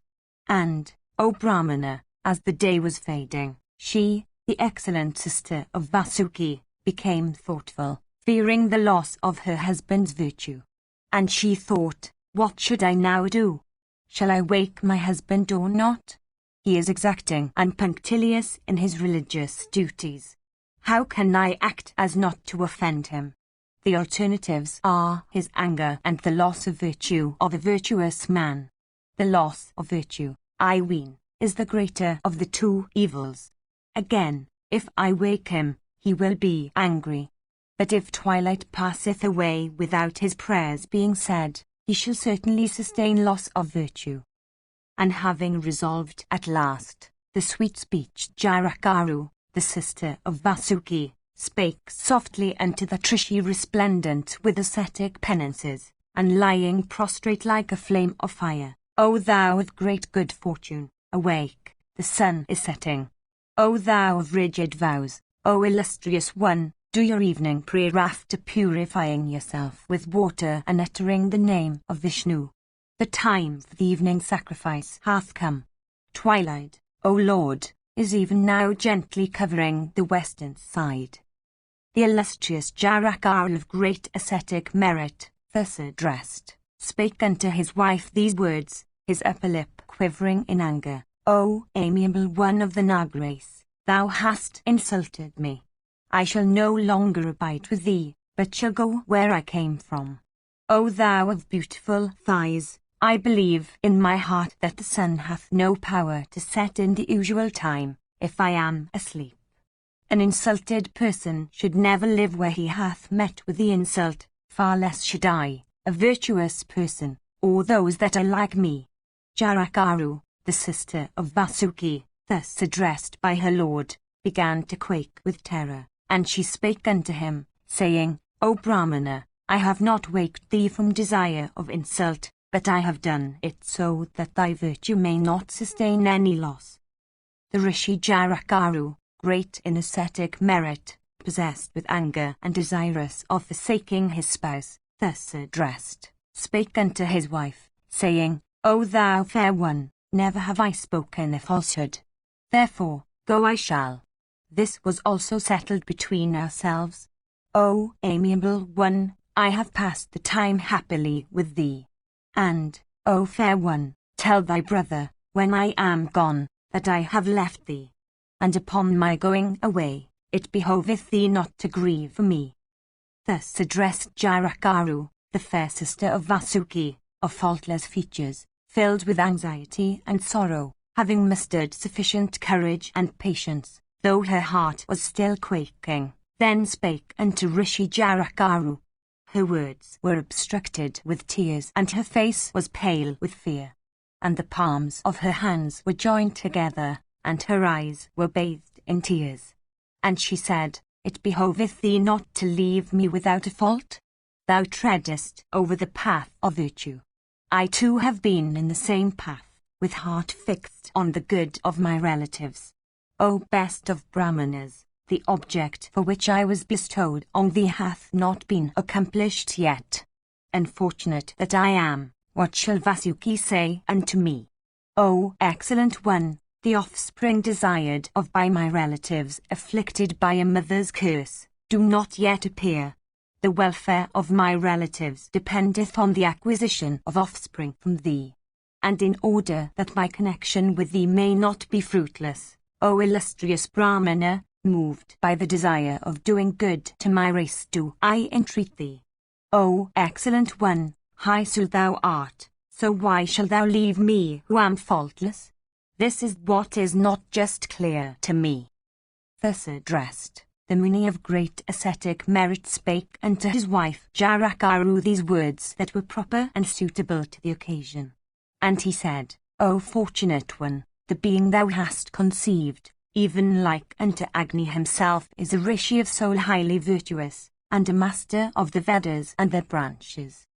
Having said so, the great rishi, Jarakaru of virtuous soul, went away, his heart firmly fixed on practicing again the severest penances. Section Xlvi. Astika Parva continued. Sati said, O thou of ascetic wealth, soon after her lord had left her, Jarakaru went to her brother, and she told him everything that had happened. And the prince of snakes, hearing the calamitous news, spake unto his miserable sister, himself more miserable still. And he said, Thou knowest, O amiable one, the purpose of thy bestowal, the reason thereof, if, from that union, for the welfare of the snakes, a son be born, then he, possessed of energy, will save us all from the snake sacrifice. The grandsire had said so, of old, in the midst of the gods. O fortunate one, hast thou conceived from thy union with that best of rishis? My heart's desire is that my bestowal of thee on that wise one may not be fruitless. Truly, it is not proper for me to ask thee about this. But from the gravity of the interests I ask thee this. Knowing also the obstinacy of thy lord, ever engaged in severe penances, I shall not follow him, for he may curse me. Tell me in detail all that thy lord, O amiable one, hath done, and extract that terribly afflicting dart that lies implanted for a long time past in my heart. Jarakaru, thus addressed, consoling Vasuki, the king of the snakes, at length replied, saying, Asked by me about offspring, the high-suit and mighty ascetic said, There is comma, and then he went away. I do not remember him to have ever before speak even in jest taught that is false. Why should he, O king, speak a falsehood on such a serious occasion? He said, Thou shouldst not grieve, O daughter of the snake race, about the intended result of our union. A son shall be born to thee, resplendent as the blazing sun. O brother, having said this to me, my husband of ascetic wealth went away, therefore, let the deep sorrow cherished in thy heart disappear. Sati continued, thus addressed, Vasuki, the king of the snakes, accepted those words of his sister, and in great joy said, Be it so. And the chief of the snakes then adored his sister with his best regards, gift of wealth, and fitting eulogies. Then, O best of Brahmanas, the embryo endued with great splendor, began to develop, like the moon in the heavens in the bright fortnight. And in due time, the sister of the snakes, O Brahmana, gave birth to a son of the splendor of a celestial child, who became the reliever of the fears of his ancestors and maternal relatives. The child grew up there in the house of the king of the snakes. He studied the Vedas and their branches with the ascetic Kayavana, the son of Bhrigu, and though but a boy, his vows were rigid, and he was gifted with great intelligence, and with the several attributes of virtue, knowledge, freedom from the world's indulgences, and saintliness. And the name by which he was known to the world was Astika, and he was known by the name of Astika, whoever is, because his father had gone to the woods, saying, There is, when he was in the womb, though but a boy, he had great gravity and intelligence, and he was reared with great care in the palace of the snakes. And he was like the illustrious lord of the celestials, Mahadeva of the golden form, the wielder of the trident. And he grew up day by day, the delight of all the snakes. Section 6. Astika Parva continued. Sonaka said, Tell me again, in detail, all that King Janamejaya had asked his ministers about his father's ascension to heaven. Sati said, O Brahmana, hear all that the king asked his ministers, and all that they said about the death of Parikshit. Janamejaya asked, "Know ye all that befell my father? How did that famous king, in time, meet with his death? Hearing from you the incidents of my father's life in detail, I shall ordain something, if it be for the benefit of the world. Otherwise, I shall do nothing." The minister replied, "Hear, O monarch, what thou hast asked, viz., an account of thy illustrious father's life, and how also that King of Kings left this world. Thy father was virtuous and high-souled, and always protected his people. Oh, hear how that high-souled one conducted himself on earth. Like unto an impersonation of virtue and justice, the monarch, cognizant of virtue, virtuously protected the four orders, each engaged in the discharge of their specified duties. Of incomparable prowess, and blessed with fortune, he protected the goddess Earth. There was none who hated him, and he himself hated none. Like unto Prajapati, Brahma, he was equally disposed towards all creatures. O monarch, Brahmanas and Kshatriyas and Vaisyas and Sudras, all engaged contentedly in the practice of their respective duties, were impartially protected by that king. Widows and orphans, the maimed and the poor, he maintained. Of handsome features, he was unto all creatures like a second Soma, cherishing his subjects and keeping them contented, blessed with good fortune, truth-telling, of immense prowess. He was the disciple of Saradwat in the science of arms. And, O Janamejaya, thy father was dear unto Govinda. Of great fame, he was loved by all men. And he was born in the womb of Udara when the Kuru race was almost extinct. And, therefore, the mighty son of Abhimanyu came to be called Parikshit, born in an extinct line. Well versed in the interpretation of treatises on the duties of kings, he was gifted with every virtue. With passions under complete control, intelligent, possessing a retentive memory, the practicer of all virtues, the conqueror of his 6 passions of powerful mind, surpassing all, and fully acquainted with the science of morality and political science. The father had ruled over these subjects for 60 years. And he then died, mourned by all his subjects. And, after him, O first of men, thou hast acquired this hereditary kingdom of the Kurus for the last 1,000 years. Thou wast installed while a child, and art thus protecting every creature. Janamejaya said, There hath not been born in our race a king who hath not sought the good of his subjects or been loved by them. Behold especially the conduct of my grandsires ever engaged in great achievements. How did my father, blessed with many virtues, meet with his death? Describe everything to me as it happened. I am desirous of hearing it from you. Soti continued, thus directed by the monarch, those counsellors, ever solicitous of the good of the king, told him everything exactly as it had occurred. And the counsellors said, O king, that father of thine, that protector of the whole earth, that foremost of all persons obedient to the scriptures, became addicted to the sports of the field, even as Bandu of mighty arms, that foremost of all bearers of the bow in battle. He made over to us all the affairs of state from the most trivial to the most important. One day, going into the forest, he pierced a deer with an arrow. And having pierced it he followed it quickly on foot into the deep woods, armed with sword and quiver. He could not, however, come upon the lost deer. 60 years of age and decrepit, he was soon fatigued and became hungry.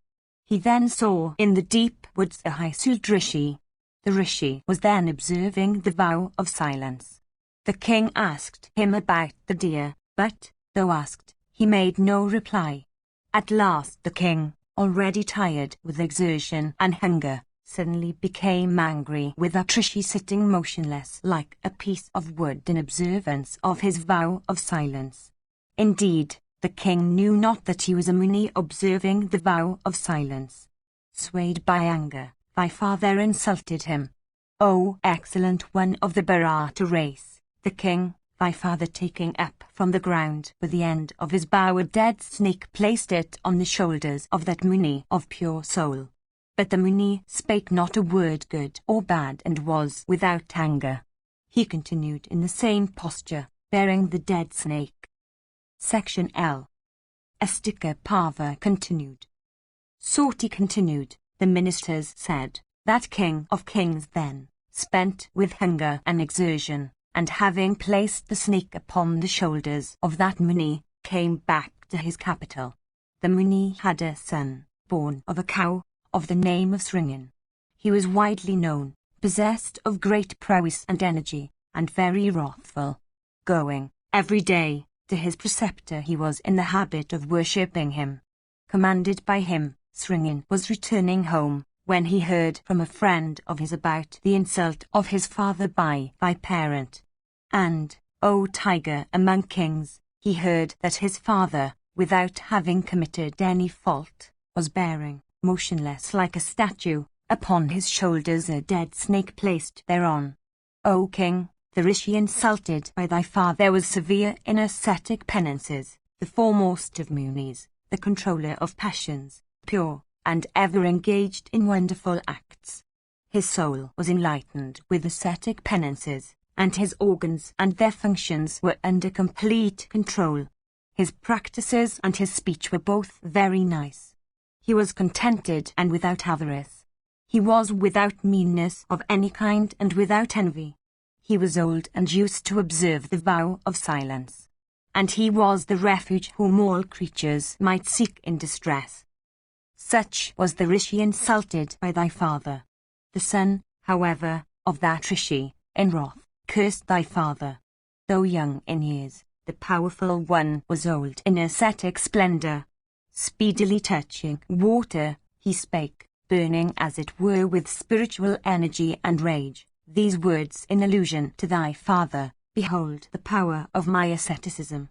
Directed by my words, the snake Takshaka of powerful energy and virulent poison shall, within 7 nights hence, burn with his poison the wretch that hath placed the dead snake upon my unoffending father. And having said this, he went to where his father was. And seeing his father, he told him of his curse. The tiger among rishis thereupon sent to thy father a disciple of his, named Gormukha, of amiable manners and possessed of every virtue. And having rested a while, after arrival at court, he told the king everything, saying in the words of his master, thou hast been cursed, O king, by my son. Takshaka shall burn thee with his poison. Therefore, O king, be careful. O Janamjaya, hearing those terrible words, thy father took every precaution against the powerful snake Takshaka. And when the 7th day had arrived, a Brahmana rishi, named Kasyapa, desired to come to the monarch. But the snake Takshaka saw Kasyapa. And the prince of snakes spake unto Kasyapa without loss of time, saying, where dost thou go so quickly, and what is the business on which thou goest? Kasyapa replied, saying, O Brahmana, I am going with the king Parikshit, that best of the Kuras, is. He shall today be burned by the poison of the snake Takshaka. I go there quickly in order to cure him. In fact, in order that, protected by me, the snake may not bite him to death. Takshaka answered, saying, why dost thou seek to revive the king to be bitten by me? I am the Takshaka. O Brahmana, behold the wonderful power of my poison. Thou art incapable of reviving that monarch when bit by me. So saying, Takshaka, then and there, bit a lord of the forest, a banyan tree. And the banyan, as soon as it was bit by the snake, was converted into ashes. But Kasyapa, O king, revived it. Takshaka thereupon tempted him, saying, tell me thy desire. And Kasyapa, too, thus addressed, spake again unto Takshaka, saying, I go there from desire of wealth. And Takshaka, thus addressed, then spake unto the high-souled Kasyapa in these soft words, O sinless one, take from me more wealth than what thou expectest from that monarch, and go back. And Kasyapa, that foremost of men, thus addressed by the snake, and receiving from him as much wealth as he desired, wended his way back. And Kasyapa going back, Takshaka, approaching in disguise, blasted, with the fire of his poison, thy virtuous father, the first of kings, then staying in his mansion with all precautions. And after that, thou wast, O tiger among men, been installed on the throne. And, O best of monarchs, we have thus told thee all that we have seen and heard, cruel though the account is. And hearing all about the discomfiture of thy royal father, and of the insult to the Rishi Utanka, decide thou that which should follow. Soti continued, King Janamjaya, that chastiser of enemies, then spake up to all his ministers. And he said, When did ye learn all that happened upon that banyan reduced to ashes by Takshaka, and which, wonderful as it is, was afterwards revived by Kasyapa? Assuredly, my father could not have died, for the poison could have been neutralized by Kasyapa with his mantras. That worst of snakes, of sinful soul, thought within his mind that if Kasyapa resuscitated the king bit by him, he, Takshaka, would be an object of ridicule in the world owing to the neutralization of his poison. Assuredly, having thought so, he pacified the Brahmana. I have devised a way, however, of inflicting punishment upon him. I like to know, however, what ye saw or heard, what happened in the deep solitude of the forest viz, the words of Takshaka and the speeches of Kasyapa. Having known it, I shall devise the means of exterminating the snake race. The ministers said, Hear, O monarch of him who told us before of the meeting between that foremost Brahmana and that prince of snakes in the woods. A certain person, O monarch, had climbed up that tree containing some dry branches with the object of breaking them for sacrificial fuel. He was not perceived either by the snake or by the Brahmana. And, O king, that man was reduced to ashes along with the tree itself. And, O king of kings, he was revived with the tree by the power of the Brahmana. That man, a Brahmana's menial, having come to us, represented fully everything as it happened between Takshaka and the Brahmana. Thus have we told thee, O king, all that we have seen and heard. And having heard it, O tiger among kings, ordain that which should follow. Soti continued, King Janamjaya, having listened to the words of his ministers, was sorely afflicted with grief, and began to weep. And the monarch began to squeeze his hands. And the lotus-eyed king began to breathe a long and hot breath, shed tears, and shrieked aloud. And possessed with grief and sorrow, and shedding copious tears, and touching water according to the form, the monarch spake. And reflecting for a moment, as if settling something in his mind, the angry monarch, addressing all ministers, said these words. I have heard your account of my father's ascension to heaven. Know ye now what my fixed resolve is. I think no time must be lost in avenging this injury upon the wretch Takshaka that killed my father. He burned my father, making Srinyan only a secondary cause. From malignity alone he made Kasyapa return. If that Brahmana had arrived, my father assuredly would have lived. What would he have lost if the king had revived by the grace of Kasyapa and the precautionary measures of his ministers? From ignorance of the effects of my wrath, he prevented Kasyapa, that excellent of Brahmanas, whom he could not defeat, from coming to my father with the desire of reviving him. The act of aggression is great on the part of the wretch Takshaka, who gave wealth unto that Brahmana in order that he might not revive the king. I must now avenge myself on my father's enemy to please myself, the Rishi Utanka and you all. Section Li. Astika Parva continued. Soti said, King Janamjaya having said so, His ministers expressed their approbation, and the monarch then expressed his determination to perform a snake sacrifice. And that lord of the earth, that tiger of the Bharata race, the son of Parikshit, then called his priest and Ritwiks, and accomplished in speech, he spake unto them these words relating to the accomplishment of his great task. I must avenge myself on the wretch Takshaka who killed my father. Tell me what I must do. Do you know any act by which I may cast into the blazing fire the snake Takshaka with his relatives? I desire to burn that wretch even as he burnt, of yore, by the fire of his poison, my father. The chief priest answered, There is, O king, a great sacrifice for thee devised by the gods themselves. It is known as the snake sacrifice, and is read of in the Puranas. O king, thou alone canst accomplish it, and no one else. Men versed in the Puranas have told us there is such a sacrifice. Soti continued, thus addressed the king, O excellent one, thought Takshaka to be already burnt and thrown into the blazing mouth of Agni, the eater of the sacrificial butter. The king then said unto those Brahmanas versed in mantras, I shall make preparations for that sacrifice. Tell me the things that are necessary. And the king's Ritwiks, O excellent Brahmana, versed in the Vedas and acquainted with the rites of that sacrifice, measured, according to the scriptures, the land for the sacrificial platform. And the platform was decked with valuable articles and with Brahmanas. And it was full of precious things and paddy. And the Ritvikas sat upon it at ease.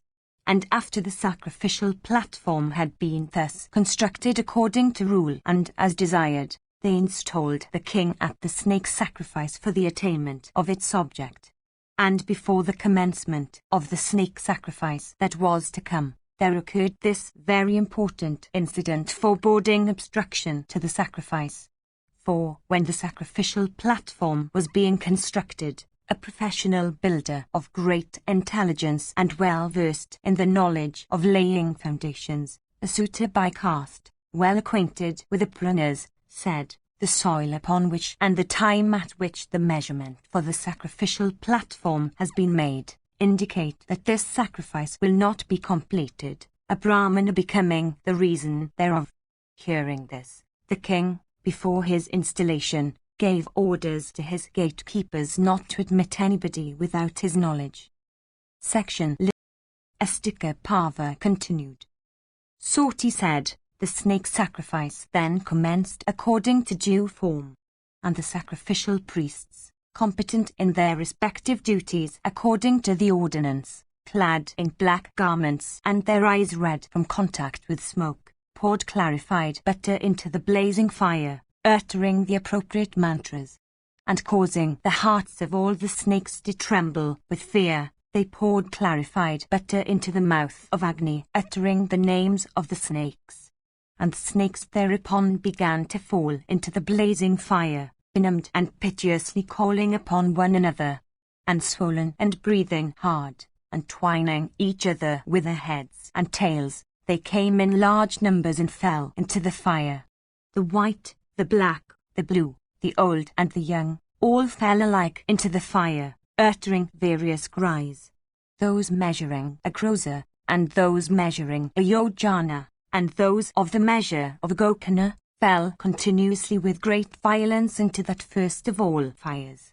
And hundreds and thousands and tens of thousands of snakes, deprived of all control over their limbs, perished on that occasion.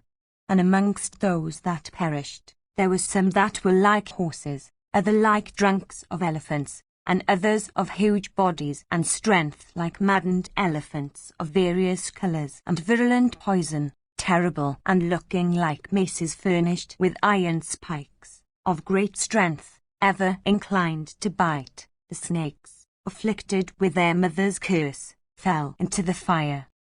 Section Li. Astika Parva continued. Sonaka asked, what great rishis became the Ritwiks at the snake sacrifice of the wise king Janamejaya of the Pandava line, who also became the Sardasyas in that terrible snake sacrifice? so frightful to the snakes, and begetting such sorrow in them. It behoveth thee to describe all these in detail, so that, O son of Suta, we may know who were acquainted with the rituals of the snake sacrifice. Soti replied, I will recite the names of those wise ones who became the monarchs Ritwiks and Sardasyas. The Brahmana Chandabhagava became the hotari in that sacrifice. He was of great reputation, and was born in the race of Kayavana and was the foremost of those acquainted with the Vedas. The learned old Brahmana, Kautsa, became the Ugatri, the chanter of the Vedic hymns. Jaimani became the Brahmana, and Sangava and Pingala the Advarius, Vyasa with his son and disciples, and Uttalaka, Pramataka, Swetakitu, Pingala, Asita, Devala, Narada, Parvata, Aitreya, Kandajathara, the Brahmana Kulagata, Vatsya, Ulsarutasravas ever engaged in japa and the study of the Vedas, Kohala Devazaman, Morgalya, Samasaurava, and many other Brahmanas who had got through the Vedas became the Sardasyas at that sacrifice of the son of Parikshit. When the Ritwiks in that snake sacrifice began to pour clarified butter into the fire, terrible snakes, striking fear into every creature, began to fall into it. And the fat and the marrow of the snakes thus falling into the fire began to flow in rivers. And the atmosphere was filled with an insufferable stench owing to the incessant burning of the snakes. And incessant also were the cries of the snakes fallen into the fire and those in the air about to fall into it. Meanwhile, Takshaka, that prince of snakes, as soon as he heard that King Janamejaya was engaged in the sacrifice, went to the palace of Purandara, Indra, and that best of snakes, having represented all that has taken place, sought in terror the protection of Indra after having acknowledged his fault. And Indra, gratified, told him, O Prince of Snakes, O Takshaka, here thou hast no fear from that snake sacrifice. The grandsire was pacified by me for thy sake. Therefore, thou hast no fear? Let this fear of thy heart be allayed. Soti continued, thus encouraged by him, that best of snakes began to dwell in Indra's abode in joy and happiness. But Vasuki, seeing that the snakes were incessantly falling into the fire and that his family was reduced to only a few, became exceedingly sorry. And the king of the snakes was afflicted with great grief, and his heart was about to break. And summoning his sister, he spake unto her, saying, O amiable one, my limbs are burning, and I no longer see the points of the heavens. I am about to fall down from a loss of consciousness. My mind is turning, my sight is falling, and my heart is breaking. Benumbed, I may fall today into that blazing fire. This sacrifice of the son of Parikshit is for the extermination of our race. It is evident I also shall have to go to the abode of the king of the dead. The time is come, O my sister, on account of which thou wert bestowed by me on Jarakaru to protect us with our relatives. O best of the women of the snake race, Astika will put an end to the sacrifice that is going on. The grandsire told me this of old. Therefore, O child, solicit thy dear son who is fully conversant with the Vedas and regarded even by the old, for the protection of myself and also of those dependent on me. Section Lif. Astika Parva continued. Soti said, then the snake dame Jarakaru, calling her own son, told him the following words according to the directions of Vasuki, the king of the snakes. O son, the time is come for the accomplishment of that object for which I was bestowed on thy father by my brother. Therefore, do thou that which should be done. Astika asked, why wert thou, O mother, bestowed on my father by my uncle? Tell me all truly so that on hearing it, I may do what is proper. Then Jarakaru, the sister of the king of the snakes, herself unmoved by the general distress, and even desirous of the welfare of her relatives, said unto him, O son, it is said that the mother of all the snakes is Kadru. Know thou why she cursed in anger his sons? Addressing the snakes she said, As ye have refused to falsely represent Duakatravas, the prince of horses, for bringing about Vinata's bondage according to the wager, therefore shall he whose charioteer is Vayu burn you all in Janamjaya's sacrifice. And perishing in that sacrifice, ye shall go to the region of the unredeemed spirits. The grandsire of all the worlds spake unto her while uttering this curse, Be it so, and thus approved of her speech. Vasuki, having heard that curse and then the words of the grandsire, sought the protection of the gods, O child, on the occasion when the Amrita was being churned for. And the gods, their object fulfilled, for they had obtained the excellent Amrita, with Vasuki ahead, approached the grandsire. And all the gods, with King Vasuki, sought to incline him who was born of the lotus to be propitious, so that the curse might be made abortive. And the god said, O Lord, Vasuki, the king of the snakes, is sorry on account of his relatives. How may his mother's curse prove abortive? Brahman thereupon replied, saying, Jarakaru will take unto himself the wife of the name of Jarakaru. The Brahmana born of her will relieve the snakes. Vasuki, the best of snakes, hearing those words, bestowed me, O thou of godlike looks, on thy high sult further some time before the commencement of the sacrifice. And from that marriage thou art born of me. That time has come. It behoveth thee to protect us from this danger. It behoveth thee to protect my brother and myself from the fire, so that the object, viz., our relief, for which I was bestowed on thy wise father, may not be unfulfilled. What dost thou think, O son? Soti continued, thus addressed. Astika said unto his mother, Yes, I will. And he then addressed the afflicted Vasuki, and as if infusing life into him, said, O Vasuki, thou best of snakes, thou great being, truly do I say, I shall relieve thee from that curse. Be easy, O snake. There is no fear any longer. I shall strive earnestly so that good may come.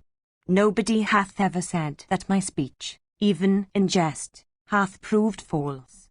Hence, on serious occasions like this, I need not say anything more, O uncle. Going thither today I shall gratify, with words mixed with blessings, the monarch Janamjaya installed at the sacrifice, so that, O excellent one, the sacrifice may stop. O high-minded one, O king of the snakes, believe all that I say. Believe me, my resolve can never be unfulfilled. And Vasuki then said, O Astika, my head swims and my heart breaks. I cannot discern the points of the earth, as I am afflicted with a mother's curse. And Astika said, Thou best of snakes, it behoveth thee not to grieve any longer. I shall dispel this fear of thine from the blazing fire. This terrible punishment, capable of burning like the fire at the end of the yuga, I shall extinguish. Nurse not thy fear any longer. Soti continued, then that best of Brahmanas, Astika, quelling the terrible fear of the Vasuki's heart, and taking it, as it were, on himself, wended, for the relief of the king of the snakes, with speed to Janamjaya's sacrifice blessed with every merit. And Astika, having gone thither, beheld the excellent sacrificial compound with numerous sardasyas on it, whose splendour was like unto that of the sun or Agni. But that best of Brahmanas was refused admittance by the doorkeepers, and the mighty ascetic gratified them, being desirous of entering the sacrificial compound. And that best of Brahmanas, that foremost of all virtuous men, having entered the excellent sacrificial compound, began to adore the king of infinite achievements, Ritwiks, the sardasyas, and also the sacred fire. Section LV. Astika Parva continued. Astika said, Soma and Varuna and Prajapati performed sacrifices of old in Praga. But thy sacrifice, O foremost one of Bharata's race, O son of Parikshit, is not inferior to any of those. Let those dear unto us be blessed. Sakra performed 100 sacrifices. But this sacrifice of thine, O foremost one of Bharata's race, O son of Parikshit, is fully equal to 10,000 sacrifices of Sakra. Let those dear unto us be blessed. Like the sacrifice of Yama, of Harimada, or of King Rantideva, is the sacrifice of thine, O foremost one of Bharata's race, O son of Parikshit. Let those dear unto us be blessed. Like the sacrifice of Maya, of King Sasavindu, or of King Vaisravana, is this sacrifice of thine, O foremost one of Bharata's race, O son of Satyavati, in which he himself was the chief priest, is this sacrifice of Nriga, of Ajumida, of the son of Dasaratha, is this sacrifice of thine, O foremost one of Bharata's race, O son of Parikshit. Let those dear unto us be blessed. Like the sacrifice of King Yudhishthira, the son of a god and belonging to Ajumida race, heard of, even, in the heavens, is this sacrifice of thine, O foremost one of Bharata's race, O son of Parikshit. Let those dear unto us be blessed. Like the sacrifice of Krishna, Vaipayana, the son of Satyavati, in which he himself was the chief priest, is this sacrifice of thine, O foremost one of Bharata's race, O son of Parikshit. Let those dear unto us be blessed. These, Ritwiks and Sardasyas, that are here engaged in making thy sacrifice, like unto that of the slayer of Vritra, are of splendour equal to that of the sun. There now remains nothing for them to know, and gifts made to them become inexhaustible in merit. It is my conviction that there is no Ritwik in all the worlds who is equal to thy Ritwik, Dvaipayana. His disciples, becoming Ritwiks, competent for their duties, travel over the earth. The high sword-bearer of libation, viz., Agni, called also Bhavasu and Chitrabhanu, having gold for his vital seed and having his path, marked by black smoke, blazing up with flames inclined to the right, beareth these thy libations of clarified batu to the gods. In this world of men there is no other monarch equal to thee in the protection of subjects. I am ever well pleased with thy abstinence. Indeed, thou art either Varuna, or Yama, the god of justice.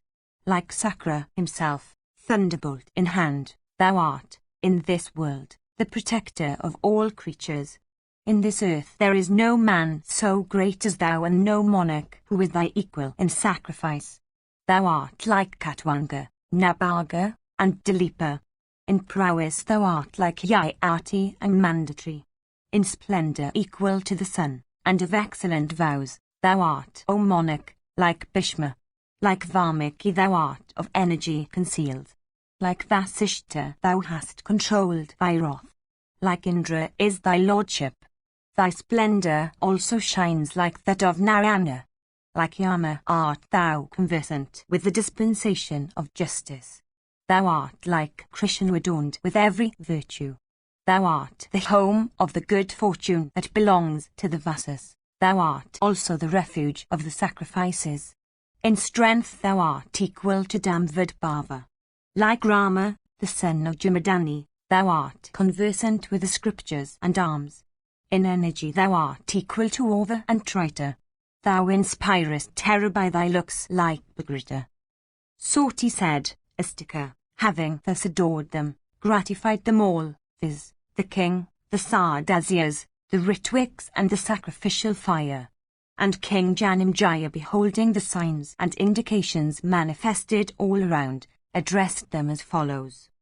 Section LVI. Astika Parva continued. Janamejaya said, though this one is but a boy, he speaks yet like a wise old man. He is not a boy but one wise and old. I desire to bestow on him a boon. Therefore, ye Brahmanas, give me the necessary permission. The Sardasyas said, a Brahmana, though a boy, deserves the respect of kings. The learned ones do more so. This boy deserves every desire of his being fulfilled by thee, but not before Takshaka comes with speed. Soti continued, the king, being inclined to grant the Brahmana a boon, said, ask thou a boon. The Hotri, however, being rather displeased, said, Takshaka hath not come as yet into this sacrifice. Janamjaya replied, exert ye to the best of your might, so that this sacrifice of mine may attain completion, and Takshaka also may soon come here. He is my enemy. The Ritwiks replied, as the scriptures declare unto us, and as the fire also saith, O monarch, it seems that Takshaka is now staying in the abode of Indra, afflicted with fear. Soti continued, the illustrious suitor named Lohitaksha also, conversant with the Puranas, had said so before. Asked by the king on the present occasion, he again told the monarch, Sire, it is even so as the Brahmanas have said, knowing the Puranas, I say, O monarch, that Indra hath granted him this boon, saying, dwell with me in concealment, and Agni shall not burn thee. Soti continued, hearing this, the king installed in the sacrifice became very sorry and urged the Hotri to do his duty. And as the Hotri, with mantras, began to pour clarified butter into the fire, Indra himself appeared on the scene. And the illustrious one came in his car, adorned by all the gods standing around, followed by masses of clouds, celestial singers, and the several bevies of celestial dancing girls. And Takshaka, anxious with fear, hid himself in the upper garment of Indra and was not visible. Then the king in his anger again said unto his mantra-knowing Brahmanas these words, bent upon the destruction of Takshaka, if the snake Takshaka be in the abode of Indra, cast him into the fire with Indra himself. Soti continued, urged thus by the king Janamjaya about Takshaka, the Hotri poured libations, naming that snake then staying there. And even as the libations were poured, Takshaka, with Purandara himself, anxious and afflicted, became visible in a moment in the skies. Then Purandara, seeing that sacrifice, became much alarmed, and quickly casting Takshaka off, went back to his own abode. After Indra had gone away, Takshaka, the prince of snakes, insensible with fear, was by virtue of the mantras, brought near enough the flames of the sacrificial fire. The Ritwiks then said, O King of Kings, the sacrifice of thine is being performed duly. It behoveth thee, O Lord, to grant a boon now to this first of Brahmanas. Janamjaya then said, Thou immeasurable one of such handsome and childlike features, I desire to grant thee a worthy boon.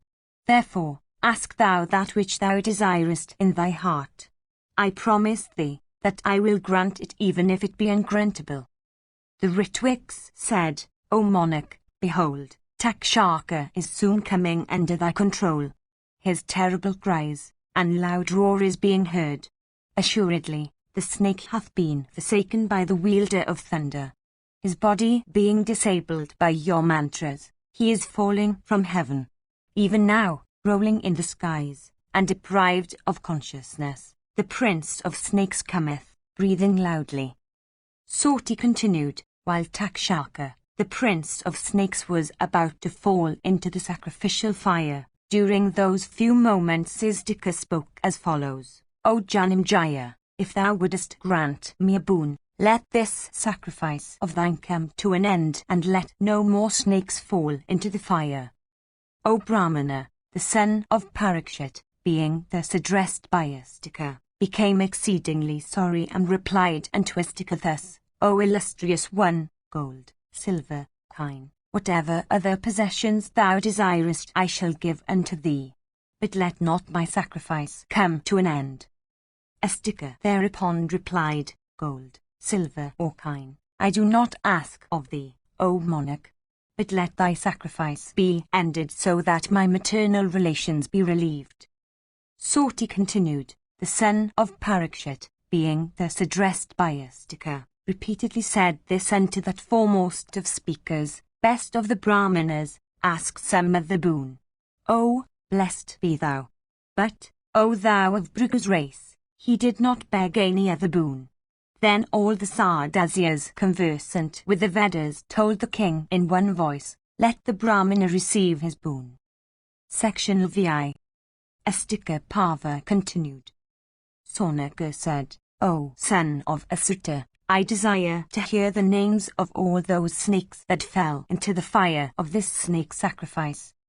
Soti replied, many thousands and tens of thousands and billions of snakes fell into the fire. O most excellent Brahmana, so great is the number that I am unable to count them all.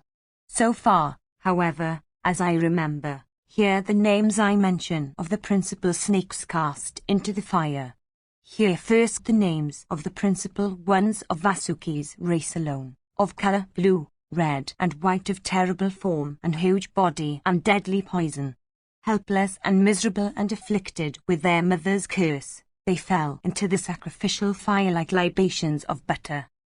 Kotesa, Manasa, Purna, Kala, Pala Halmaka, Pikshala, Kornapa, Kakra, Kulaviga, Prakalana, Horanave Au, Gurna, Kakshaka, Kaladantaka, these snakes born of Vasuki, fell into the fire. And, O Brahmana, numerous other snakes well born, and of terrible form and great strength, were burnt in the blazing fire.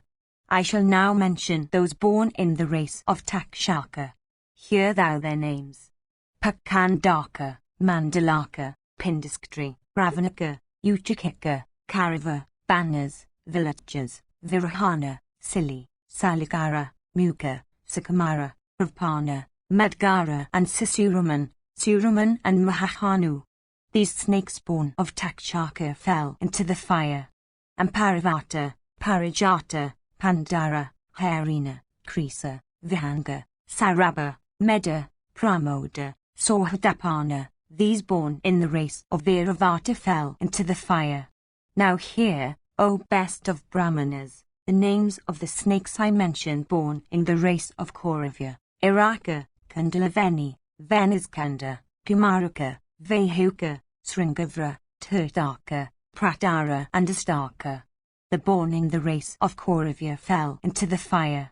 Now hear the names I mention, in order, of those snakes endued with the speed of the wind and with virulent poison, born in the race of Dhritarashtra, Sankakana, Pitharaka, Katara, Sugana, and Shechaka, Purnangada, Purnamika, Prahasa, Sakuni, Dari, Amahatha, Kumathaka, Sushna, Vyaya, Bhairava, Mandavadanga, Bisanga, Udraparaka, Rishabha, Vegavat, Pindaraka, Rakdamga, Savaz Aranga, Samrida, Patha and Vasaka, Varahaka, Vranaka, Sachitra, Chitravjika, Parasara, Tharanika, Maniskanda and Aruni.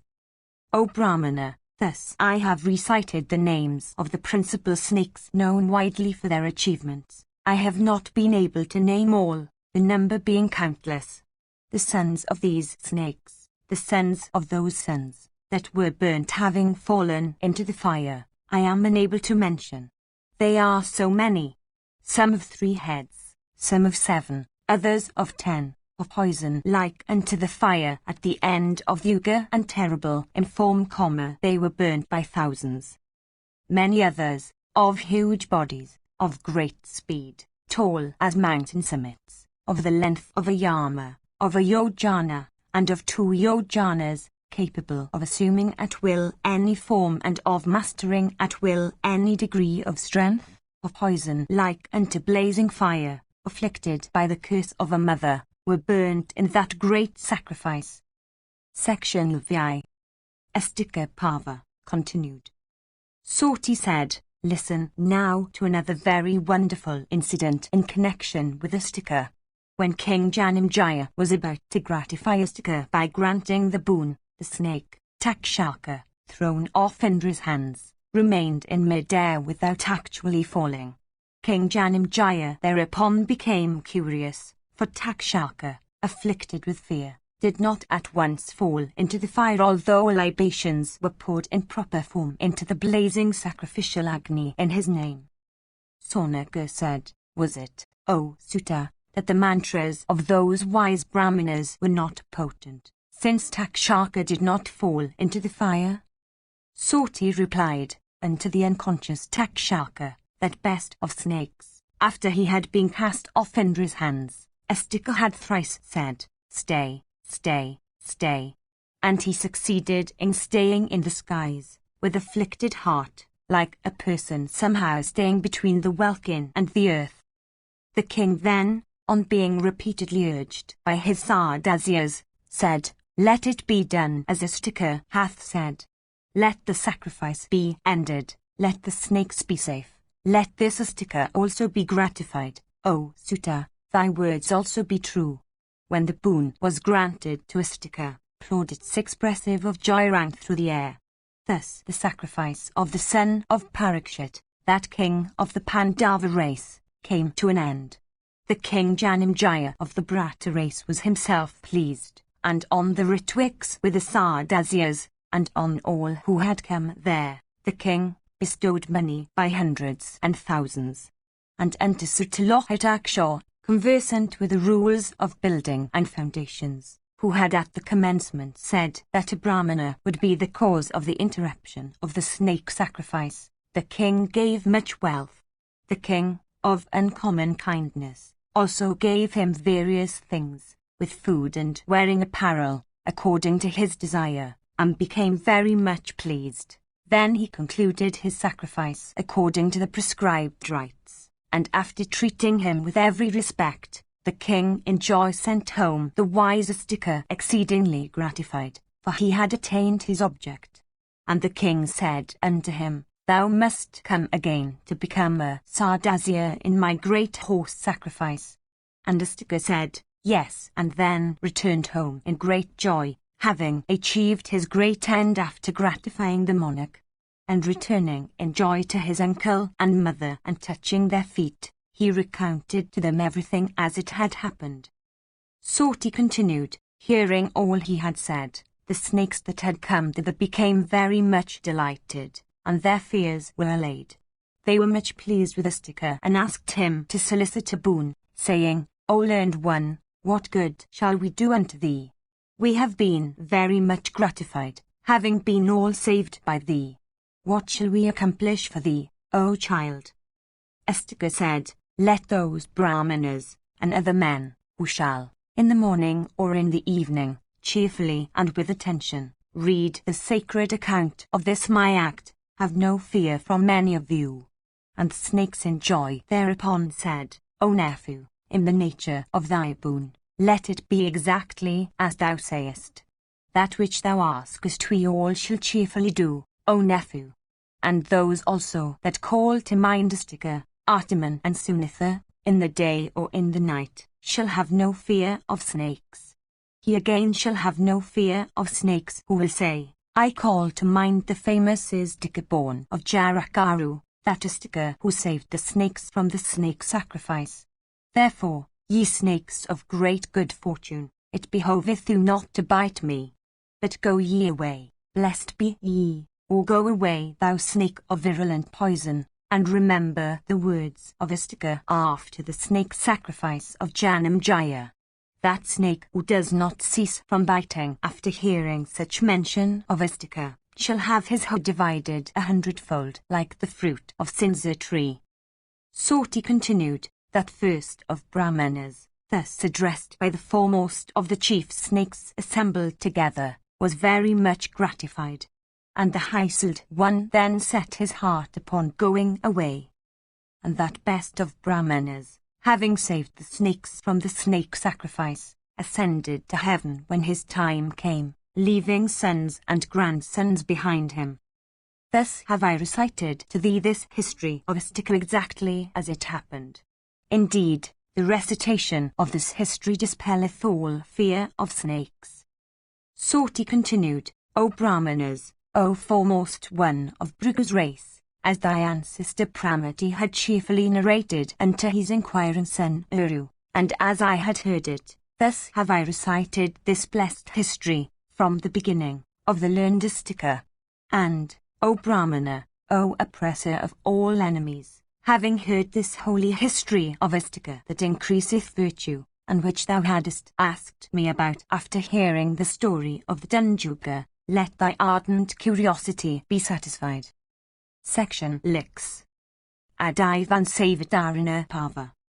Sonaga said, O son, thou hast narrated to me this extensive and great history commencing from the progeny of Bhrigu.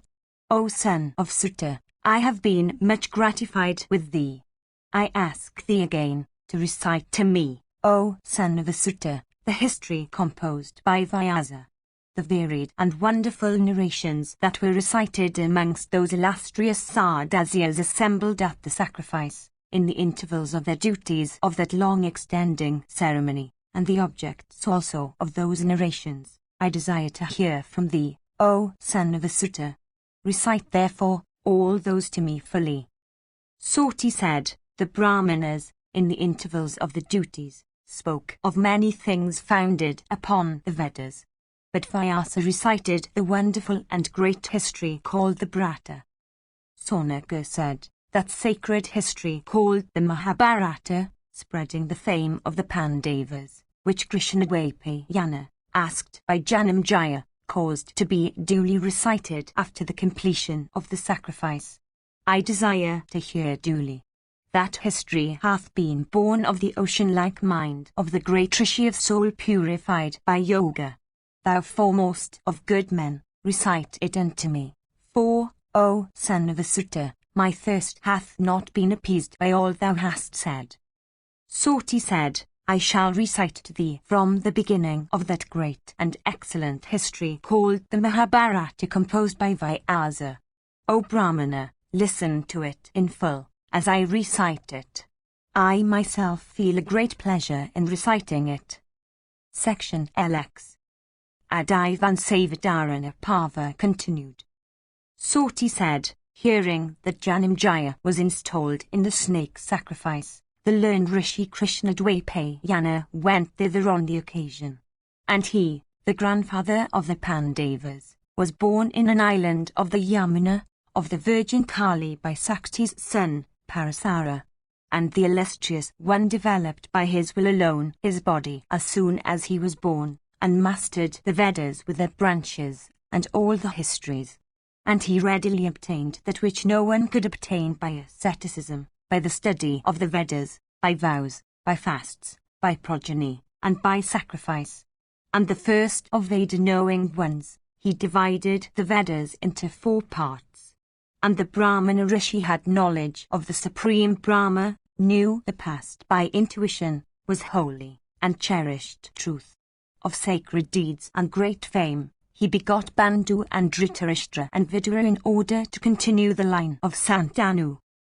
And the High-souled Rishi, with his disciples all conversant with the Vedas and their branches, entered the sacrificial pavilion of the royal sage, Janamejaya.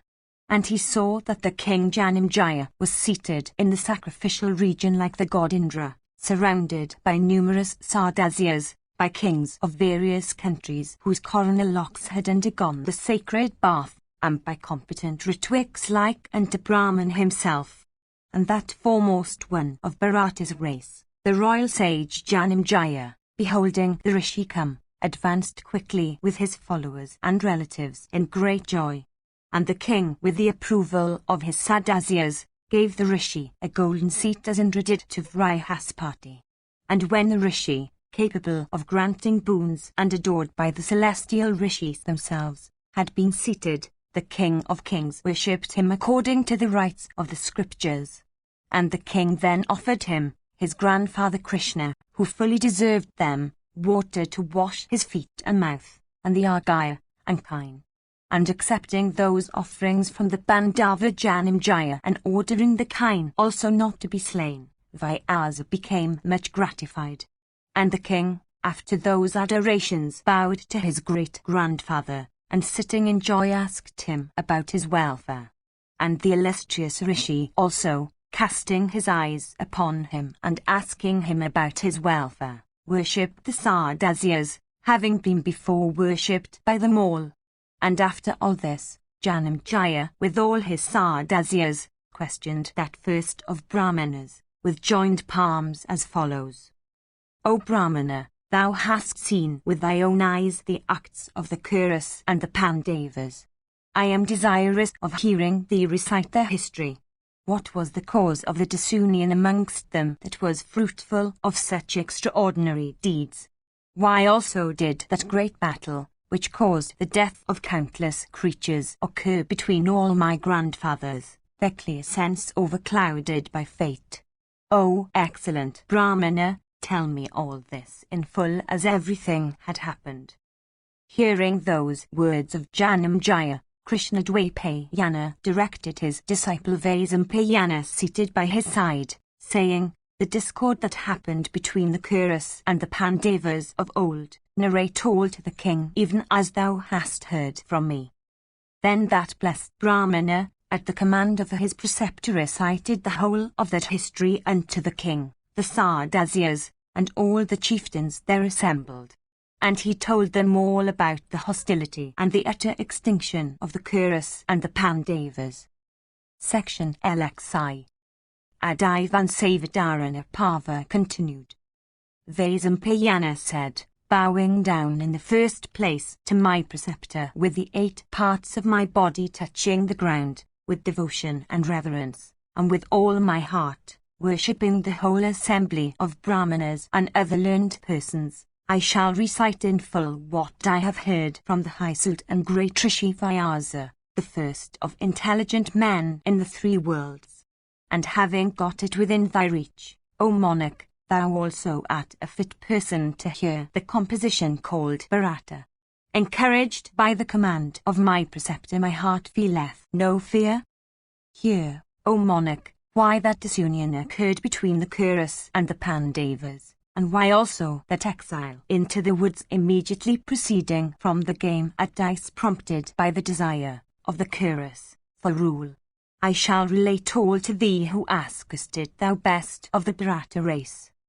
On the death of their father, those heroes, the Pandavas, came to their own home, and within a short time they became well versed in archery. And the Kuras, beholding the Pandavas gifted with physical strength, energy, and power of mind, popular also with the citizens, and blessed with good fortune, became very jealous. Then the crooked-minded Duryodhana and Karna, with the former's uncle, the son of Shivala, began to persecute them and devise means for their exile. Then the wicked Duryodhana, guided by the counsels of Sakuni, his maternal uncle, persecuted the Pandavas in various ways for the acquirement of undisputed sovereignty. The wicked son of Dhritarashtra gave poison to Bhima, but Bhima of the stomach of the wolf digested the poison with the food. Then the wretch again tied the sleeping Bhima on the margin of the Ganges and, casting him into the water, went away. But when Bhima's son of strong arms, the son of Kunti, woke, he tore the strings with which he had been tied and came up, his pains all gone. And while asleep and in the water, black snakes of virulent poison bit him in every part of his body. But that slayer of foes did not still perish. And in all those persecutions of the Pandavas by their cousins, the Kuras, the high-minded Vidura attentively engaged himself, neutralizing those evil designs and rescuing the persecuted ones. And as Sakra from the heavens keeps in happiness the world of men, so did Vidura always keep the Pandavas from evil. When Duryodhana, with various means, both secret and open, found himself incapable of destroying the Pandavas, who were protected by the fates and kept alive for grave future purposes, such as the extermination of the Kuru race, then called together his councillors, consisting of Risha, Karna, Dusasana and others, and with the knowledge of Dhritarashtra caused a house of lac to be constructed. And King Dhritarashtra, from affection for his children, and prompted by the desire of sovereignty, sent the Pandavas tactfully into Varanavata. And the Pandavas then went away with their mother from Hastinapura. And when they were leaving the city, Vidura gave them some idea of impending danger and how they could come out of it. The sons of Kunti reached the town of Varanavata and lived there with their mother. And, agreeably to the command of Dhritarashtra, those illustrious slayers of all enemies lived in the palace of Lak, while in that town. And they lived in that place for 1 year, protecting themselves from Purachana very wakefully, and causing a subterranean passage to be constructed. Acting according to the directions of Vidura, they set fire to that house of Lak and burnt Purachana, their enemy and the spy of Duryodhana, to death. Those slayers of all enemies, anxious with fear, then fled with their mother. In the woods beside a fountain they saw a Rakshasa. But, alarmed at the risk they ran of exposure by such an act, the Pandavas fled in the darkness, out of fear from the sons of Dhritarashtra. It was here that Bhima gained Hidimva, the sister of the Rakshasa he slew, for a wife, and it was of her that Ghatotkacha was born. Then the Pandavas, of rigid vows, and conversant with the Vedas, wended to a town of the name of Akachakra and dwelt there in the guise of Brahmacarins. And those bulls among men dwelt in that town in the house of a Brahmana for some time, with temperance and abstinence. And it was here that Bhima of mighty arms came upon a hungry and mighty and man-eating Rakshasa of the name of Vaka. And Bhima, the son of Pandu, that tiger among men, slew him speedily with the strength of his arms and made the citizens safe and free from fear. Then they heard of Krishna, the princess of Panchala, having become disposed to select a husband from among the assembled princes. And, hearing of it, they went to Panchala, and there they obtained the maiden. And having obtained Draupadi, as their common wife, they then dwelt there for a year. And after they became known, those chastisers of all enemies went back to Hastinapura. And they were then told by King Dhritarashtra and the son of Santanu, Bhishma, as follows, in order: O dear ones, dissensions may not take place between you and your cousins. We have settled that Kandavrapastha should be your abode. Therefore, go ye, casting off all jealousy, to Kandavrapastha, which contains many towns served by many broad roads, for dwelling there. And accordingly the Pandavas went, with all their friends and followers, to Kandavrapastha, taking with them many jewels and precious stones. And the sons of Pritha dwelt there for many years. And they brought, by force of arms, many a prince under their subjection. And thus, setting their hearts on virtue and firmly adhering to truth, unruffled by affluence, calm in deportment, and putting down numerous evils, the Pandavas gradually rose to power. And Bhima of great reputation subjugated the east, the heroic Arjuna, the north, Nakula, the west, Sahadeva, that slayer of all hostile heroes, the south. And this having been done, their domination was spread over the whole world. And with the 5 Pandavas, each like unto the sun, the earth looked as if she had 6 suns. Then, for some reason, Yudhishthira the just, gifted with great energy and prowess, sent his brother Arjuna, who was capable of drawing the bow with the left hand, dearer unto him than life itself, into the woods. And Arjuna, that tiger among men, of firm soul, and gifted with every virtue, lived in the woods for 11 years and months. And during this period, on the certain occasion, Arjuna went to Krishna in Dwaravati. And Vatsu, Arjuna, there obtained for a wife the lotus-eyed and sweet-speeched younger sister of Vasudeva, Subhadra by name. And she became united, in gladness, with Arjuna, the son of Pandu, like Sakhi with the great Indra, or Shri with Krishna himself. And then, O best of monarchs, Arjuna, the son of Kunti, with Vasudeva, gratified Agni, the carrier of the sacrificial butter, in the forest of Kandava, by burning the medicinal plants in that woods to cure Agni of his indigestion. And to Arjuna, assisted as he was by Kusava, the task did not at all appear heavy, even as nothing is heavy to Vishnu with immense design and resources in the matter of destroying his enemies. And Agni gave unto the son of Pritha the excellent bow Gandhava and a quiver that was inexhaustible, and a war chariot bearing the figure of Garuda on its standard, And it was on this occasion that Arjuna relieved the great Asura, Maya, from fear of being consumed in the fire. And Maya, in gratitude, built, for the Pandavas, a celestial palace decked with every sort of jewels and precious stones. And the wicked Duryodhana, beholding that building, was tempted with the desire of possessing it. And deceiving Yudhishthira by means of the dice played through the hands of the son of Shivala, Duryodhana sent the Pandavas into the woods for 12 years and 1 additional year to be passed in concealment, thus making the period full 13.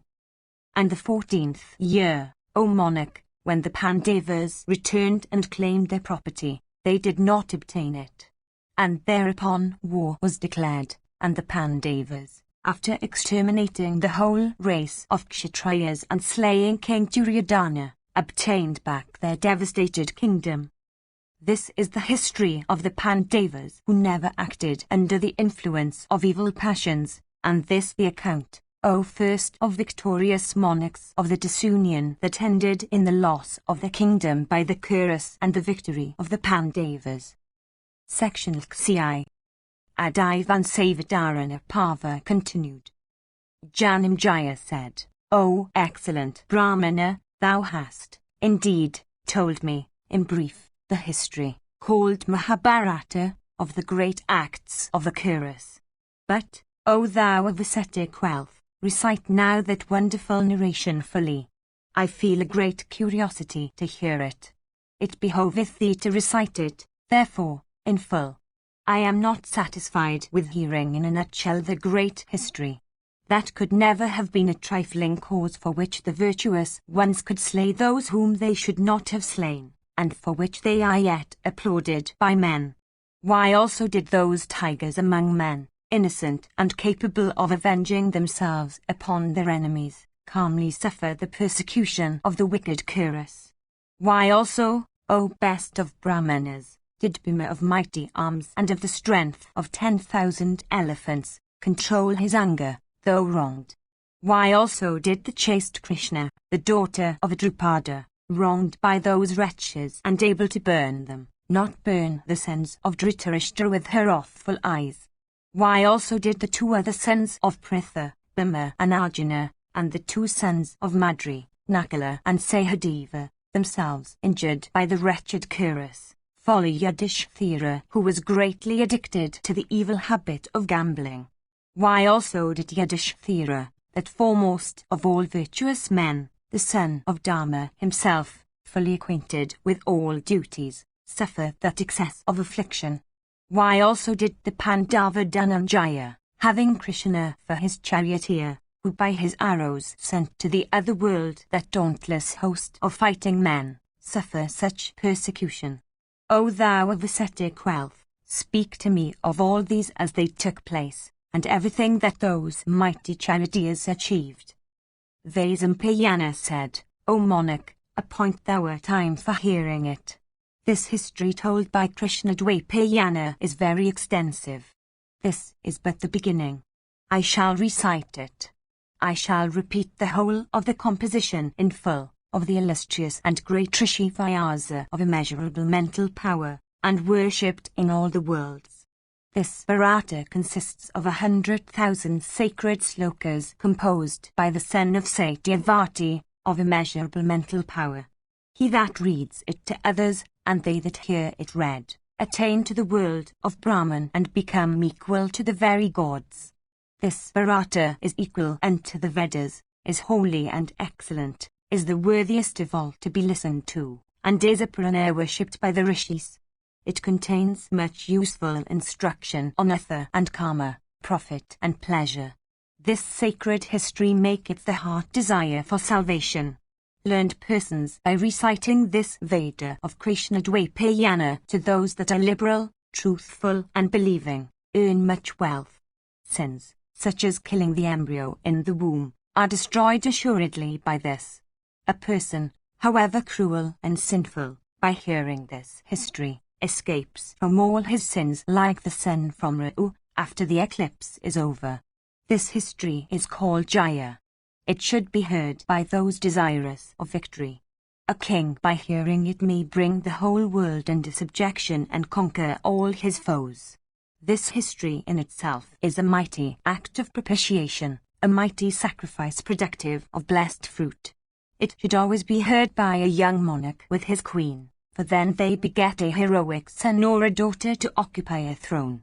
This history is the high and sacred science of Dharma, Artha, and also of Moksha. It hath been so said by Vyasa himself of mind that is immeasurable. This history is recited in the present age and will be recited in the future. They that hear it, read, have sons and servants always obedient to them and doing their behests. All sins that are committed by body, word, or mind, immediately leave them that hear this history. They who hear, without the spirit of fault-finding, the story of the birth of the Bharata princes, can have no fear of maladies, let alone the fear of the other world. For extending the fame of the high-souled Pandavas and of other Kshatriyas versed in all branches of knowledge, high-spirited, and already known in the world for their achievements, Krishnadvapayana, guided also by the desire of doing good to the world, hath composed this work. It is excellent, productive of fame, grants length of life, is sacred and heavenly. He who, from desire of acquiring religious merit, causeth this history to be heard by sacred Brahmanas, acquireth great merit and virtue that is inexhaustible.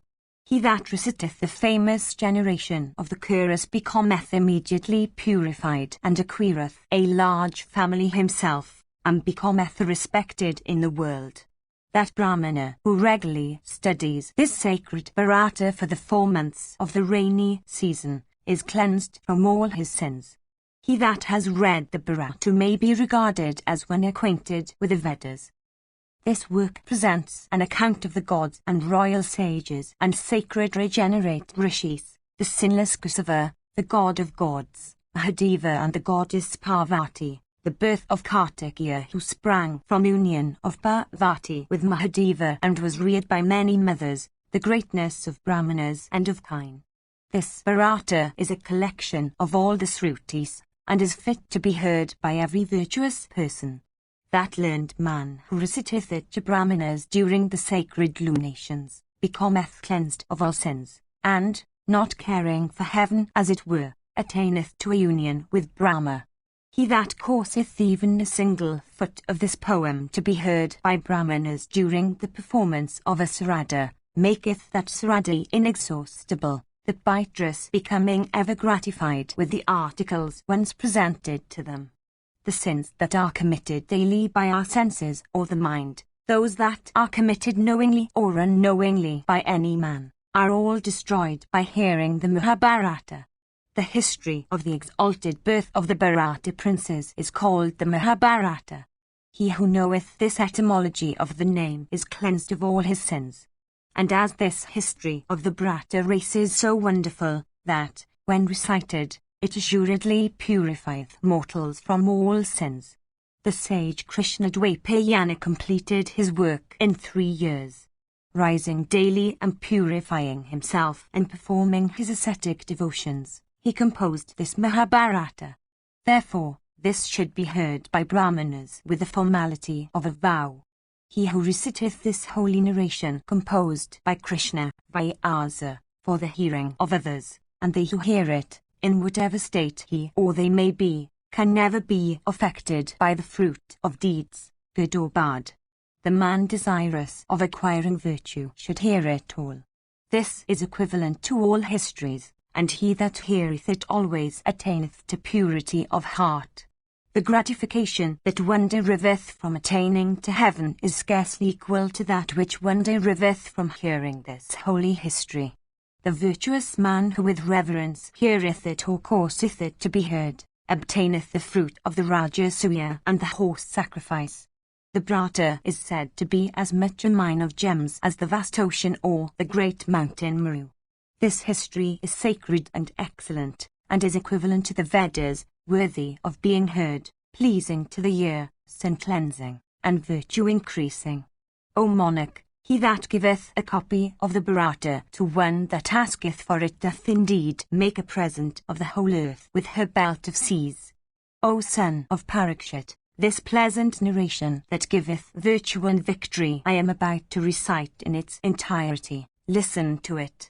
The sage Krishnadwapayana, regularly raising for 3 years, composed this wonderful history called Mahabharata. O bull amongst the Bharata monarchs, whatever is spoken about virtue, wealth, pleasure, and salvation may be seen elsewhere, but whatever is not contained in this is not to be found anywhere. Section Lxi. Adivan Savidarana Pava continued. Vaisampayana said, there was a king of the name of Aparichara. That monarch was devoted to virtue. He was very much addicted also to hunting. That king of the poor of the race, called also Vasu, conquered the excellent and delightful kingdom of Chedi under instructions from Indra. Some time after, the king gave up the use of arms and, dwelling in a secluded retreat, practiced the most severe austerities. The gods with Indra at their head once approached the monarch during this period, believing that he sought the headship of the gods by those severe austerities of his. The celestials, becoming objects of his sight, by soft speeches succeeded in winning him away from his ascetic austerities. The god said, O Lord of the earth, thou shouldst take care so that virtue may not sustain a diminution on earth. Protected by thee, virtue itself will in return protect the universe. And Indra said, O king, protect virtue on earth attentively and rigidly. Being virtuous, thou shalt, for all time, behold, in afterlife, many sacred regions. And though I am of heaven, and thou art of earth, yet art thou my friend and dear to me. And, O king of men, dwell thou in that region on earth which is delightful, and aboundeth in animals, is sacred, full of wealth and corn, is well protected like heaven, which is of agreeable climate, graced with every object of enjoyment, and blessed with fertility. And, O monarch of Chedi, this thy dominion is full of riches, of gems and precious stones, and containeth, besides, much mineral wealth. The cities and towns of this region are all devoted to virtue. The people are honest and contented, they never lie even in jest. Sons never divide their wealth with their fathers and are ever mindful of the welfare of their parents. Lean cattle are never yoked to the plough or the cart or engaged in carrying merchandise. On the other hand, they are well fed and fattened. In Chedi the 4 orders are always engaged in their respective vocations. Let nothing be unknown to thee that happens in the 3 worlds. I shall give thee a crystal car such as the celestials alone are capable of carrying the car through mid-air. Thou alone, of all mortals on earth, riding on that best of cars, shall course through mid-air like a celestial endued with a physical frame. I shall also give thee a triumphal garland of unfading lotuses, with which in battle, thou shalt not be wounded by weapons. And, O king, this blessed and incomparable garland, widely known on earth as Indra's garland, shall be thy distinctive badge. The slayer of Vritra, Indra, also gave the king, for his gratification, a bamboo pole for protecting the honest and the peaceful. After the expiry of a year, the king planted it in the ground for the purpose of worshipping the giver thereof, viz., Sakra. From that time forth, O monarch, all kings, following Vasu's example, began to plant a pole for the celebration of Indra's worship. After erecting the pole they decked it with golden cloth and scents and garlands and various ornaments. And the god Vasava is worshipped in due form with such garlands and ornaments. And the god, for the gratification of the illustrious Vasu, assuming the form of a swan, came himself to accept the worship thus offered. And the god, beholding the auspicious worship thus made by Vasu, that first of monarchs, was delighted, and said unto him, Those men, and kings also, who will worship me and joyously observe this festival of mine like the king of Chedi, shall have glory and victory for their countries and kingdom. their cities also shall expand and be ever in joy. King Vasu was thus blessed by the gratified Mahabharata, the high soul chief of the gods. Indeed, those men who caused this festivity of Sakra to be observed with gifts of land, of gems and precious stones, become the respected of the world. And King Vasu, the lord of Chedis, bestowing boons and performing great sacrifices and observing the festivity of Sakra, was much respected by Indra. And from Chedi he ruled the whole world virtuously. And for the gratification of Indra, Vasu, the lord of the Chedis, observed the festivity of Indra.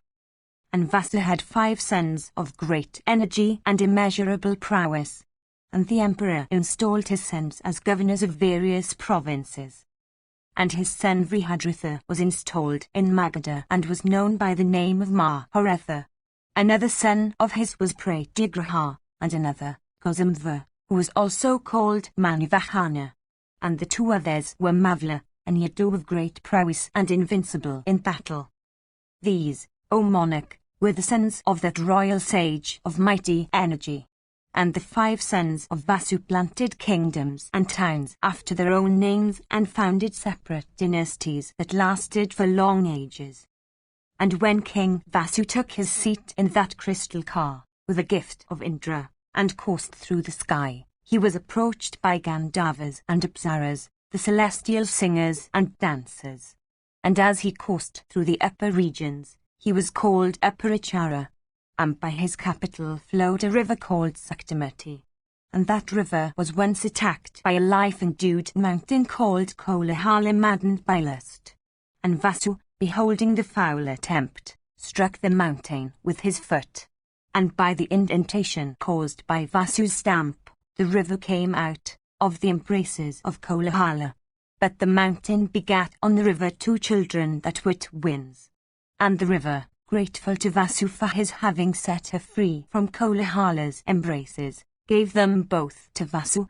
And the son was made the generalissimo to his forces by Vasu, that best of royal sages and giver of wealth and punisher of enemies.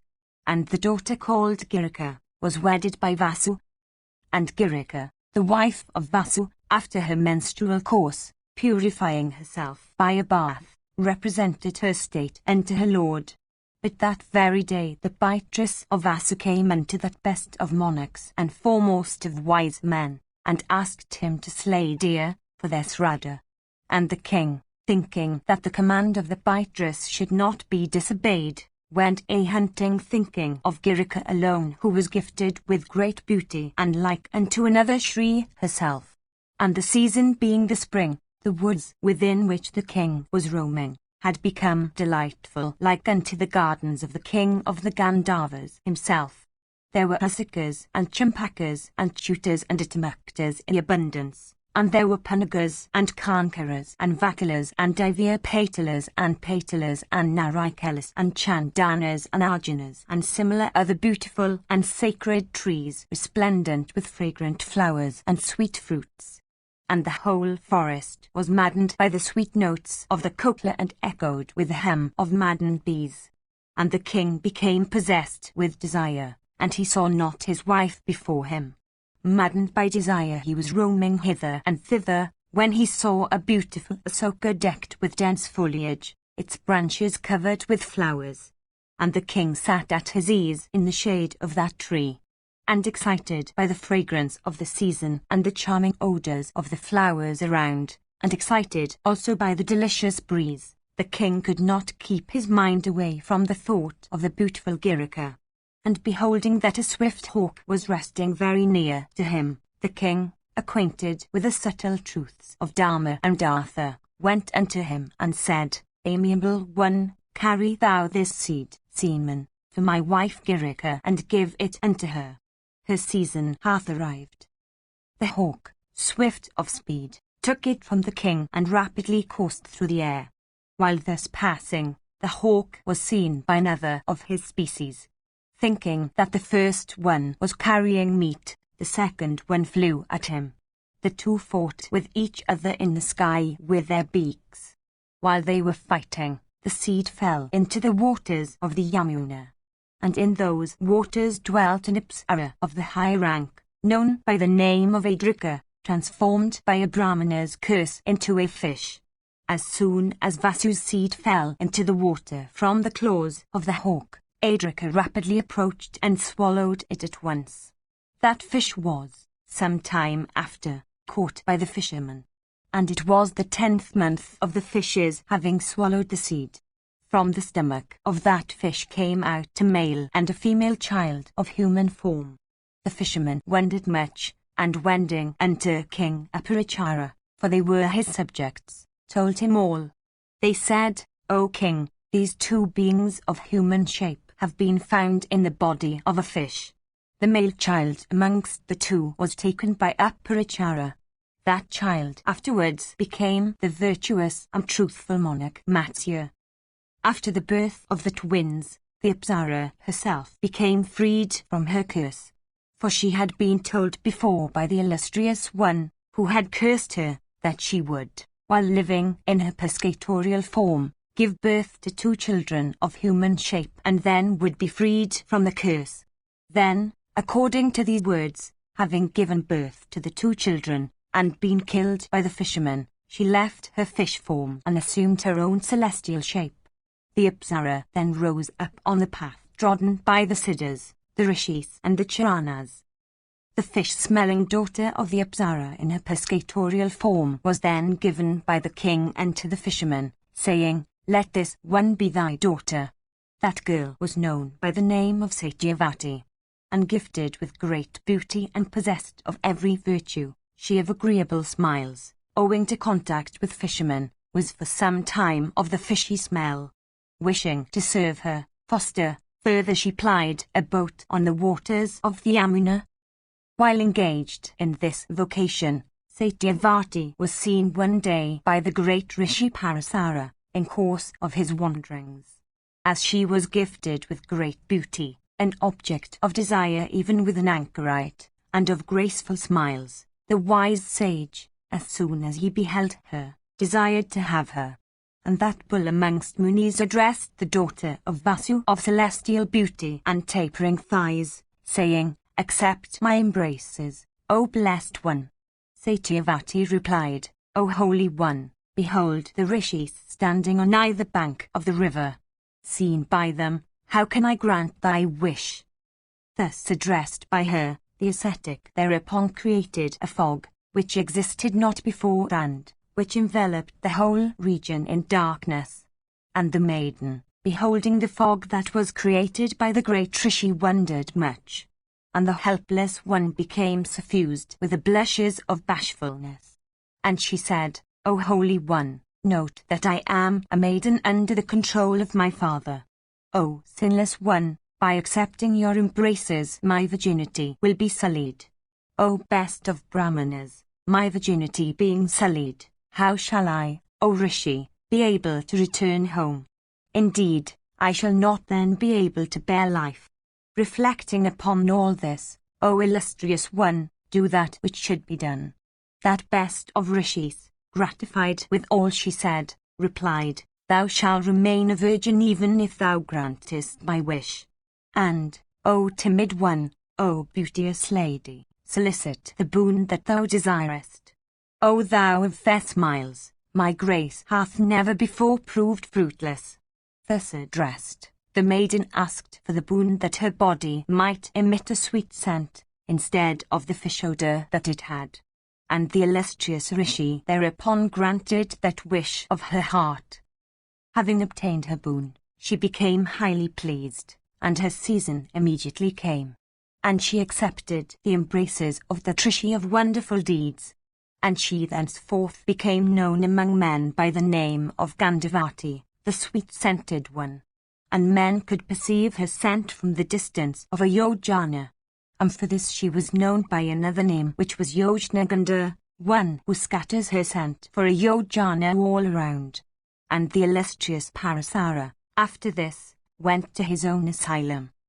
And Satyavati, gratified with having obtained the excellent boon, in consequence of which she became sweet-scented and her virginity remained unsullied, conceived through Parasara's embraces.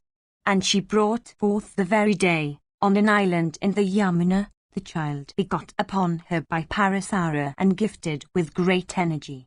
And the child, with the permission of his mother, set his mind on asceticism. And he went away saying, As soon as thou rememberest me when occasion comes, I shall appear unto thee. And it was thus that Vyasa was born of Satyavati through Parasara. And because he was born in an island, he was called Dwapayana, Dwapa or island born. And the learned Dwapayana, beholding that virtue is destined to become lame by one leg each yuga, she having 4 legs in all, and that the period of life and the strength of men followed the yugas, and moved by the desire of obtaining the favor of Brahman and the Brahmanas, arranged the Vedas. And for this he came to be called Vyasa, the arranger or compiler. The boon-giving Great One then taught Sumanta, Jaimini, Pala, his son Sukha, and Vaisampayana, the Vedas having the Mahabharata for their 5th. And the compilation of the Bharata was published by him through them separately. Then Bhishma, of great energy and fame and of immeasurable splendor, and sprung from the component parts of the Vasas, was born in the womb of Ganga through kings and Thanu. And there was a rishi of the name of Anumandavya of great fame. And he was conversant with the interpretations of the Vedas, was illustrious, gifted with great energy, and of great reputation. And, accused of theft, though innocent, the old rishi was impaled. He thereupon summoned Dharma and told him these words, In my childhood I had pierced a little fly on a blade of grass, O Dharma. I recollect that one sin, but I cannot call to mind any other. I have, however, since practiced penances 1,000-fold. Hath not that one sin been conquered by this my asceticism? And because the killing of a Brahmana is more heinous than that of any other living thing, therefore hast thou, O Dharma, been sinful. Thou shalt, therefore, be born on earth in the Sudra order. And for that cursed Dharma was born a Sudra in the form of the learned Vidura of body who was perfectly sinless. And the Sutta was born of Kunti in her maidenhood through Surya. And he came out of his mother's womb with a natural coat of mail and face brightened by earrings. And Vishnu himself, of worldwide fame, and worshipped of all the worlds, was born of Devaki through Vasudeva, for the benefit of the 3 worlds. He is without birth and death, of radiant splendor, the creator of the universe and the Lord of all. Indeed, he who is the invisible cause of all, who knoweth no deterioration, who is the all-pervading soul, the centre round which everything moveth, the substance in which the 3 attributes of Sattva, Rajas and Tamas cohere, the universal soul, the immutable, the material out of which hath been created this universe, the Creator himself, the controlling Lord, the invisible dweller in every object, progenitor of this universe of 5 elements, who is united with the 6 high attributes, is the Pranava Om of the Vedas, is infinite, incapable of being moved by any force save his own will, illustrious, the embodiment of the mode of life called Sanyasa, who floated on the waters before the creation, who is the source whence hath sprung this mighty frame, who is the great combiner, the uncreate, the invisible essence of all, the great immutable, bereft of those attributes that are knowable by the senses, who is the universe itself, without beginning, birth, and decay, is possessed of infinite wealth, that grandsire of all creatures, became incarnate in the race of the Andaka Vrishnis for the increase of virtue. And Satyaki and Kritavama, conversant with the use of weapons possessed of mighty energy, well versed in all branches of knowledge, and obedient to Narayana in everything and competent in the use of weapons, had their births from Satyaka and Ridika. And the seed of the great Rishi Bharadwaj of severe penances, kept in a pot, began to develop. And from that seed came Drona, the pot-born. And from the seed of Kodama, fallen upon a clump of reeds, were born 2 that were twins, the mother of Aswataman, called Kripi, and Gripa of great strength. Then was born Drishthadama, of the splendor of Agni himself, from the sacrificial fire. And the mighty hero was born with bow in hand for the destruction of Drona. And from the sacrificial altar was born Krishna, Draupadi, resplendent and handsome, of bright features and excellent beauty. Then was born the disciple of Prahlada, viz., Nagnajit, and also Shivala. And from Shivala was born a son, Sakuni, who from the curse of the gods became the slayer of creatures and the foe of virtue. And unto him was also born a daughter, Gandhari, the mother of Duryodhana. And both were well versed in the arts of acquiring worldly profits. And from Krishna was born, in the soil of Vichitravirya, Dhritarashtra, the lord of men, and Pandu of great strength. And from Dwapayana also born, in the Sudra caste, the wise and intelligent Vidura, conversant with both religion and profit, and free from all sins. And unto Pandu by his 2 wives were born 5 sons like the celestials. The eldest of them was Yudhishthira. And Yudhishthira was born, of the seed of Dharma, Yama, the god of justice, and Bhima of the wolf's stomach was born of Marat, the god of wind, and Dhananjaya, blessed with good fortune and the first of all wielders of weapons, was born of Indra, and Nakula and Sahadeva, of handsome features and ever engaged in the service of their superiors, were born of the twin Aswins. And unto the wise Dhritarashtra were born 100 sons, viz., Duryodhana and others, and another, named Duitsu, who was born of a Vaisya woman. And amongst those 101, 11, viz., Dasasana, Dasaha, Damashana, Vikana, Chitrasana, Vaivansati, Jaya, Satyavrata, Purumitra, and Duitsu by a Vaisya wife, were all Maharathas, great cow warriors. And Abhimanyu was born of Subhadra, the sister of Vasudeva through Arjuna, and was, therefore, the grandson of the illustrious Pandu. And unto the 5 Pandavas were born 5 sons by their common wife, Panchali. And these princes were all very handsome and conversant with all branches of knowledge. From Yudhishthira was born Prithivindaya, from Vrikadara, Sutasoma, from Arjuna, Srutakirti, from Nakula, Satnaka, and from Sahadeva, Srutasna of great prowess, and Bhima, in the forest begot on Hidimva a son named Gatotkacha. And from Drupada was born a daughter Sikandin, who was afterwards transformed into a male child. Sikandini was so transformed into a male by Yaksha named Stuna from the desire of doing her good. In that great battle of the Kurus came hundreds of thousands of monarchs for fighting against one another. The names of the innumerable host I am unable to recount even in 10,000 years. I have named, however, the principal ones who have been mentioned in this history. Section Ksif. Adivan Savidarana Pava continued. Janamjaya said, O Brahmana, those thou hast named and those thou hast not named, I wish to hear of them in detail, as also of other kings by thousands.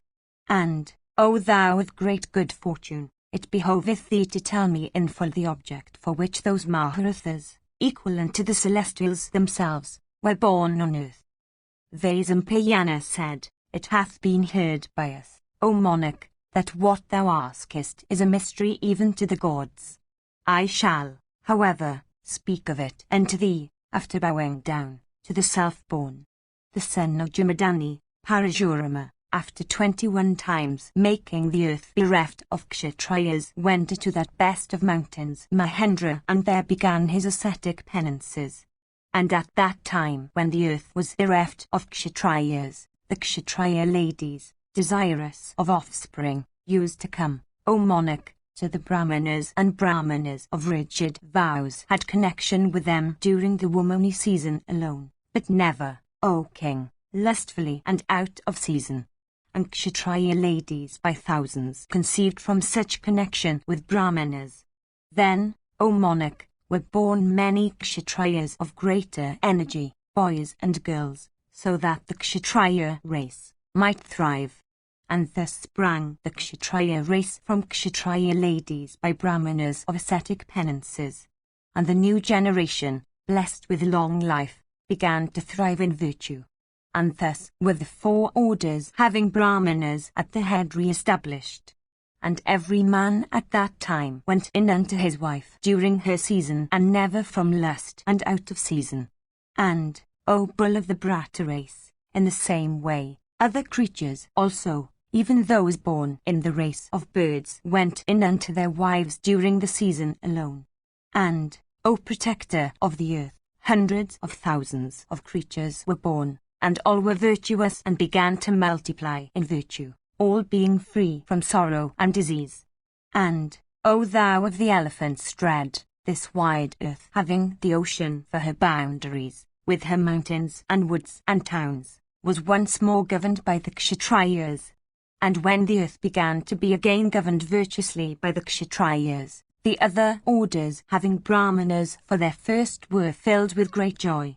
And the kings, giving up all vices born of lust and anger, and justly awarding punishments to those that deserved them, protected the earth.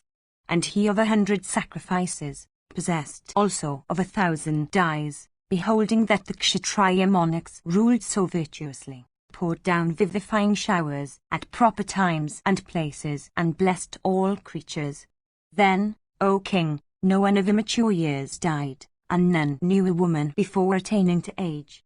And thus, O bull of the Brahta race, the earth, to the very coasts of the ocean, became filled with men that were all long-lived. The Kshatriyas performed great sacrifices, bestowing much wealth. And the Brahmanas also all studied the Vedas with their branches and the Upanishads. And, O king, no Brahmana in those days ever sold the Vedas, that is, taught for money, or ever read aloud the Vedas in the presence of a Sudra. The Vaisyas, with the help of bullocks, caused the earth to be tilled. And they never yoked the cattle themselves. And they fed with care all cattle that were lean. And men never milked kine as long as the calves drank only the milk of their dams, without having taken to grass or any other food. And no merchant in those days ever sold his articles by false scales. And, O tiger among men, all persons, holding to the ways of virtue, did everything with eyes set upon virtue. And, O monarch, all the orders were mindful of their own respective duties. Thus, O tiger among men, virtue in those days never sustained any diminution. And, O bull of the Brahta race, both kine and women gave birth to their offspring at the proper time.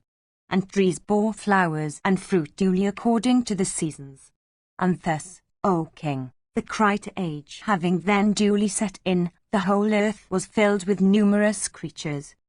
And, O bull of the Brahta race, when such was the blessed state of the terrestrial world, the Asuras, O Lord of men, began to be born in kingly lines.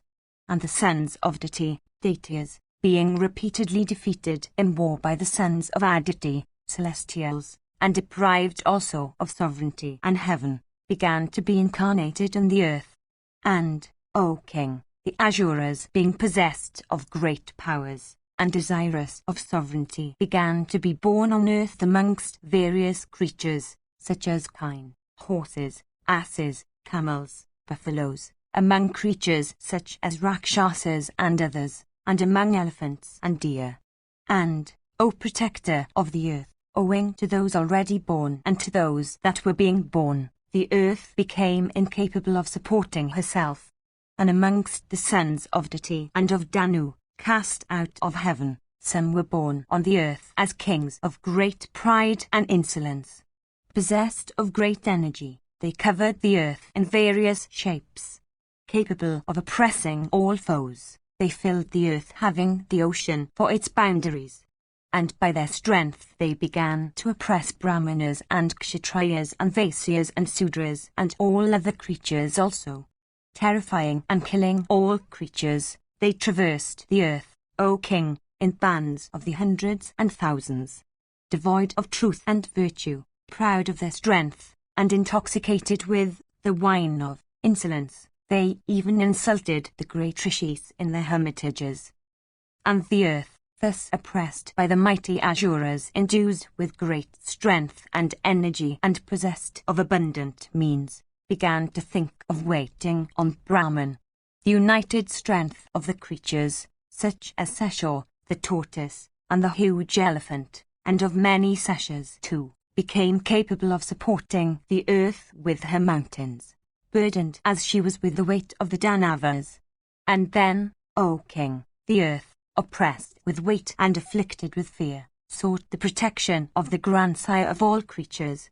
And she beheld the divine Brahman, the creator of the world who knoweth no deterioration, surrounded by the gods, Brahmanas, and great rishis, of exceeding good fortune, and adored by delighted Gandharvas and Apsaras, always engaged in the service of the celestials. And the earth, desirous of protection, then represented everything to him, in the presence, O Bharata, of all the regions of the worlds.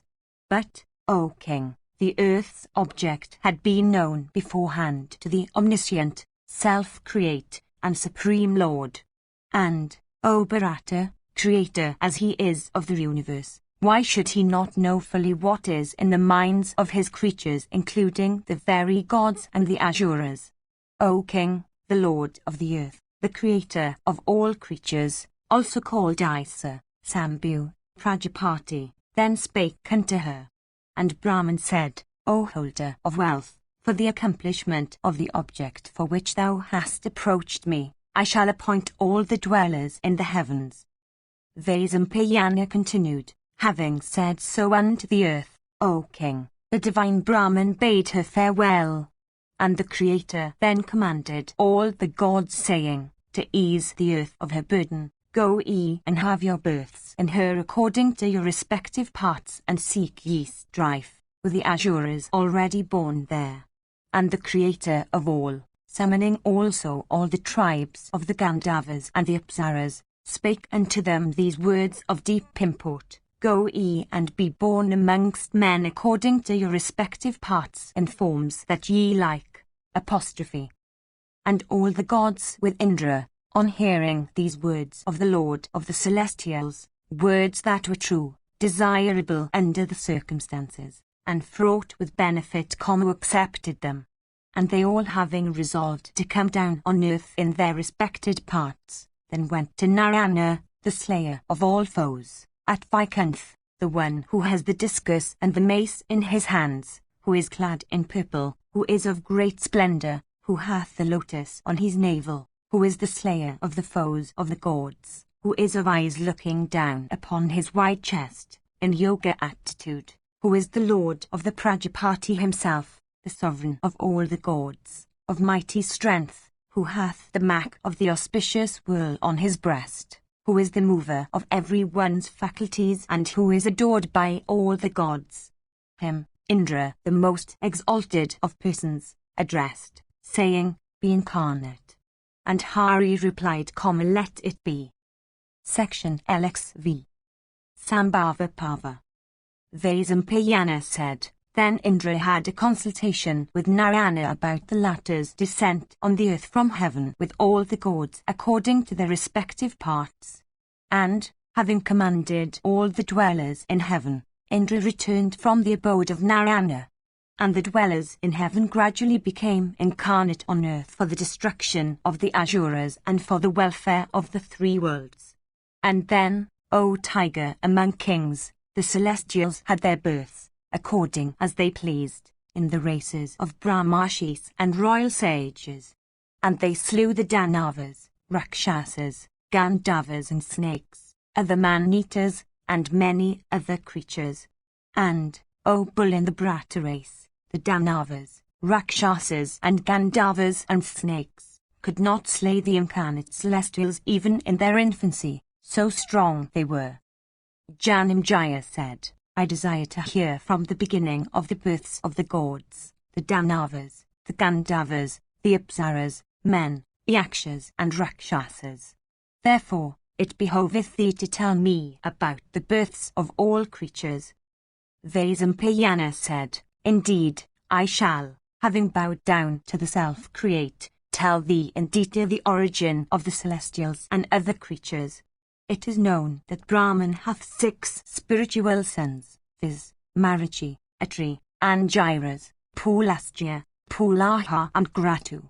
And Marichi's son is Kasyapa, and from Kasyapa have sprung these creatures. And to Daksha, one of the Prajapatis, were born 13 daughters of great good fortune. The daughters of Daksha are, O tiger among men and prince of the Brata race, Aditi, Diti, Danu, Kala, Danayu, Sinhaka, Kroda, Prada, Viswa, Vinata, Kapla, Moon, and Kadru. The sons and grandsons of these, gifted with great energy, are countless. From Aditi have sprung the 12 Adityas who are the lords of the universe. And, O Bharata, as they are according to their names, I shall recount them to thee. They are Datri, Mitra, Aryaman, Sakra, Varuna, Anza, Vaga, Vivaswat, Usha, Savitri, Tvashtri, and Vishnu. The youngest, however, is superior to them all in merit. Diti had one son called Hiranyakasipu, and the illustrious Hiranyakasipu had 5 sons, all famous throughout the world.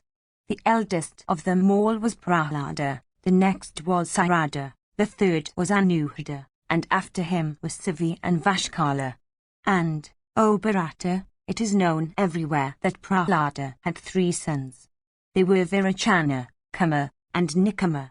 And unto Virachana was born a son, Vali, of great prowess. And the son of Vali is known to be the great Asura, Vana. And blessed with good fortune, Vana was a follower of Rudra, and was known also by the name of Mahakala. And Danu had 40 sons, O Bharata.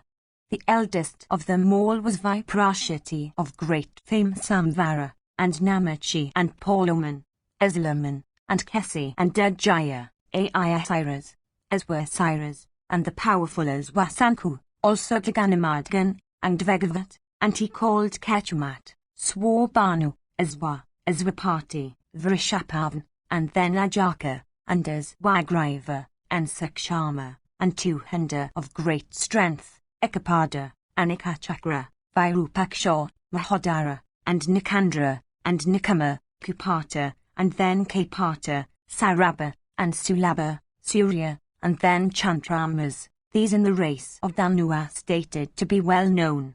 The Surya and Chandramas, the sun and the moon, of the celestials are other persons, and not the sons of Danu as mentioned above. The following 10, gifted with great strength and vigor, were also, O king, born in the race of Danu Nikaksha, Amrutapa of heroic courage, Pralamva and Naraka, Vaitrapi, Satrutapana, and Satha, the great Asura, Gavishta, and Vanayu, and the Danava called Durgajiva. And, O Bharata, the sons and the grandsons of these were known to be countless. And Sinhaka gave birth to Rau, the persecutor of the sun and the moon, and to 3 others, Sachandra, Chandraantarai, and Chandrapramadana. And the countless progeny of Krura, Kroda, were as crooked and wicked as herself. And the tribe was wrathful, of crooked deeds, and persecutors of their foes. And Danayu also had 4 sons who were bulls among the Asuras. They were Vikshara, Vala, Veera, and Vritra the great Asura. And the sons of Kala were all like Yama himself and smiter of all foes. And they were of great energy, and oppressors of all foes. And the sons of Kala were Vinasna and Kroda, and then Krodahantrai, and Grodasatru. And there were many others among the sons of Kala. And Sugra, the son of Arishi, was the chief priest of the Asuras. And the celebrated Sukra had 4 sons who were priests of the Asuras. And they were Tashtadara and Atri, and 2 others of fierce steeds. They were like the sun himself in energy, and set their hearts on acquiring the regions of Brahman. Thus hath been recited by me, as heard in the Purana, of progeny of the gods and the Asuras, both of great strength and energy. I am incapable, O king, of counting the descendants of these, countless as they are, and not much known to fame. And the sons of Vinata were Tarkaya and Arishthanmai, and Garuda and Aruna, and Aruni and Varuni. And Sesha or Ananta, Vasuki, Takshaka, Kumara, and Kulika are known to be the sons of Kadru, and Bhimasena, Ugrasena, Supana, Varuna, Gopati, and Dhritarashtra, and Suravakas the seventh, Satyavishas, are Kapana, Prayuta, Bhima, and Chitraratha known to fame, of great learning, and a controller of his passions, and then Kalaziras, and, O king, Parjanya, the 14th in the list, Kali, the 15th, and Narada, the 16th. These Devas and Gandharvas are known to be the sons of Moon, Daksha's daughter as mentioned before. I shall recount many others, O Bharata. Anavadyamanu, Vansa, Ashura, Maganapriya, Anupa, Sabhaga, Vasi, were the daughters brought forth by Prada, Siddha, and Purna, and Vahin, and Purnaeus of great fame, Brahmakaran, Ritigana, and Supana, who was the 7th, viz. Vavasu, Banu, and Sachandra, who was the 10th, were also the sons of Prada. All these were celestial Gandharvas. And it is also known that this Prada of great fortune, through the celestial Rishi, Kasyapa, her husband, brought forth the sacred of the Apsaras, Alambashaw, Misraksi, Vidyapana, Tilottama, Aruna, Rakshita, Ramba, Manorama, Kasini, Shavau, Zorata, Zora, and Supriya were the daughters, and Ativau and the celebrated Haha and Hu and Tamveru were the sons, the best of Gandharvas, of Prada and Amrita. The Brahmanas, Kain, Gandharvas, and Apsaras, were born of Kapila as stated in the Purana. Thus hath been recited to thee by me the birth of all creatures duly, of Gandharvas and Apsaras, of snakes, Supanas, Rudras, and Maruts, of Kain and of Brahmanas blessed with great good fortune, and of sacred deeds. And this account, if read, extendeth the span of life, is sacred, worthy of all praise, and giveth pleasure to the ear. It should be always heard and recited to others, in a proper frame of mind. He who duly readeth this account of the birth of all high-souled creatures in the presence of the gods and Brahmanas, obtaineth large progeny, good fortune, and fame, and attaineth also to excellent worlds hereafter. Section LXVI. Sambhava Parva continued. Vaisampayana said, it is known that the spiritual sons of Brahman were the 6 great rishis, already mentioned. There was another of the name of Sthanu, and the sons of Sthanu, gifted with great energy, were, it is known, 11. They were Mrigavayada, Sapa, Nirati of great fame, Ajakapat, Ahivaradna, and Pinaki, the oppressor of foes, Dahana and Iswara, and Kapali of great splendor, and Sthanu, and the illustrious Bhaga. These are called the 11 Rudras. It hath been already said, that Marichi, and Jairas, Atri, Pulastya, Pulaha, and Kratu, these 6 great rishis of great energy, are the sons of Brahman. It is well known in the world that Anjiras's sons are 3 Vrihaspati, Utathaya, and Samvata, all of rigid vows. And, O king, it is said that the sons of Atri are numerous. And, being great rishis, they are all conversant with the Vedas, crowned with ascetic success, and of souls in perfect peace. And, O tiger among kings, the sons of Pulastya of great wisdom are Rakshasas, monkeys, Kinnaras, half men and half horses, and Yakshas. And, O king, the son of Pulaha were, it is said, the Salabas, the winged insects, the lions, the Kimpurashas, half lions and half men, the tigers, bears, and wolves. And the sons of Kratu, sacred as sacrifices, are the companions of Surya, the Valikulyas, known in 3 worlds and devoted to truth and vows. And, O protector of the earth, the illustrious Rishi Daksha, of soul in complete peace, and of great asceticism, sprung from the right toe of Brahman.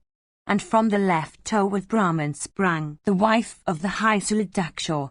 And the Muni begat upon her 50 daughters, and all those daughters were of faultless features and limbs and of eyes like lotus petals.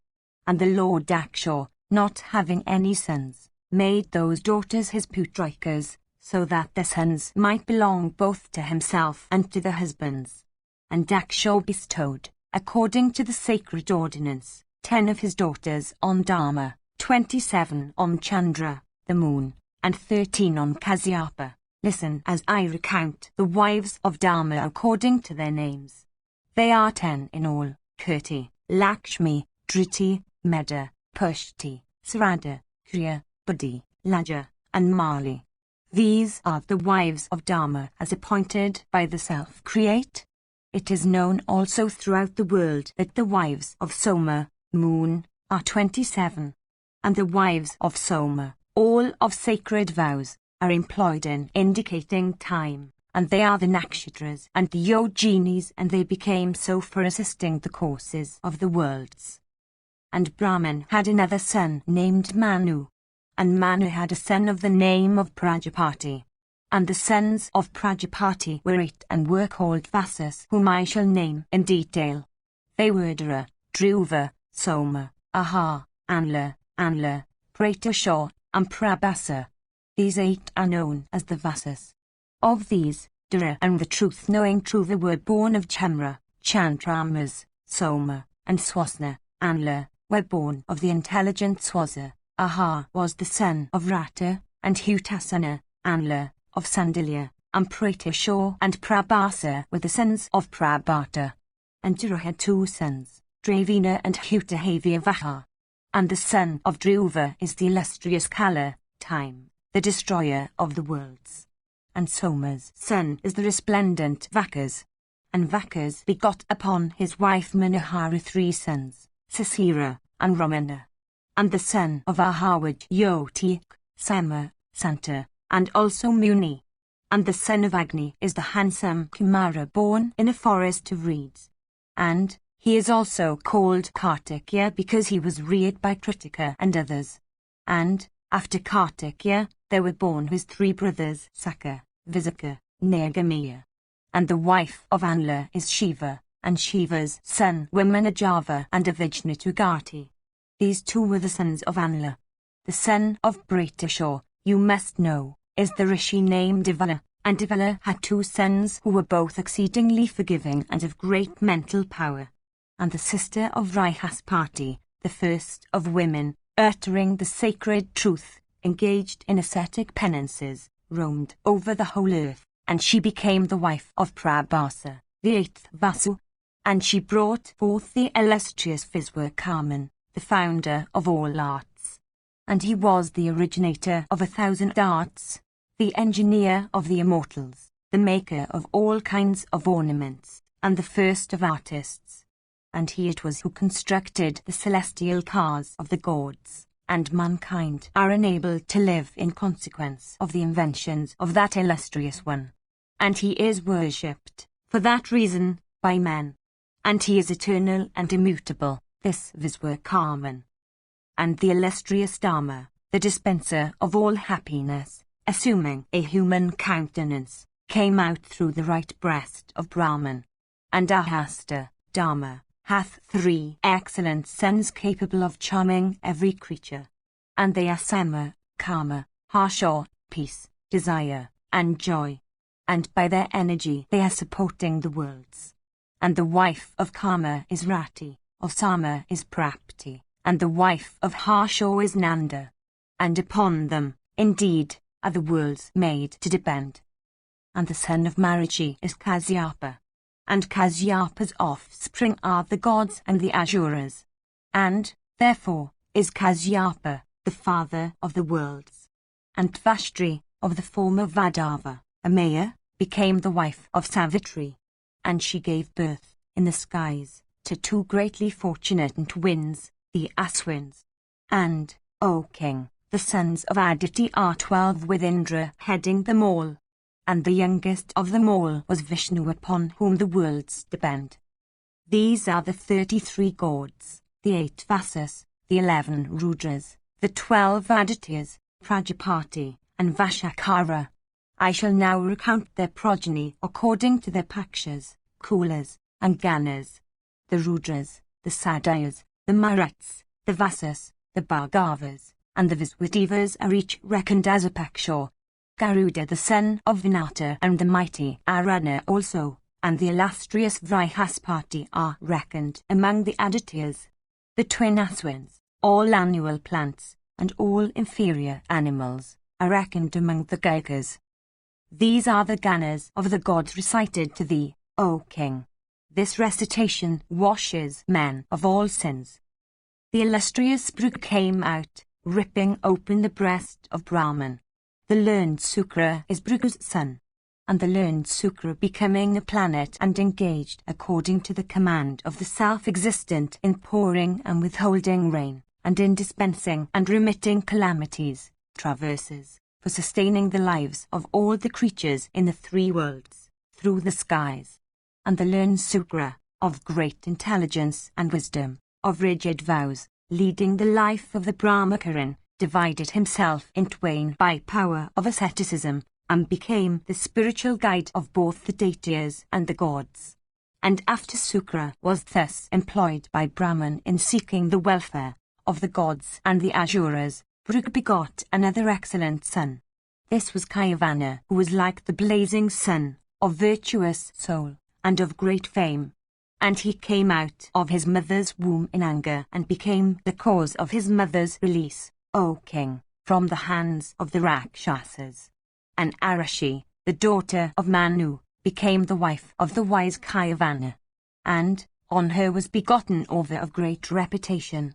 And he came out, ripping open the thigh of Arashi. And Ova begot Richika. And Richika even in his boyhood became possessed of great power and energy, and of every virtue. And Richika begot Jamadani. And the high suit Jamadani had 4 sons. And the youngest of them all was Rama, Parashurama. And Rama was superior to all his brothers in the possession of good qualities. And he was skillful in all weapons, and became the slayer of the Kshatriyas. And he had his passions under complete control. And Ova had 100 sons with Jamadani the eldest. And these 100 sons had offspring by thousands spread over this earth. And Brahman had 2 other sons, viz., Datri and Vatri, who stayed with Manu.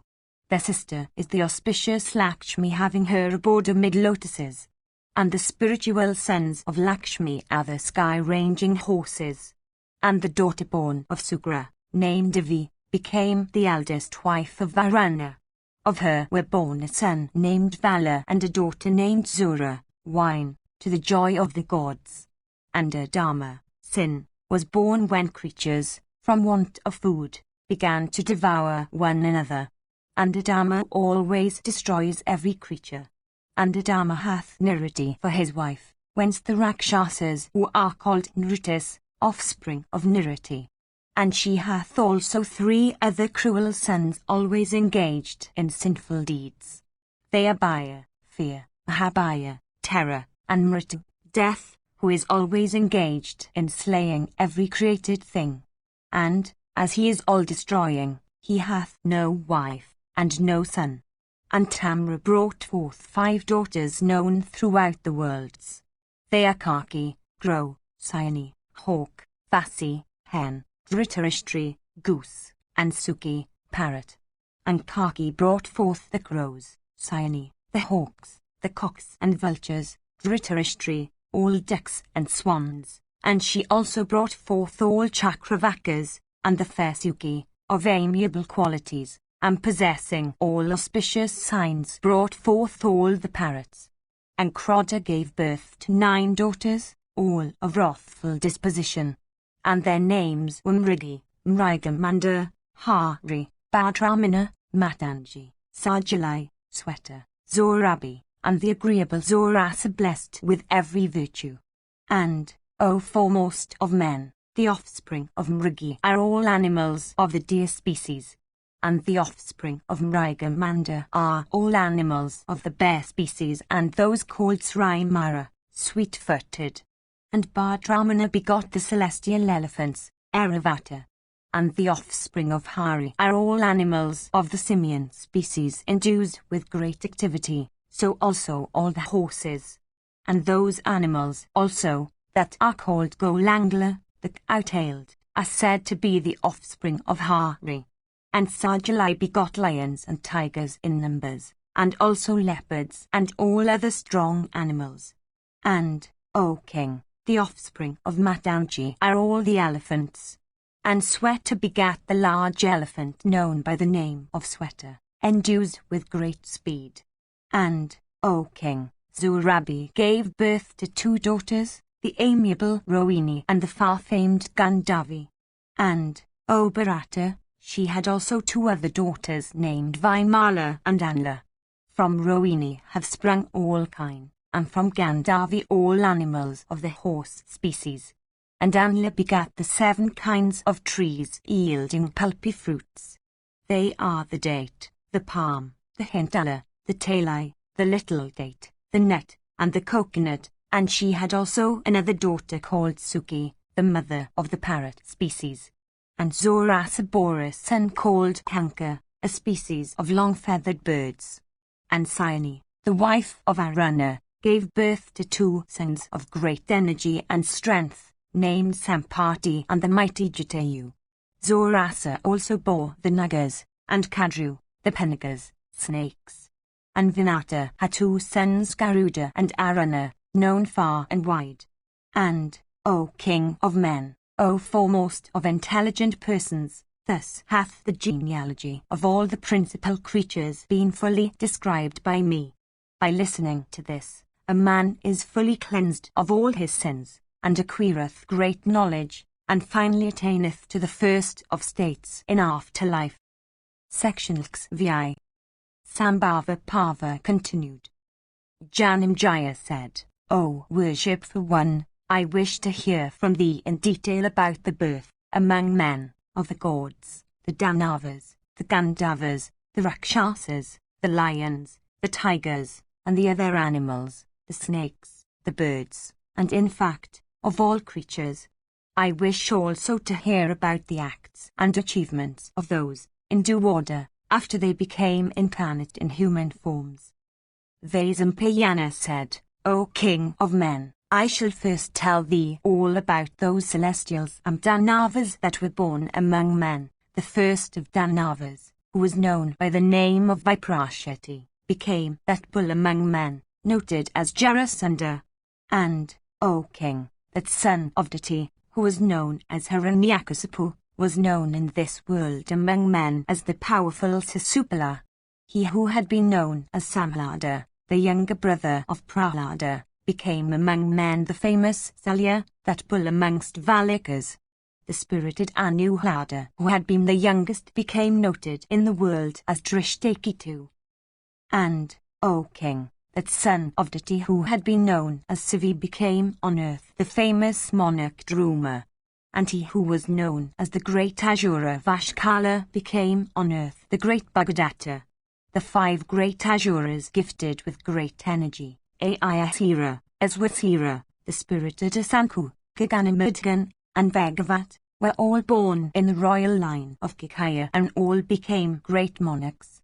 That other Asura of mighty energy who was known by the name of Ketumat became on earth the monarch Kami-Torjas of terrible deeds. That great Asura who was known as Swabhanu became on earth the monarch Ugrasena of fierce deeds. That great Asura who was known as Iswa became on earth the monarch Asoka of exceeding energy and invincible in battle. And, O king, the younger brother of Iswa who was known as Iswapati, a son of Dati, became on earth the mighty monarch Hardikya. The great and fortunate Asura who was known as Vrishapavan became noted on earth as King Durgapujna. And, O king, the younger brother of Vrishapavan who was known by the name of Ajaka became noted on earth as King Salwa. The powerful and mighty Asura who was known as Iswagriva became noted on earth as King Rochamana. And, O king, the Asura who was known as Sakshma, endued with great intelligence and whose achievements also were great, became on earth the famous King Vrihedratha. And that first of Asuras, who was known by the name of Duhanda, became noted on earth as the monarch, son of Indu. That Asura of great strength, who was known as Ishhupa, became the monarch Nagnajita of famous prowess. The great Asura, who was known as Akachakra, became noted on earth as Prativandaya. The great Asura, by Rupaksha, capable of displaying various modes of fight, became noted on earth as King Chitravarman.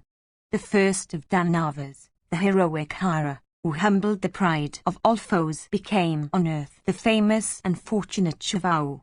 The Asura Sutra, of great energy and the destroyer of men, became noted on earth as the fortunate monarch, Manjakisa. That Asura of great intelligence, called Nikama, who was never vanquished in battle, was born on earth as King Devadipa, the first among monarchs. That great Asura, known amongst the sons of Diti by the name of Saraba, became on earth the royal sage called Puriva.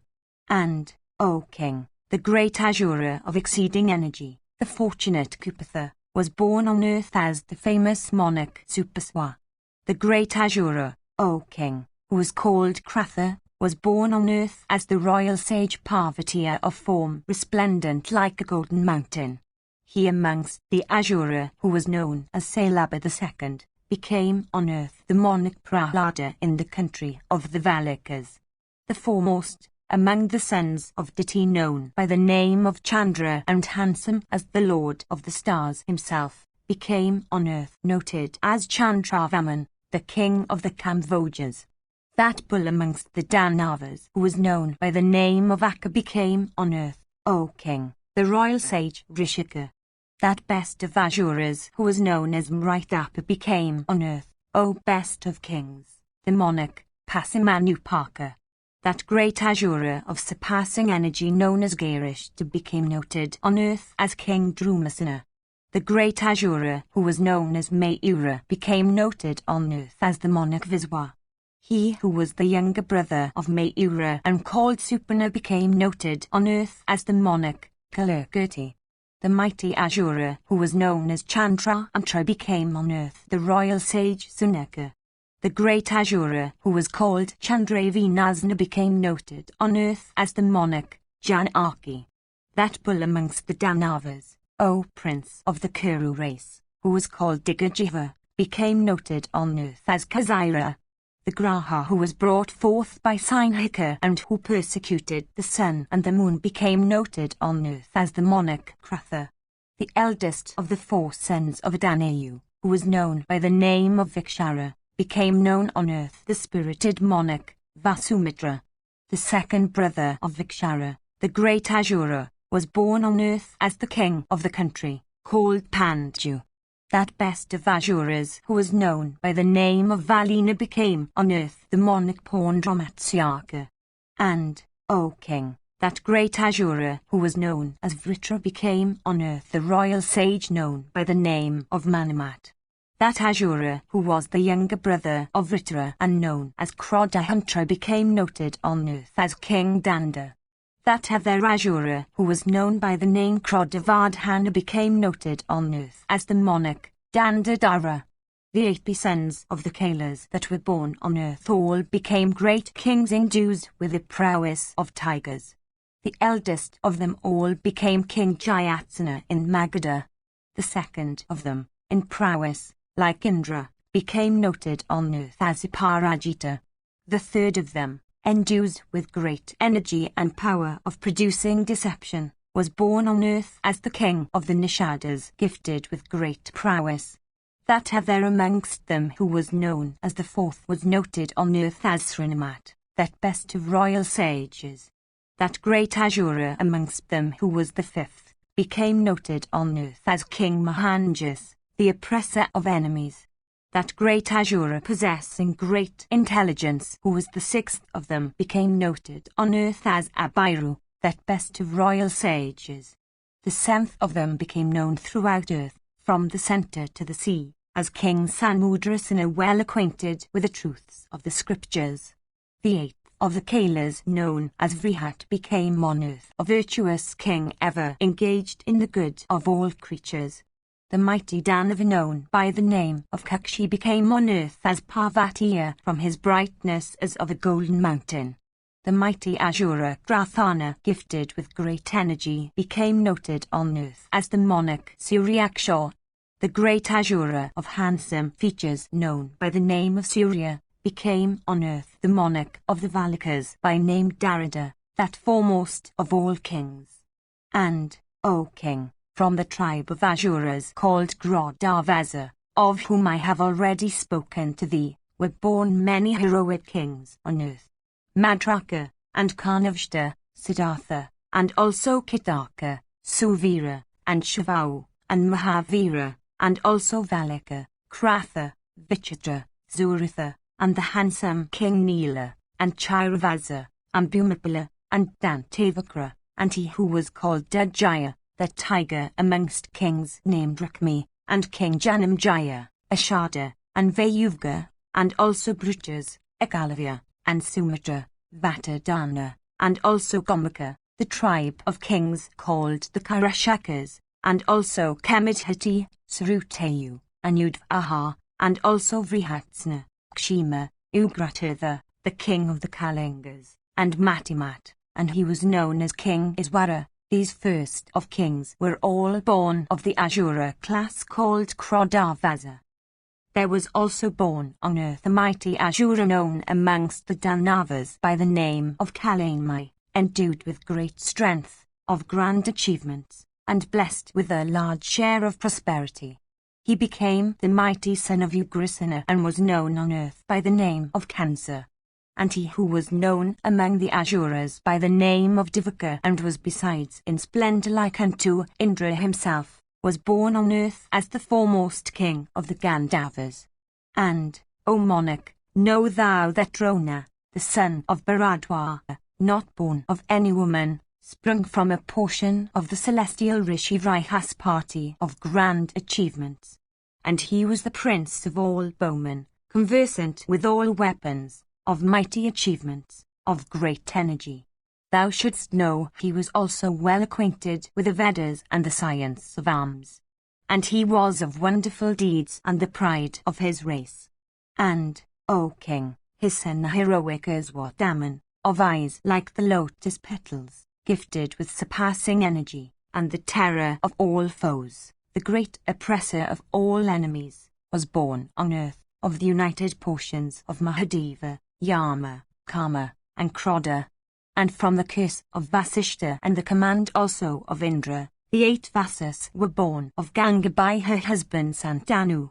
The youngest of them was Bhishma, the dispeller of the fears of the Kuras, gifted with great intelligence, conversant with the Vedas, the first speakers, and the thinner of the enemy's ranks, and possessed of mighty energy and the first of all persons acquainted with weapons. He encountered the illustrious Rama himself, the son of Jamadani of the Brug race.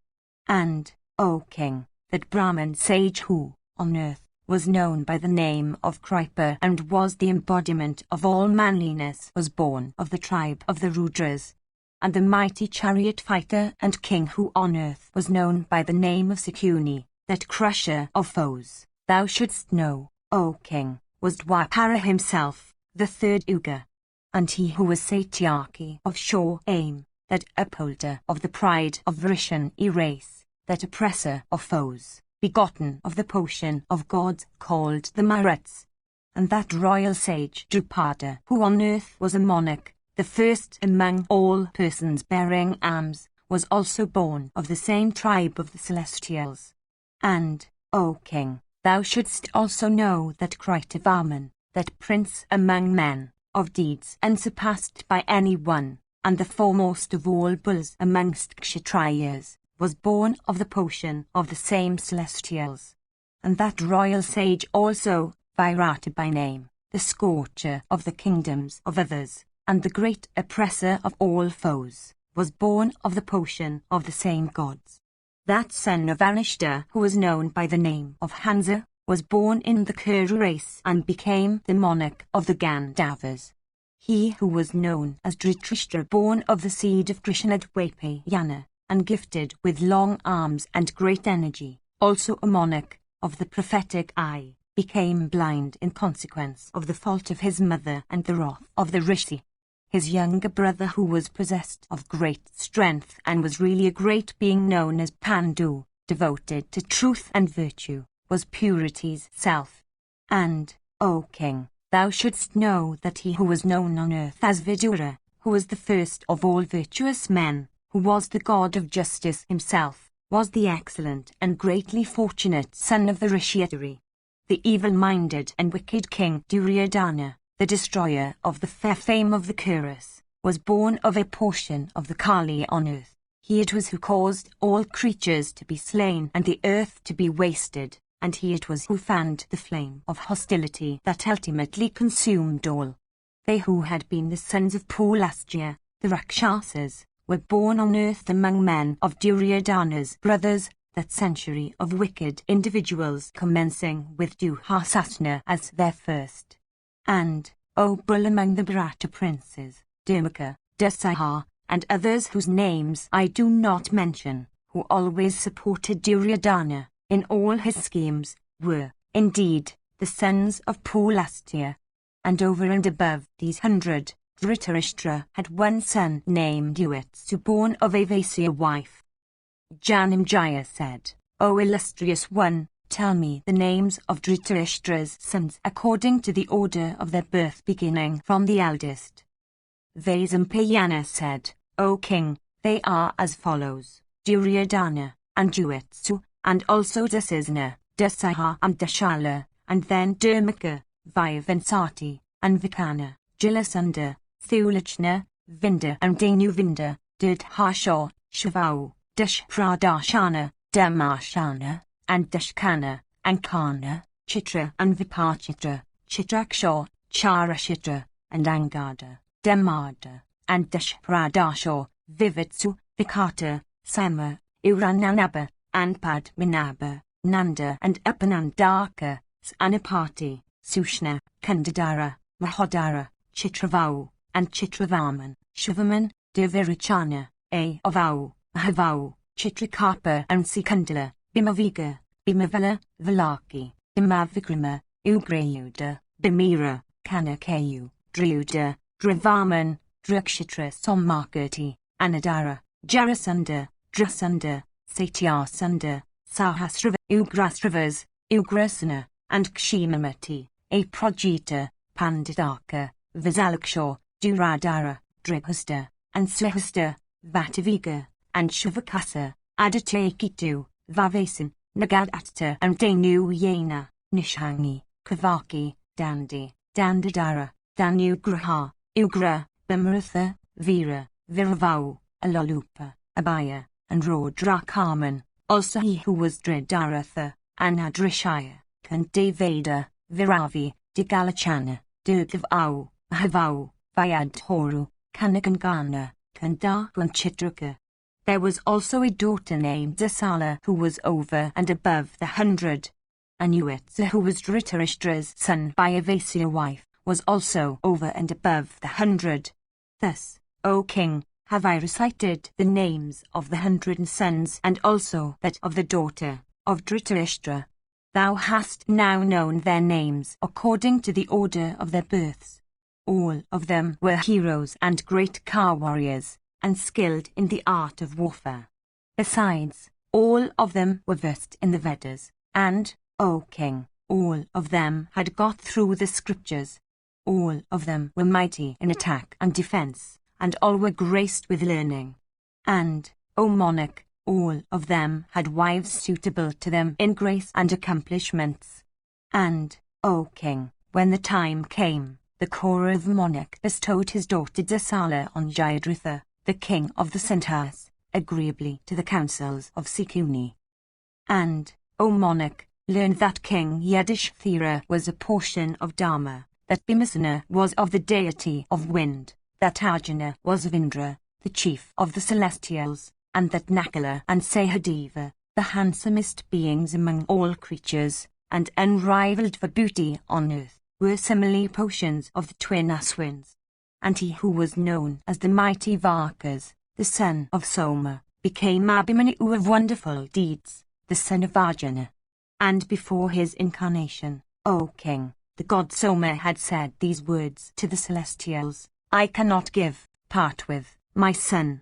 He is dearer to me than life itself. Let this be the compact, and let it be not transgressed. The destruction of the Asuras on earth is the work of the celestials, and, therefore, it is our work as well.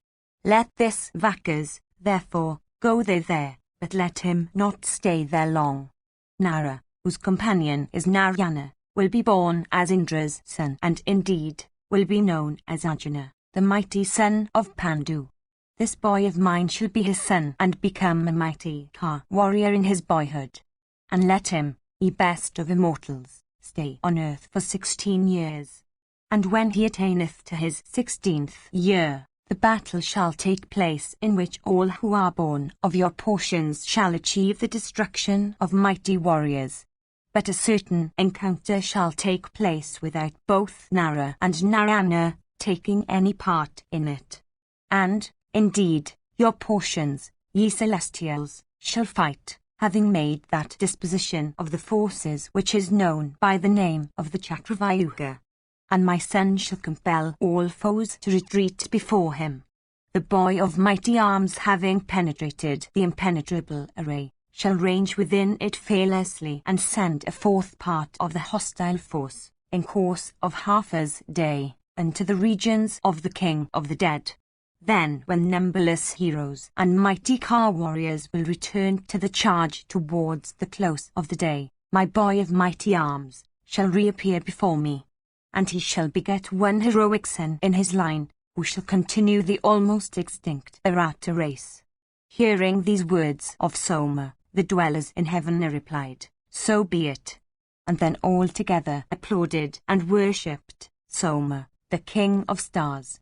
Thus, O king, have I recited to thee there particulars of the birth of thy father's father. Know also, O monarch, that the mighty warrior Drishtadama was a portion of Agni. And know also that Sankandin, who was at first a female, was the incarnation of a Rakshasa. And, O bull in Brata's race, they who became the 5 sons of Draupadi, those bulls amongst the Brata princes, were the celestials known as the Viswas. Their names were Prithavandaya, Sutasoma, Srutakirti, Satnaka, Nakala, and Srutasana, endued with mighty energy.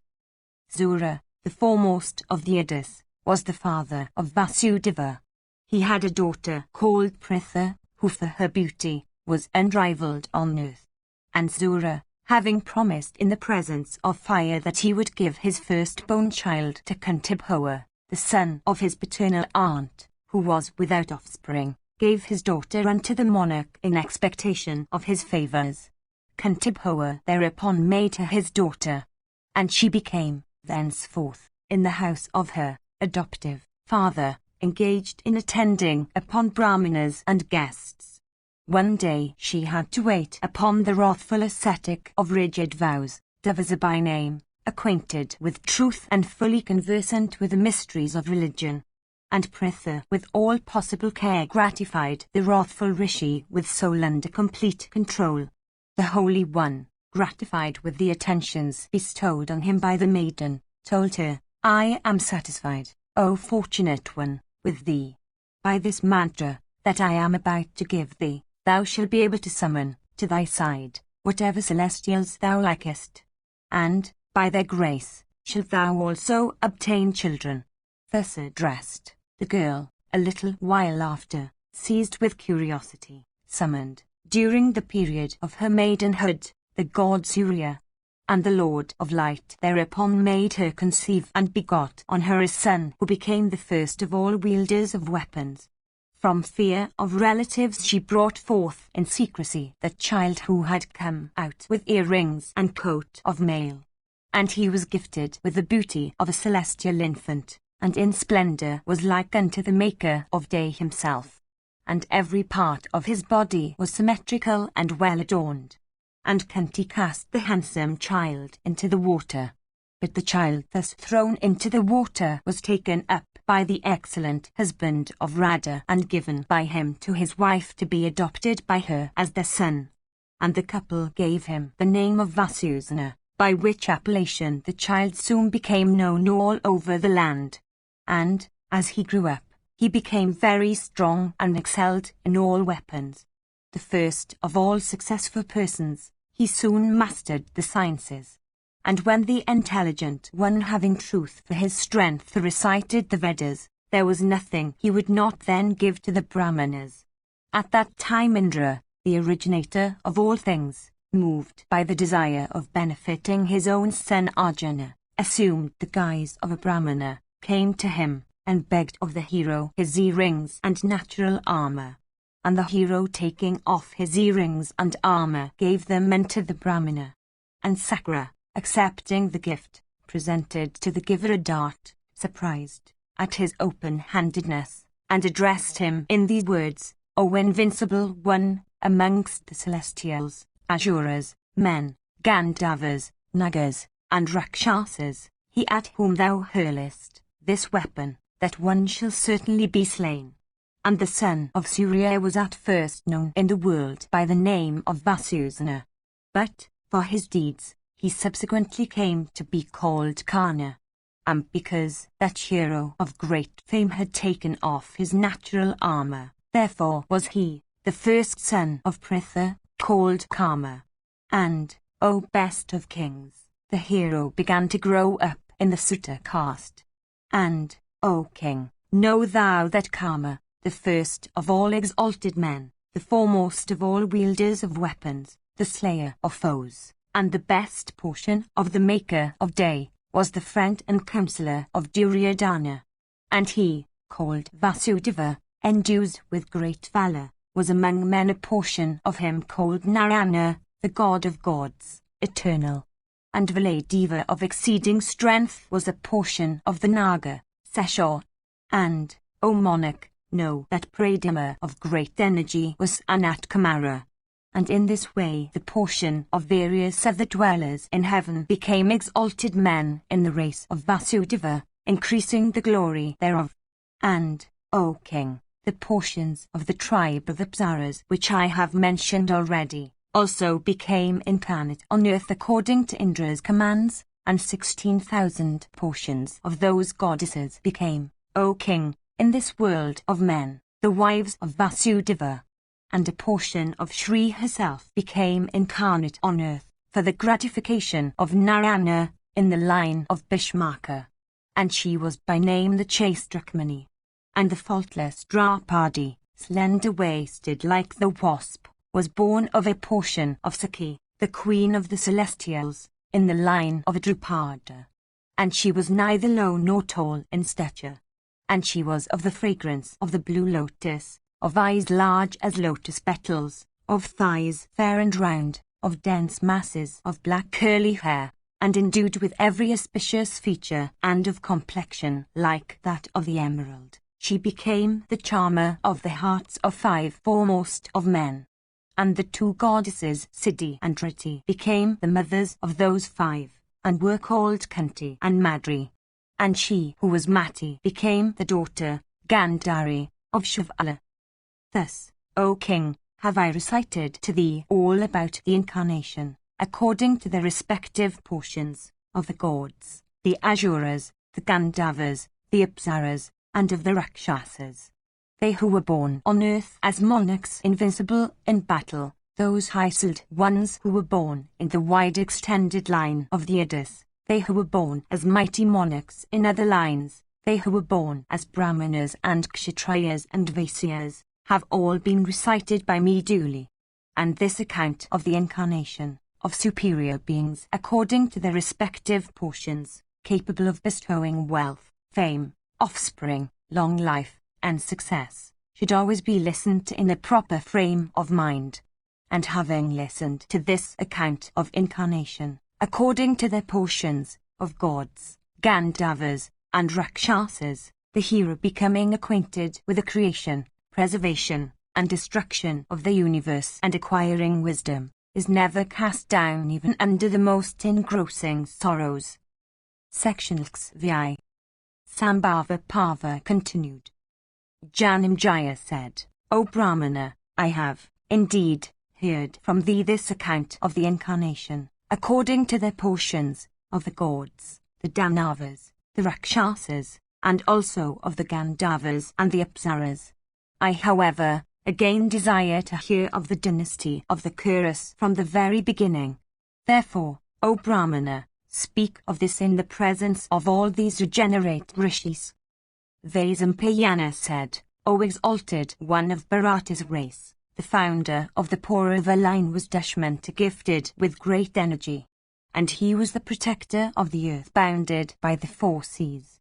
And that king had full sway over 4 quarters of this world. And he was the lord also of various regions in the midst of the sea.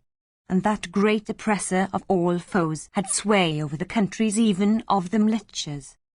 And during his rule there were no men of mixed castes, no tillers of the soil, for the land, of itself, yielded produce, no workers of mines, for the surface of the earth yielded in abundance, and no sinful men. All were virtuous, and did everything from virtuous motives, O tiger among men. There was no fear of thieves, O dear one, no fear of famine, no fear of disease. And all 4 orders took pleasure in doing their respective duties and never performed religious acts for obtaining fruition of desires. And his subjects, depending upon him, never entertained any fear. And Parjanya, Indra, poured showers at the proper time, and the produce of the fields was always pulpy and juicy. And the earth was full of all kinds of wealth and all kinds of animals.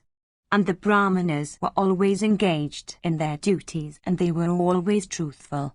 And the youthful monarch was endued with wonderful prowess and a physical frame hard as the thunderbolt, so that he could, taking up the mountain Mandara with its forests and bushes, support it on his arms. And he was well skilled in 4 kinds of encounters with a mace, hurling it at foes at a distance, striking at those that are near, whirling it in the midst of many, and driving the foe before. And he was skilled also in the use of all kinds of weapons, and in riding elephants and horses. And in strength he was like unto Vishnu, in splendour like unto the Maker of day, in gravity like unto the ocean, and in patience like unto the earth. And the monarch was loved by all his subjects, and he ruled his contented people virtuously. Section 6. Sambhava Parva continued. Janamejaya said, I desire to hear from thee about the birth and life of the high-souled Bharata and of the origin of Sakuntala. And, O Holy One, I also desire to hear all about Dushmanta, that lion among men, and how the hero obtained Sakuntala. It behoveth thee, O knower of truth and the first of all intelligent men, to tell me everything. Vaisampayana said, once on a time, King Dushmanta, of mighty arms, accompanied by a large force, went into the forest. And he took with him hundreds of horses and elephants. And the force that accompanied the monarch was of 4 kinds: foot soldiers, car warriors, cavalry, and elephants, heroes armed with swords and darts and bearing in their hands maces and stout clubs. And surrounded by hundreds of warriors with lances and spears in their hands, the monarch set out on his journey. And with the leonine roars of the warriors and the notes of conchs and sound of drums, with the rattle of the car wheels and shrieks of huge elephants, all mingling with the neighing of horses and the clash of weapons of the variously armed attendants in diverse dresses, there rose a deafening tumult while the king was on his march. And ladies gifted with great beauty beheld from the terraces of goodly mansions that heroic monarch, the achiever of his own fame. And the laddies saw that he was like unto Sakra, the slayer of his enemies, capable of repulsing the elephants of foes, and they believed that he was the wielder of the thunderbolt himself. And they said, This is that tiger among men who in battle is equal unto the Vasas in prowess, and in consequence of the might of whose arms no foes are left. And saying this, The ladies from affection gratified the monarch by showering flowers on his head, and followed by foremost of Brahmanas uttering blessings all the way, the king in great gladness of heart went towards the forest, eager for slaying the deer. And many Brahmanas, Kshatriyas, Vaisyas, and Sudras, followed their monarch, who was like unto the king of the celestials, seated on the back of a proud elephant. The citizens and other classes followed the monarch for some distance, and they at last refrained from going farther of the command of the king. And the king, then, ascending his chariot of winged speed, filled the whole earth and even the heavens with the rattle of his chariot wheels. And, as he went, he saw around him a forest like unto Nandana itself, the celestial garden. And it was full of vilwa, arka, gadira, catechu, kapitha, wood apple, and dava trees. And he saw that the soil was uneven and scattered over with blocks of stone loosened from the neighbouring cliffs. And he saw that it was without water and without human beings, and lay extended for many yojanas around. And it was full of deer, and lions, and other terrible beasts of prey. And King Dushmanta, the tiger among men, assisted by his followers and the warriors in his train, agitated that forest, killing numerous animals. And Dushmanta, piercing them with his arrows, felled numerous tigers that were within shooting range. And the king wounded many that were too distant, and killed many that were too near with his heavy sword. And that foremost of all wielders of darts killed many by hurling his darts at them. And well conversant with the art of whirling the mace, the king of immeasurable prowess fearlessly wandered over the forest. And the king roamed about, killing the denizens of the wilderness, sometimes with his sword and sometimes by fast descending blows of his mace and heavy club. And when the forest was so disturbed by the king possessed of wonderful energy and by the warriors in his train delighting in warlike sports, the lions began to desert it in numbers, and herds of animals deprived of their leaders, from fear and anxiety, began to utter loud cries as they fled in all directions. And fatigued with running, they began to fall down on all sides, unable to slake their thirst, having reached riverbeds that were perfectly dry. And many so falling were eaten up by the hungry warriors, while others were eaten up after having been duly quartered and roasted in fires lit up by them. And many strong elephants, maddened with the wounds they received and alarmed beyond measure, fled with trunks raised on high. And those white elephants, betraying the usual symptoms of alarm by urinating and ejecting the contents of their stomachs and vomiting blood in large quantities, trampled, as they ran, many warriors to death. And that forest which had been full of animals, was by the king with his bands of followers and with sharp weapons soon made bereft of lions and tigers and other monarchs of the wilderness. Section LXX. Sambhava Parva continued. Vaisampayana said, then the king with his followers, having killed thousands of animals, entered another forest with a view to hunting, and attended by a single follower and fatigued with hunger and thirst, he came upon a large desert on the frontiers of the forest. And having crossed this herbless plain, the king came upon another forest full of the retreats of ascetics, beautiful to look at, delightful to the heart and of cool agreeable breezes. And it was full of trees covered with blossoms, the soil overgrown with the softest and greenest grass, extending for many miles around, and echoing with the sweet notes of winged warblers.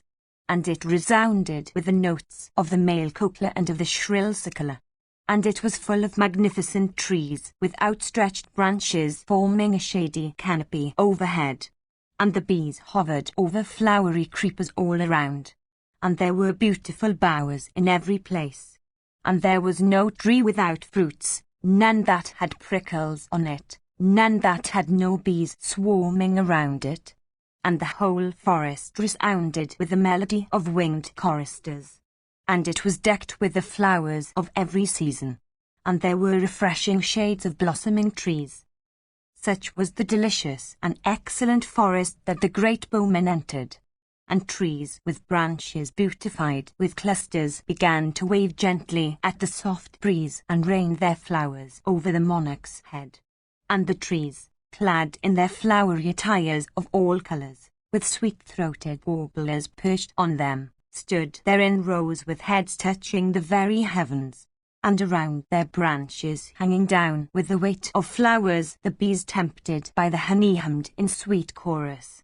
And the king, endued with great energy, beholding innumerable spots covered with bowers of creepers decked with clusters of flowers, from excess of gladness, became very much charmed.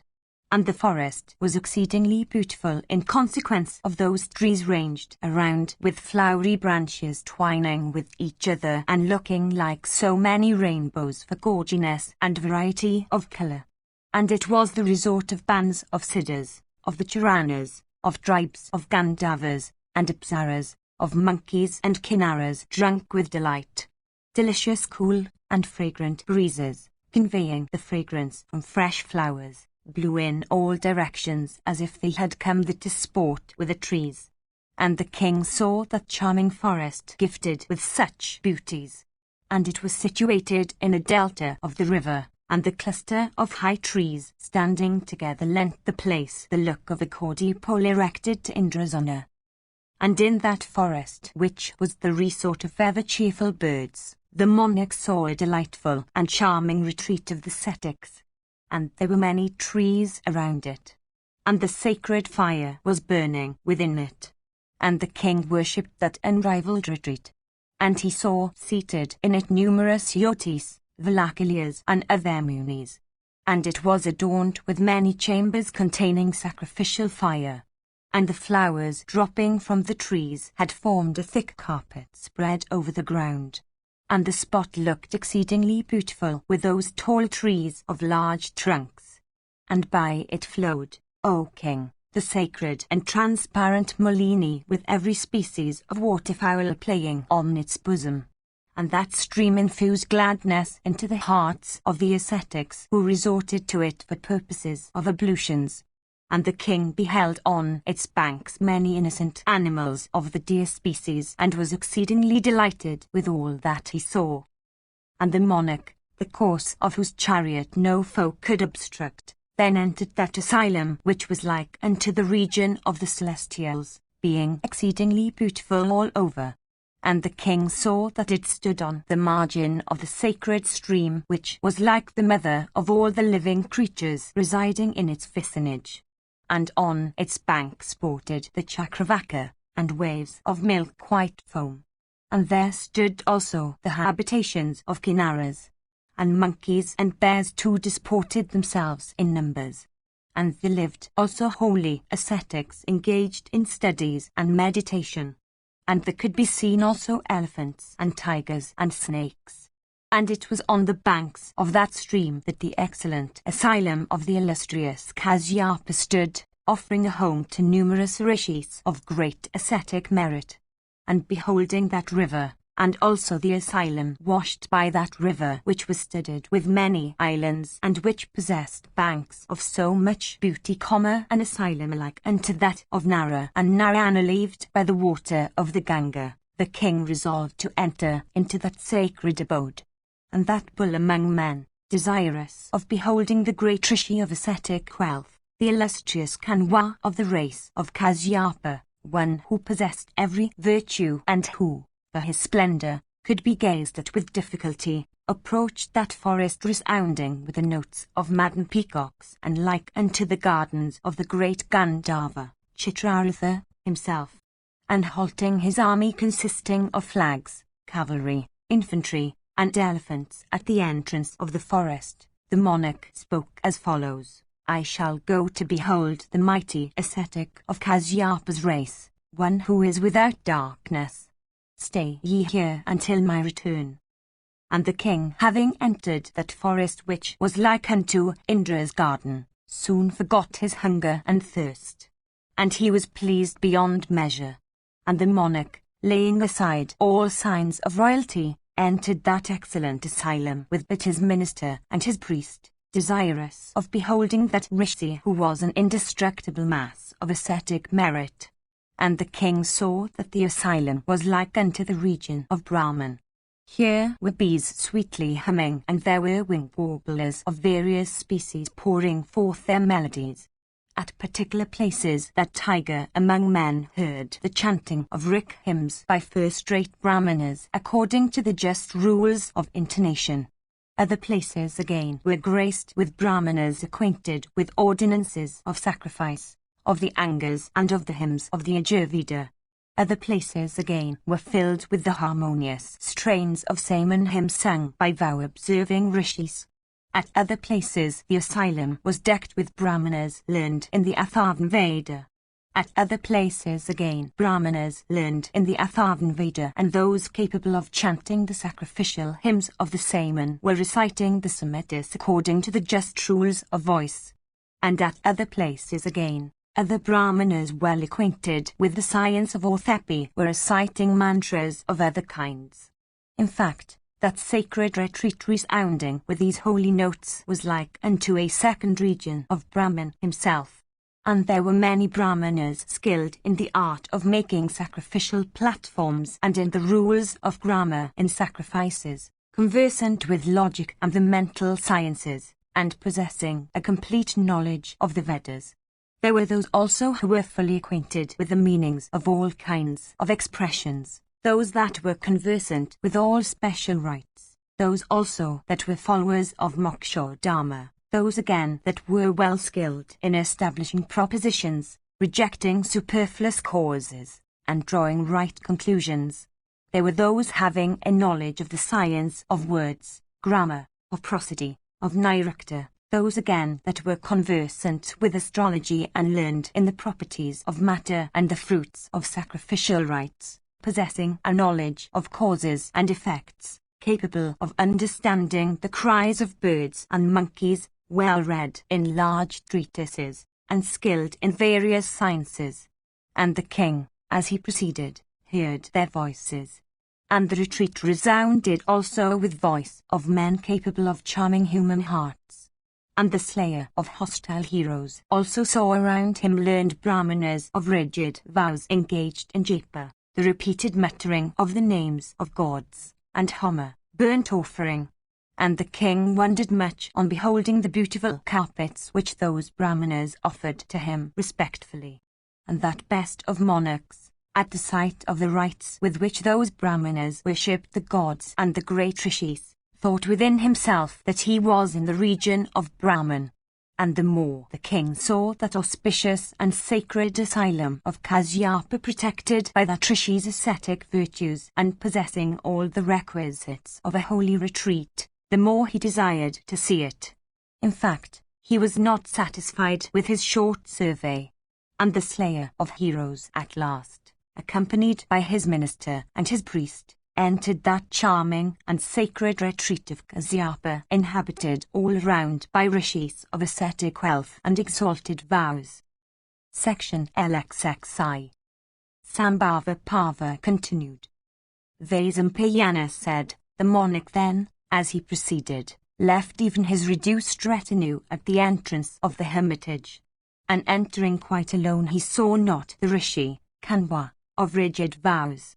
And not seeing the rishi and finding that the abode was empty, he called loudly, saying, What ho, who is here? And the sound of his voice was echoed back. And hearing the sound of his voice, there came out of the rishi's abode a maiden beautiful as Shri herself but dressed as an ascetic's daughter. And the black-eyed fair one, as she saw King Dushmanta, bade him welcome and received him duly. And, showing him due respect by the offer of a seat, water to wash his feet, and argire, she inquired about the monarch's health and peace. And having worshipped the king and asked him about his health and peace, the maiden reverentially asked, What must be done, O king? I await your commands. The king, duly worshipped by her, said unto that maiden of the faultless features and sweet speech, I have come to worship the highly blessed Rishi Kanwa. Tell me, O amiable and beautiful one, where has the illustrious Rishi gone? Sakuntala then answered, My illustrious father hath gone away from the asylum to fetch fruit. Wait but a moment and thou wilt see him when he arrives. Vaisampayana continued. The king, not seeing the Rishi and addressed thus by her, beheld that the maiden was exceedingly beautiful and endued with perfect symmetry of shape. And he saw that she was of sweet smiles. And she stood decked with the beauty of her faultless features, her ascetic penances, and her humility. And he saw that she was in the bloom of youth.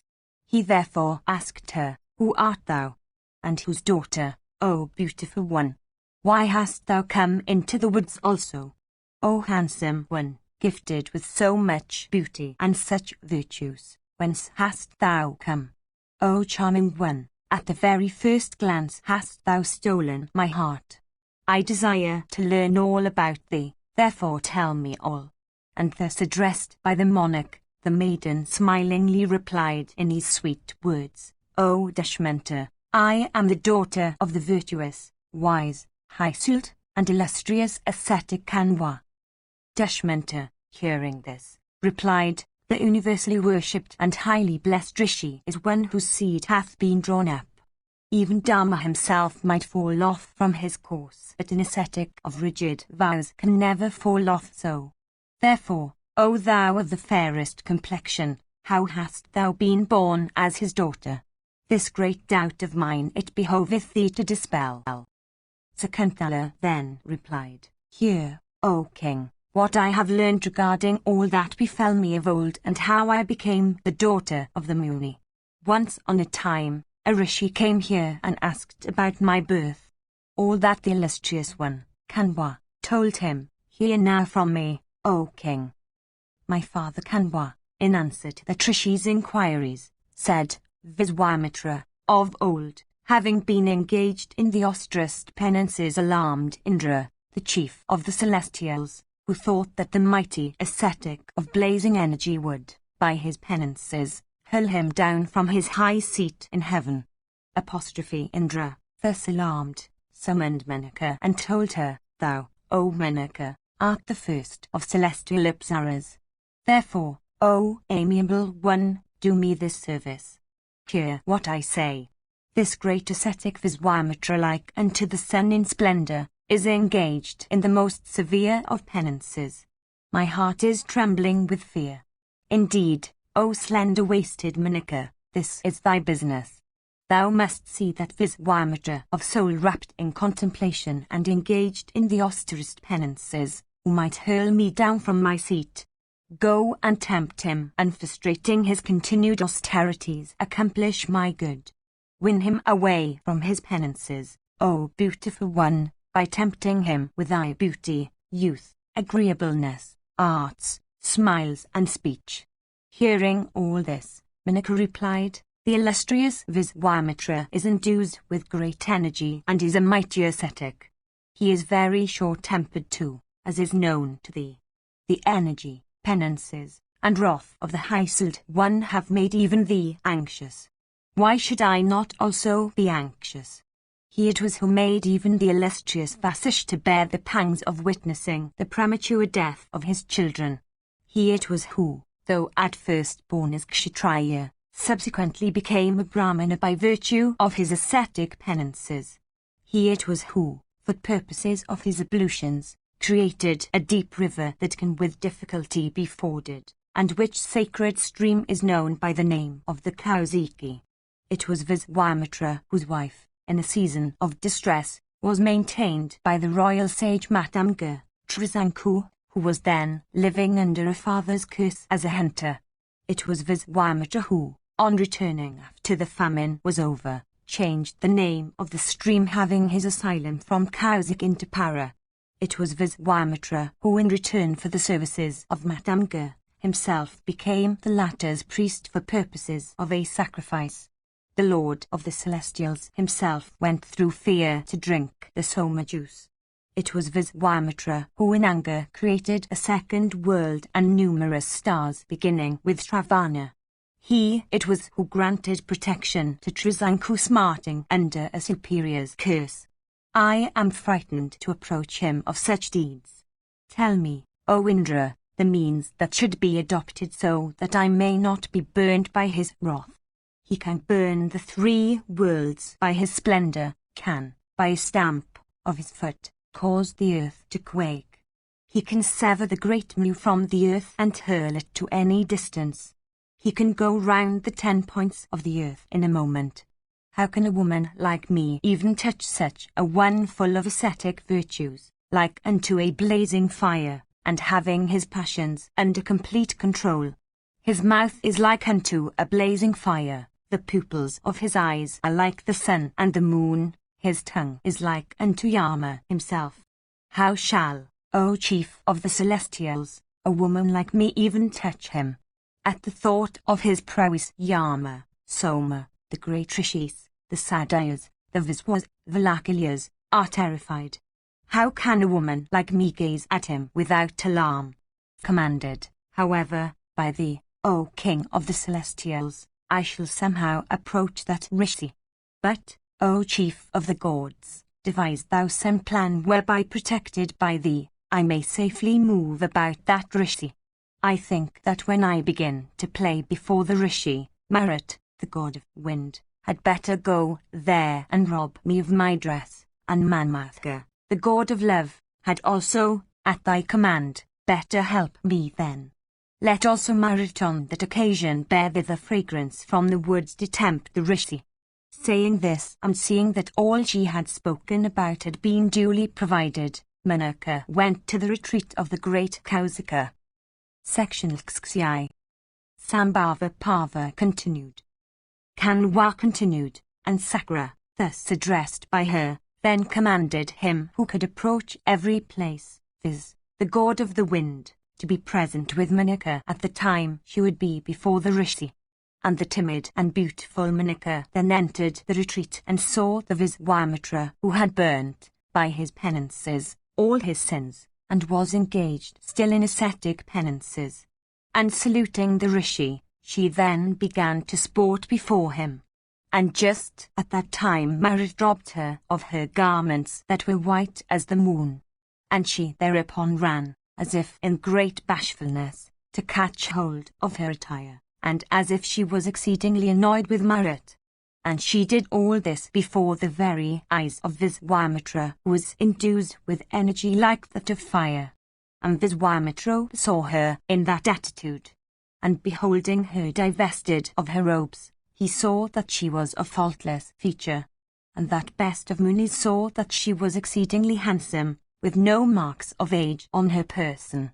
And beholding her beauty and accomplishments, that bull amongst rishis was possessed with lust and made a sign that he desired her companionship. And he invited her accordingly, and she also of faultless features expressed her acceptance of the invitation. And they then passed a long time there in each other's company, and sporting with each other, just as they pleased, for a long time as if it were only a single day. The Rishi begat on Manaka a daughter named Sakuntala. And Manaka, as her conception advanced, went to the banks of the river Malini, coursing along a valley of the charming mountains of Himavat. And there she gave birth to that daughter. And she left the newborn infant on the bank of that river and went away. And beholding the newborn infant lying in that forest destitute of human beings but abounding with lions and tigers, a number of vultures sat around to protect it from harm. No rakshasas or carnivorous animals took its life. Those vultures protected the daughter of Manaka. I went there to perform my ablution and beheld the infant lying in the solitude of the wilderness surrounded by vultures. Bringing her hither, I have made her my daughter.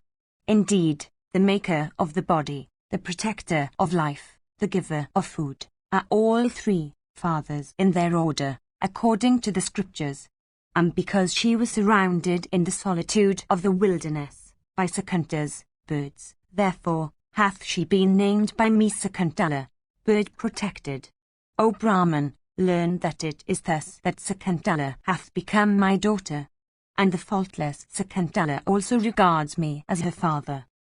This is what my father had said unto the Rishi, having been asked by him. O King of men, it is thus that thou must know I am the daughter of Kanwa. And not knowing my real father, I regard Kanwa as my father. Thus have I told thee, O King, all that hath been heard by me regarding my birth. Section XXI. Sambhava Parva continued. Vaisampayana continued. King Dushmanta, hearing all this, said, Well spoken, O princess, this that thou hast said. Be my wife, O beautiful one. What shall I do for thee? Golden garlands, robes, earrings of gold, white and handsome pearls, from various countries, golden coins, finest carpets, I shall present thee this very day. Let the whole of my kingdom be thine today, O beautiful one. Come to me, O timid one, wedding me, O beautiful one, according to the Gandharva form. O thou of tapering thighs, of all forms of marriage, the Gandharva one is regarded as the first. Sakuntala, hearing this, said, O king, my father hath gone away from this asylum to bring fruit. Wait but a moment, he will bestow me on thee. Dushmanta replied, O beautiful and faultless one, I desire that thou shouldst be my life's companion. Know thou that I exist for thee, and my heart is in thee. One is certainly one's own friend, and one certainly may depend upon one's own self. Therefore, according to the ordinance, thou canst certainly bestow thyself. There are, in all, 8 kinds of marriages. These are Brahma, Deva, Asha, Prajapati, Asura, Gandharva, Rakshasa, and Paisacha, the 8th. Manu, the son of the self-create, hath spoken of the appropriateness of all these forms according to their order. Know, O faultless one, that the first 4 of these are fit for Brahmanas, and the first 6 for Kshatriyas. As regards kings, even the Rakshasa form is permissible. The Asura form is permitted to Vaisyas and Sudras. Of the first 5 the 3 are proper, the other 2 being improper. The Paisacha and the Asura forms should never be practiced. These are the institutes of religion, and one should act according to them. The Gandharva and the Rakshasa form are consistent with the practices of Kshatriyas. Thou needest not entertain the least fear. There is not the least doubt that either according to any one of these last mentioned forms, or according to a union of both of them, our wedding may take place. O thou of the fairest complexion, full of desire I am, thou also in a similar mood mayst become my wife according to the Gandharva form. Sakuntala, having listened to all this, answered, If this be the course sanctioned by religion, if, indeed, I am my own disposer, hear, O thou foremost one of Puru's race, what my terms are. Promise truly to give me what I ask thee. The son that shall be begotten on me shall become thy heir apparent. This, O king, is my fixed resolve. O Dushmanta, if thou grant this, then let our union take place. Vaisampayana continued. The monarch, without taking time to consider at once, told her, Let it be so. I will even take thee, O thou of agreeable smiles, with me to my capital. I tell thee truly, O beautiful one, thou deservest all this. And so saying, that first of kings wedded the handsome Sakuntala of graceful gait, and knew her as a husband. And assuring her duly, he went away, telling her repeatedly, I shall send thee, for thy escort, my troops of 4 classes. Indeed, it is even thus that I shall take thee to my capital, O thou of sweet smiles. Vaisampayana continued, O Janamjaya, having promised so unto her, the king went away. And as he retraced his way homewards, he began to think of Kasyapa. And he asked himself, What will the illustrious ascetic say, after he has known all? Thinking of this, he entered his capital. The moment the king had left, Kanwa arrived at his abode. But Sakuntala, from a sense of shame, did not go out to receive her father. That great ascetic, however, possessed of spiritual knowledge, knew all. Indeed, beholding everything with his spiritual eye, the illustrious one was pleased, and addressing her, said, Amiable one, what hath been done by thee today in secret, without having waited for me, viz., intercourse with a man, hath not been destructive of thy virtue. Indeed, union according to the Gandharva form of a wishful woman with a man of sensual desire, without mantras of any kind, it is said, is the best for kshatriyas. That best of men, Dushmanta, is also high-souled and virtuous. Thou hast, O Sakuntala, accepted him for thy husband.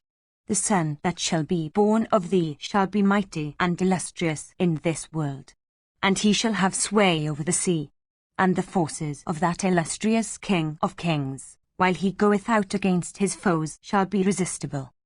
Sakuntala then approached her fatigued father and washed his feet, and taking down the load he had with him and placing the fruits in proper order, she told him, It behoveth thee to give thy grace to that Dushmanta whom I have accepted for my husband, as well as his ministers. Kanwa replied, O thou of the fairest complexion, for thy sake I am inclined to bless him. But receive from me, O blessed one, the boon that thou desirest. Vaisampayana continued, Sakuntala, thereupon, moved by desire of benefiting Dushmanta, asked the boon that the poor of monarchs might ever be virtuous and never deprived of their thrones. Section Lksif. Sambhava Pava continued. Vaisampayana said, after Dushmanta had left the asylum, having made those promises unto Sakuntala, the latter of tapering thighs brought forth the boy of immeasurable energy. And when the child was 3 years old, he became in splendor like the blazing fire.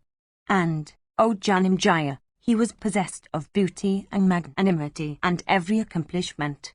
And that first of virtuous men, Kanwa, caused all the rites of religion to be performed in respect of that intelligent child thriving day by day.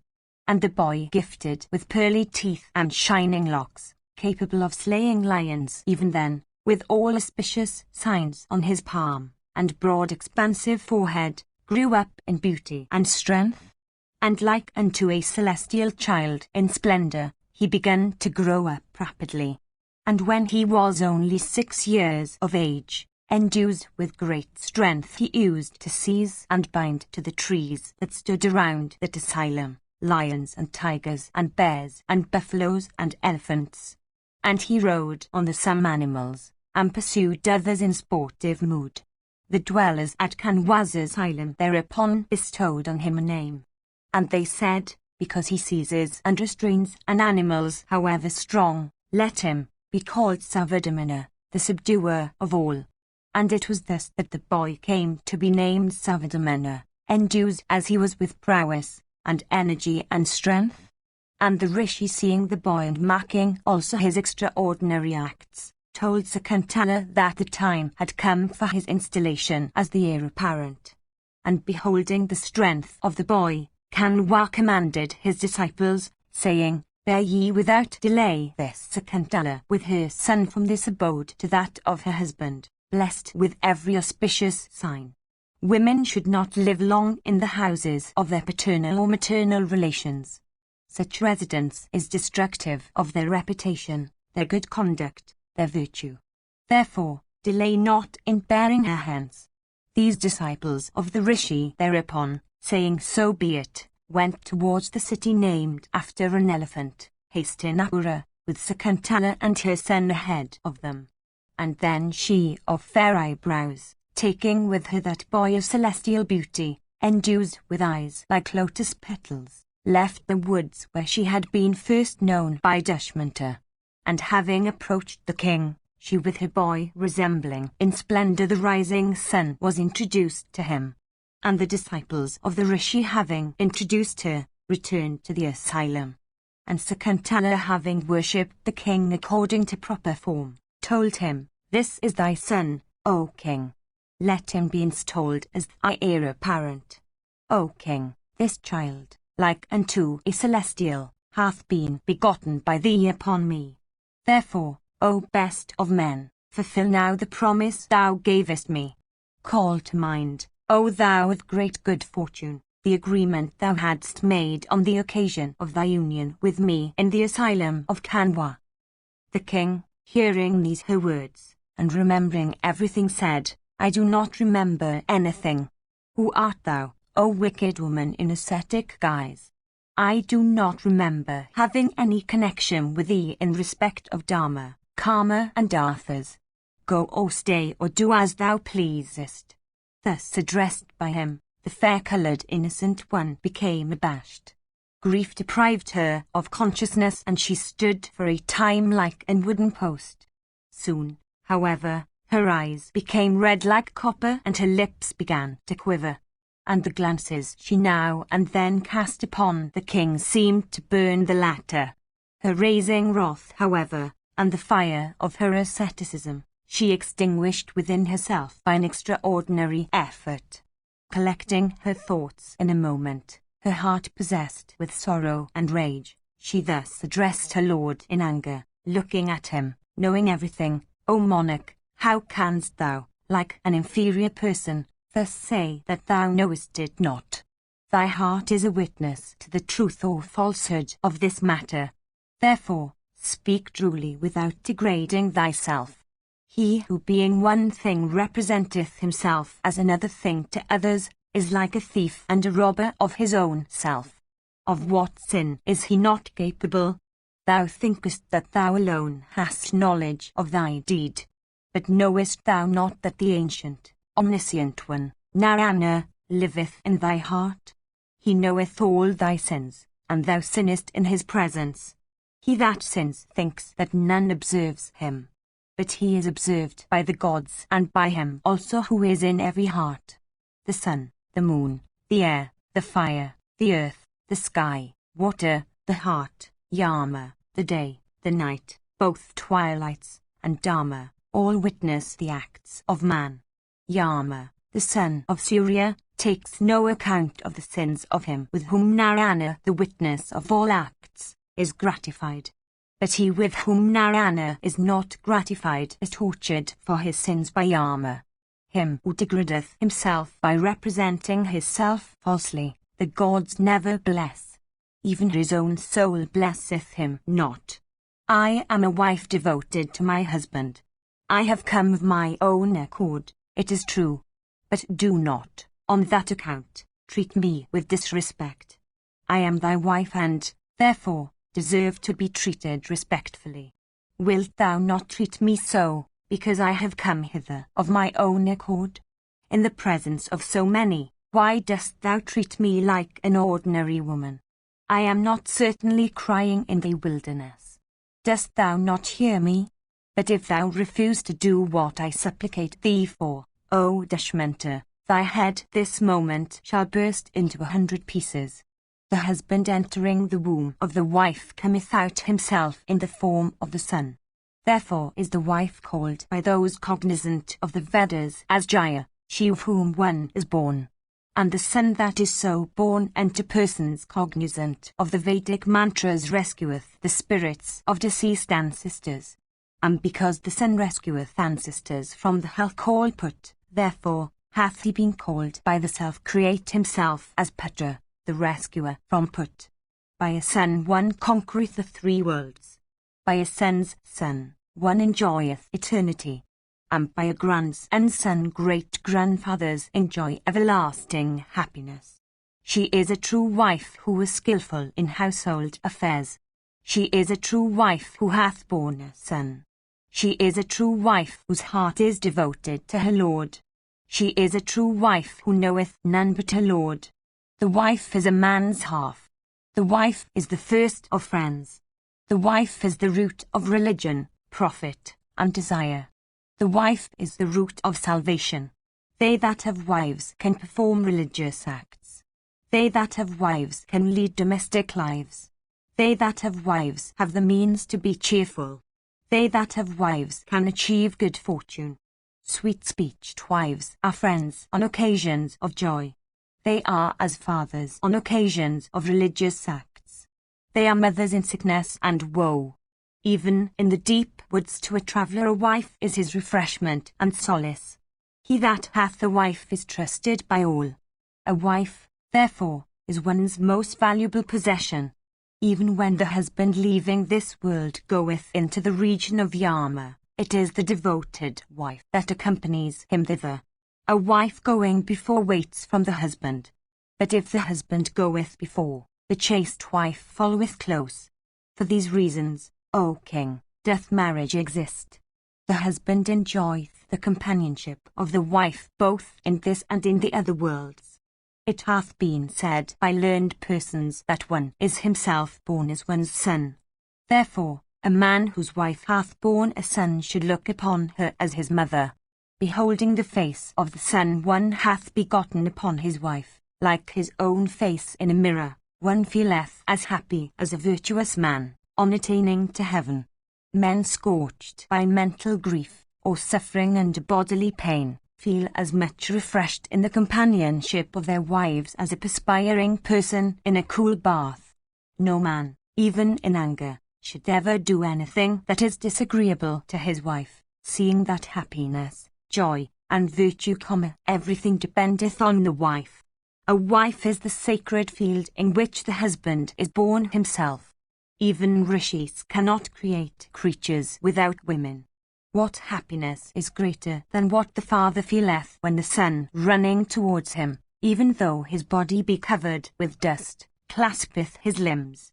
Why then dost thou treat with indifference such a son, who hath approached thee himself and who casteth wistful glances towards thee for climbing thy knees? Even ants support their own eggs without destroying them. Then why shouldst not thou, a virtuous man that thou art, support thy own child? The touch of soft sandal paste, of women, of cool water is not so agreeable as the touch of one's own infant son locked in one's embrace. As a Brahmana is the foremost of all bipeds, a cow, the foremost of all quadrupeds, a protector, the foremost of all superiors, so is the son the foremost of all objects, agreeable to the touch. Let, therefore, this handsome child touch thee in embrace. There is nothing in the world more agreeable to the touch than the embrace of one's son. O chastiser of foes, I have brought forth this child, O monarch, capable of dispelling all thy sorrows after bearing him in my womb for full 3 years. O monarch of Peru's race, he shall perform 100 horse sacrifices. These were the words uttered from the sky when I was in the lying-in room. Indeed, men going into places remote from their homes take up their others' children on their laps and smelling their heads feel great happiness. Thou knowest that Brahmanas repeat these Vedic mantras on the occasion of the consecrating rites of infancy. Thou art born, O son, of my body. Thou art sprung from my heart. Thou art myself in the form of a son. Live thou to 100 years. My life dependeth on thee, and the continuation of my race also, on thee. Therefore, O son, live thou in great happiness to 100 years. He hath sprung from thy body, this second being from thee. Behold thyself in thy son, as thou beholdest thy image in the clear lake. As the sacrificial fire is kindled from the domestic one, so hath this one sprung from thee. Though one, thou hast divided thyself. In course of hunting while engaged in pursuit of the deer, I was approached by thee, O king, I who was then a virgin in the asylum of my father. Urvasi, Purvachiti, Sahajanya, Manaka, Viswaki and Gritachi, these are the 6 foremost of Apsaras. Amongst them again, Manaka, born of Brahman, is the first. Descending from heaven on earth, after intercourse with Viswamitra, she gave birth to me. That celebrated Apsara, Manaka, brought me forth in a valley of Himavat. Bereft of all affection, she went away, cast me there as if I were the child of somebody else. What sinful act did I do, of old, in some other life that I was in infancy cast away by my parents, and at present am cast away by thee. Put away by thee, I am ready to return to the refuge of my father. But it behoveth thee not to cast off this child who is thy own. Hearing all this, Dishmenta said, O Sakuntala, I do not know, having begot upon thee this son. Women generally speak untruths. Who shall believe in thy words? Destitute of all affection, the lewd Menaka is thy mother, and she cast thee off on the surface of the hem of it, as one throws away, after the worship is over, the flowery offering made to his gods. Thy father too, of the Kshatriya race, the lustful Viswamitra, who was tempted to become a Brahmana, is destitute of all affection. However, Menaka is the first of Apsaras, and thy father also is the first of Rishis. Being their daughter, why dost thou speak like a lewd woman? Thy words deserve no credit. Art thou not ashamed to speak them, especially before me? Go hence, O wicked woman in ascetic guise. Where is that foremost of great Rishis, where also is that Apsara Menaka? And why art thou, low as thou art, in the guise of an ascetic? Thy child too is grown up. Thou sayest he is a boy, but he is very strong. How hath he soon grown like a salad sprout? Thy birth is low. Thou speakest like a lewd woman. Lustfully hast thou been begotten by Menaka. O woman of ascetic guise, all that thou sayest is quite unknown to me. I don't know thee. Go whithersoever thou choosest. Sakuntala replied, Thou sayest, O king, the fault of others, even though they be as small as a mustard seed. But seeing thou noticest not thy own faults, even though they be as large as the vilwa fruit. Menaka is one of the celestials. Indeed, Menaka is reckoned as the first of celestials. My birth, therefore, O Dishmenta, is far higher than thine. Thou walkest upon the earth, O king, but I roam in the skies. Behold, the difference between ourselves is as that between the mountain, Meru, and a mustard seed. Behold my power, O king. I can repair to the abodes of Indra, Guvara, Yama, and Varuna. The saying is true which I shall refer to before thee, O sinless one. I refer to it for example's sake, and not from evil motives. Therefore, it behoveth thee to pardon me after thou hast heard it. An ugly person considereth himself handsomer than others until he sees his own face in the mirror. But when he sees his own ugly face in the mirror, it is then that he perceiveth the difference between himself and others. He that is really handsome never taunts anybody, and he that always talketh evil becometh a reviler. And as the swine always look for dirt and filth even when in the midst of a flower garden, so the wicked always choose the evil out of both evil and good that others speak. Those, however, that are wise, on hearing the speeches of others that are intermixed with both good and evil, accept only what is good, like geese that always extract the milk only, though it be mixed with water. As the honest are always pained at speaking ill of others, so do the wicked always rejoice in doing the same thing. As the honest always feel pleasure in showing regard for the old, so do the wicked always take delight in aspersing the good. The honest are happy in not seeking for faults. The wicked are happy in seeking for them. The wicked ever speak ill of the honest, but the latter never injure the former, even if injured by them. What can be more ridiculous in the world than that those that are themselves wicked should represent the really honest as wicked? When even atheists are annoyed with those that have fallen off from truth and virtue and who are really like angry snakes of virulent poison, what shall I say of myself who am nurtured in faith? He that having begotten a son who is his own image, regardeth him not, never attaineth to the worlds he coveteth. And verily the gods destroy his good fortune and possessions. The Pietras have said that the son continueth the race and the line and is, therefore, the best of all religious acts. Therefore, none should abandon a son. Manu hath said that there are 5 kinds of sons: those begotten by oneself upon his own wife, those obtained as gift from others, those purchased for a consideration, those reared with affection, and those begotten upon other women than upon wedded wives.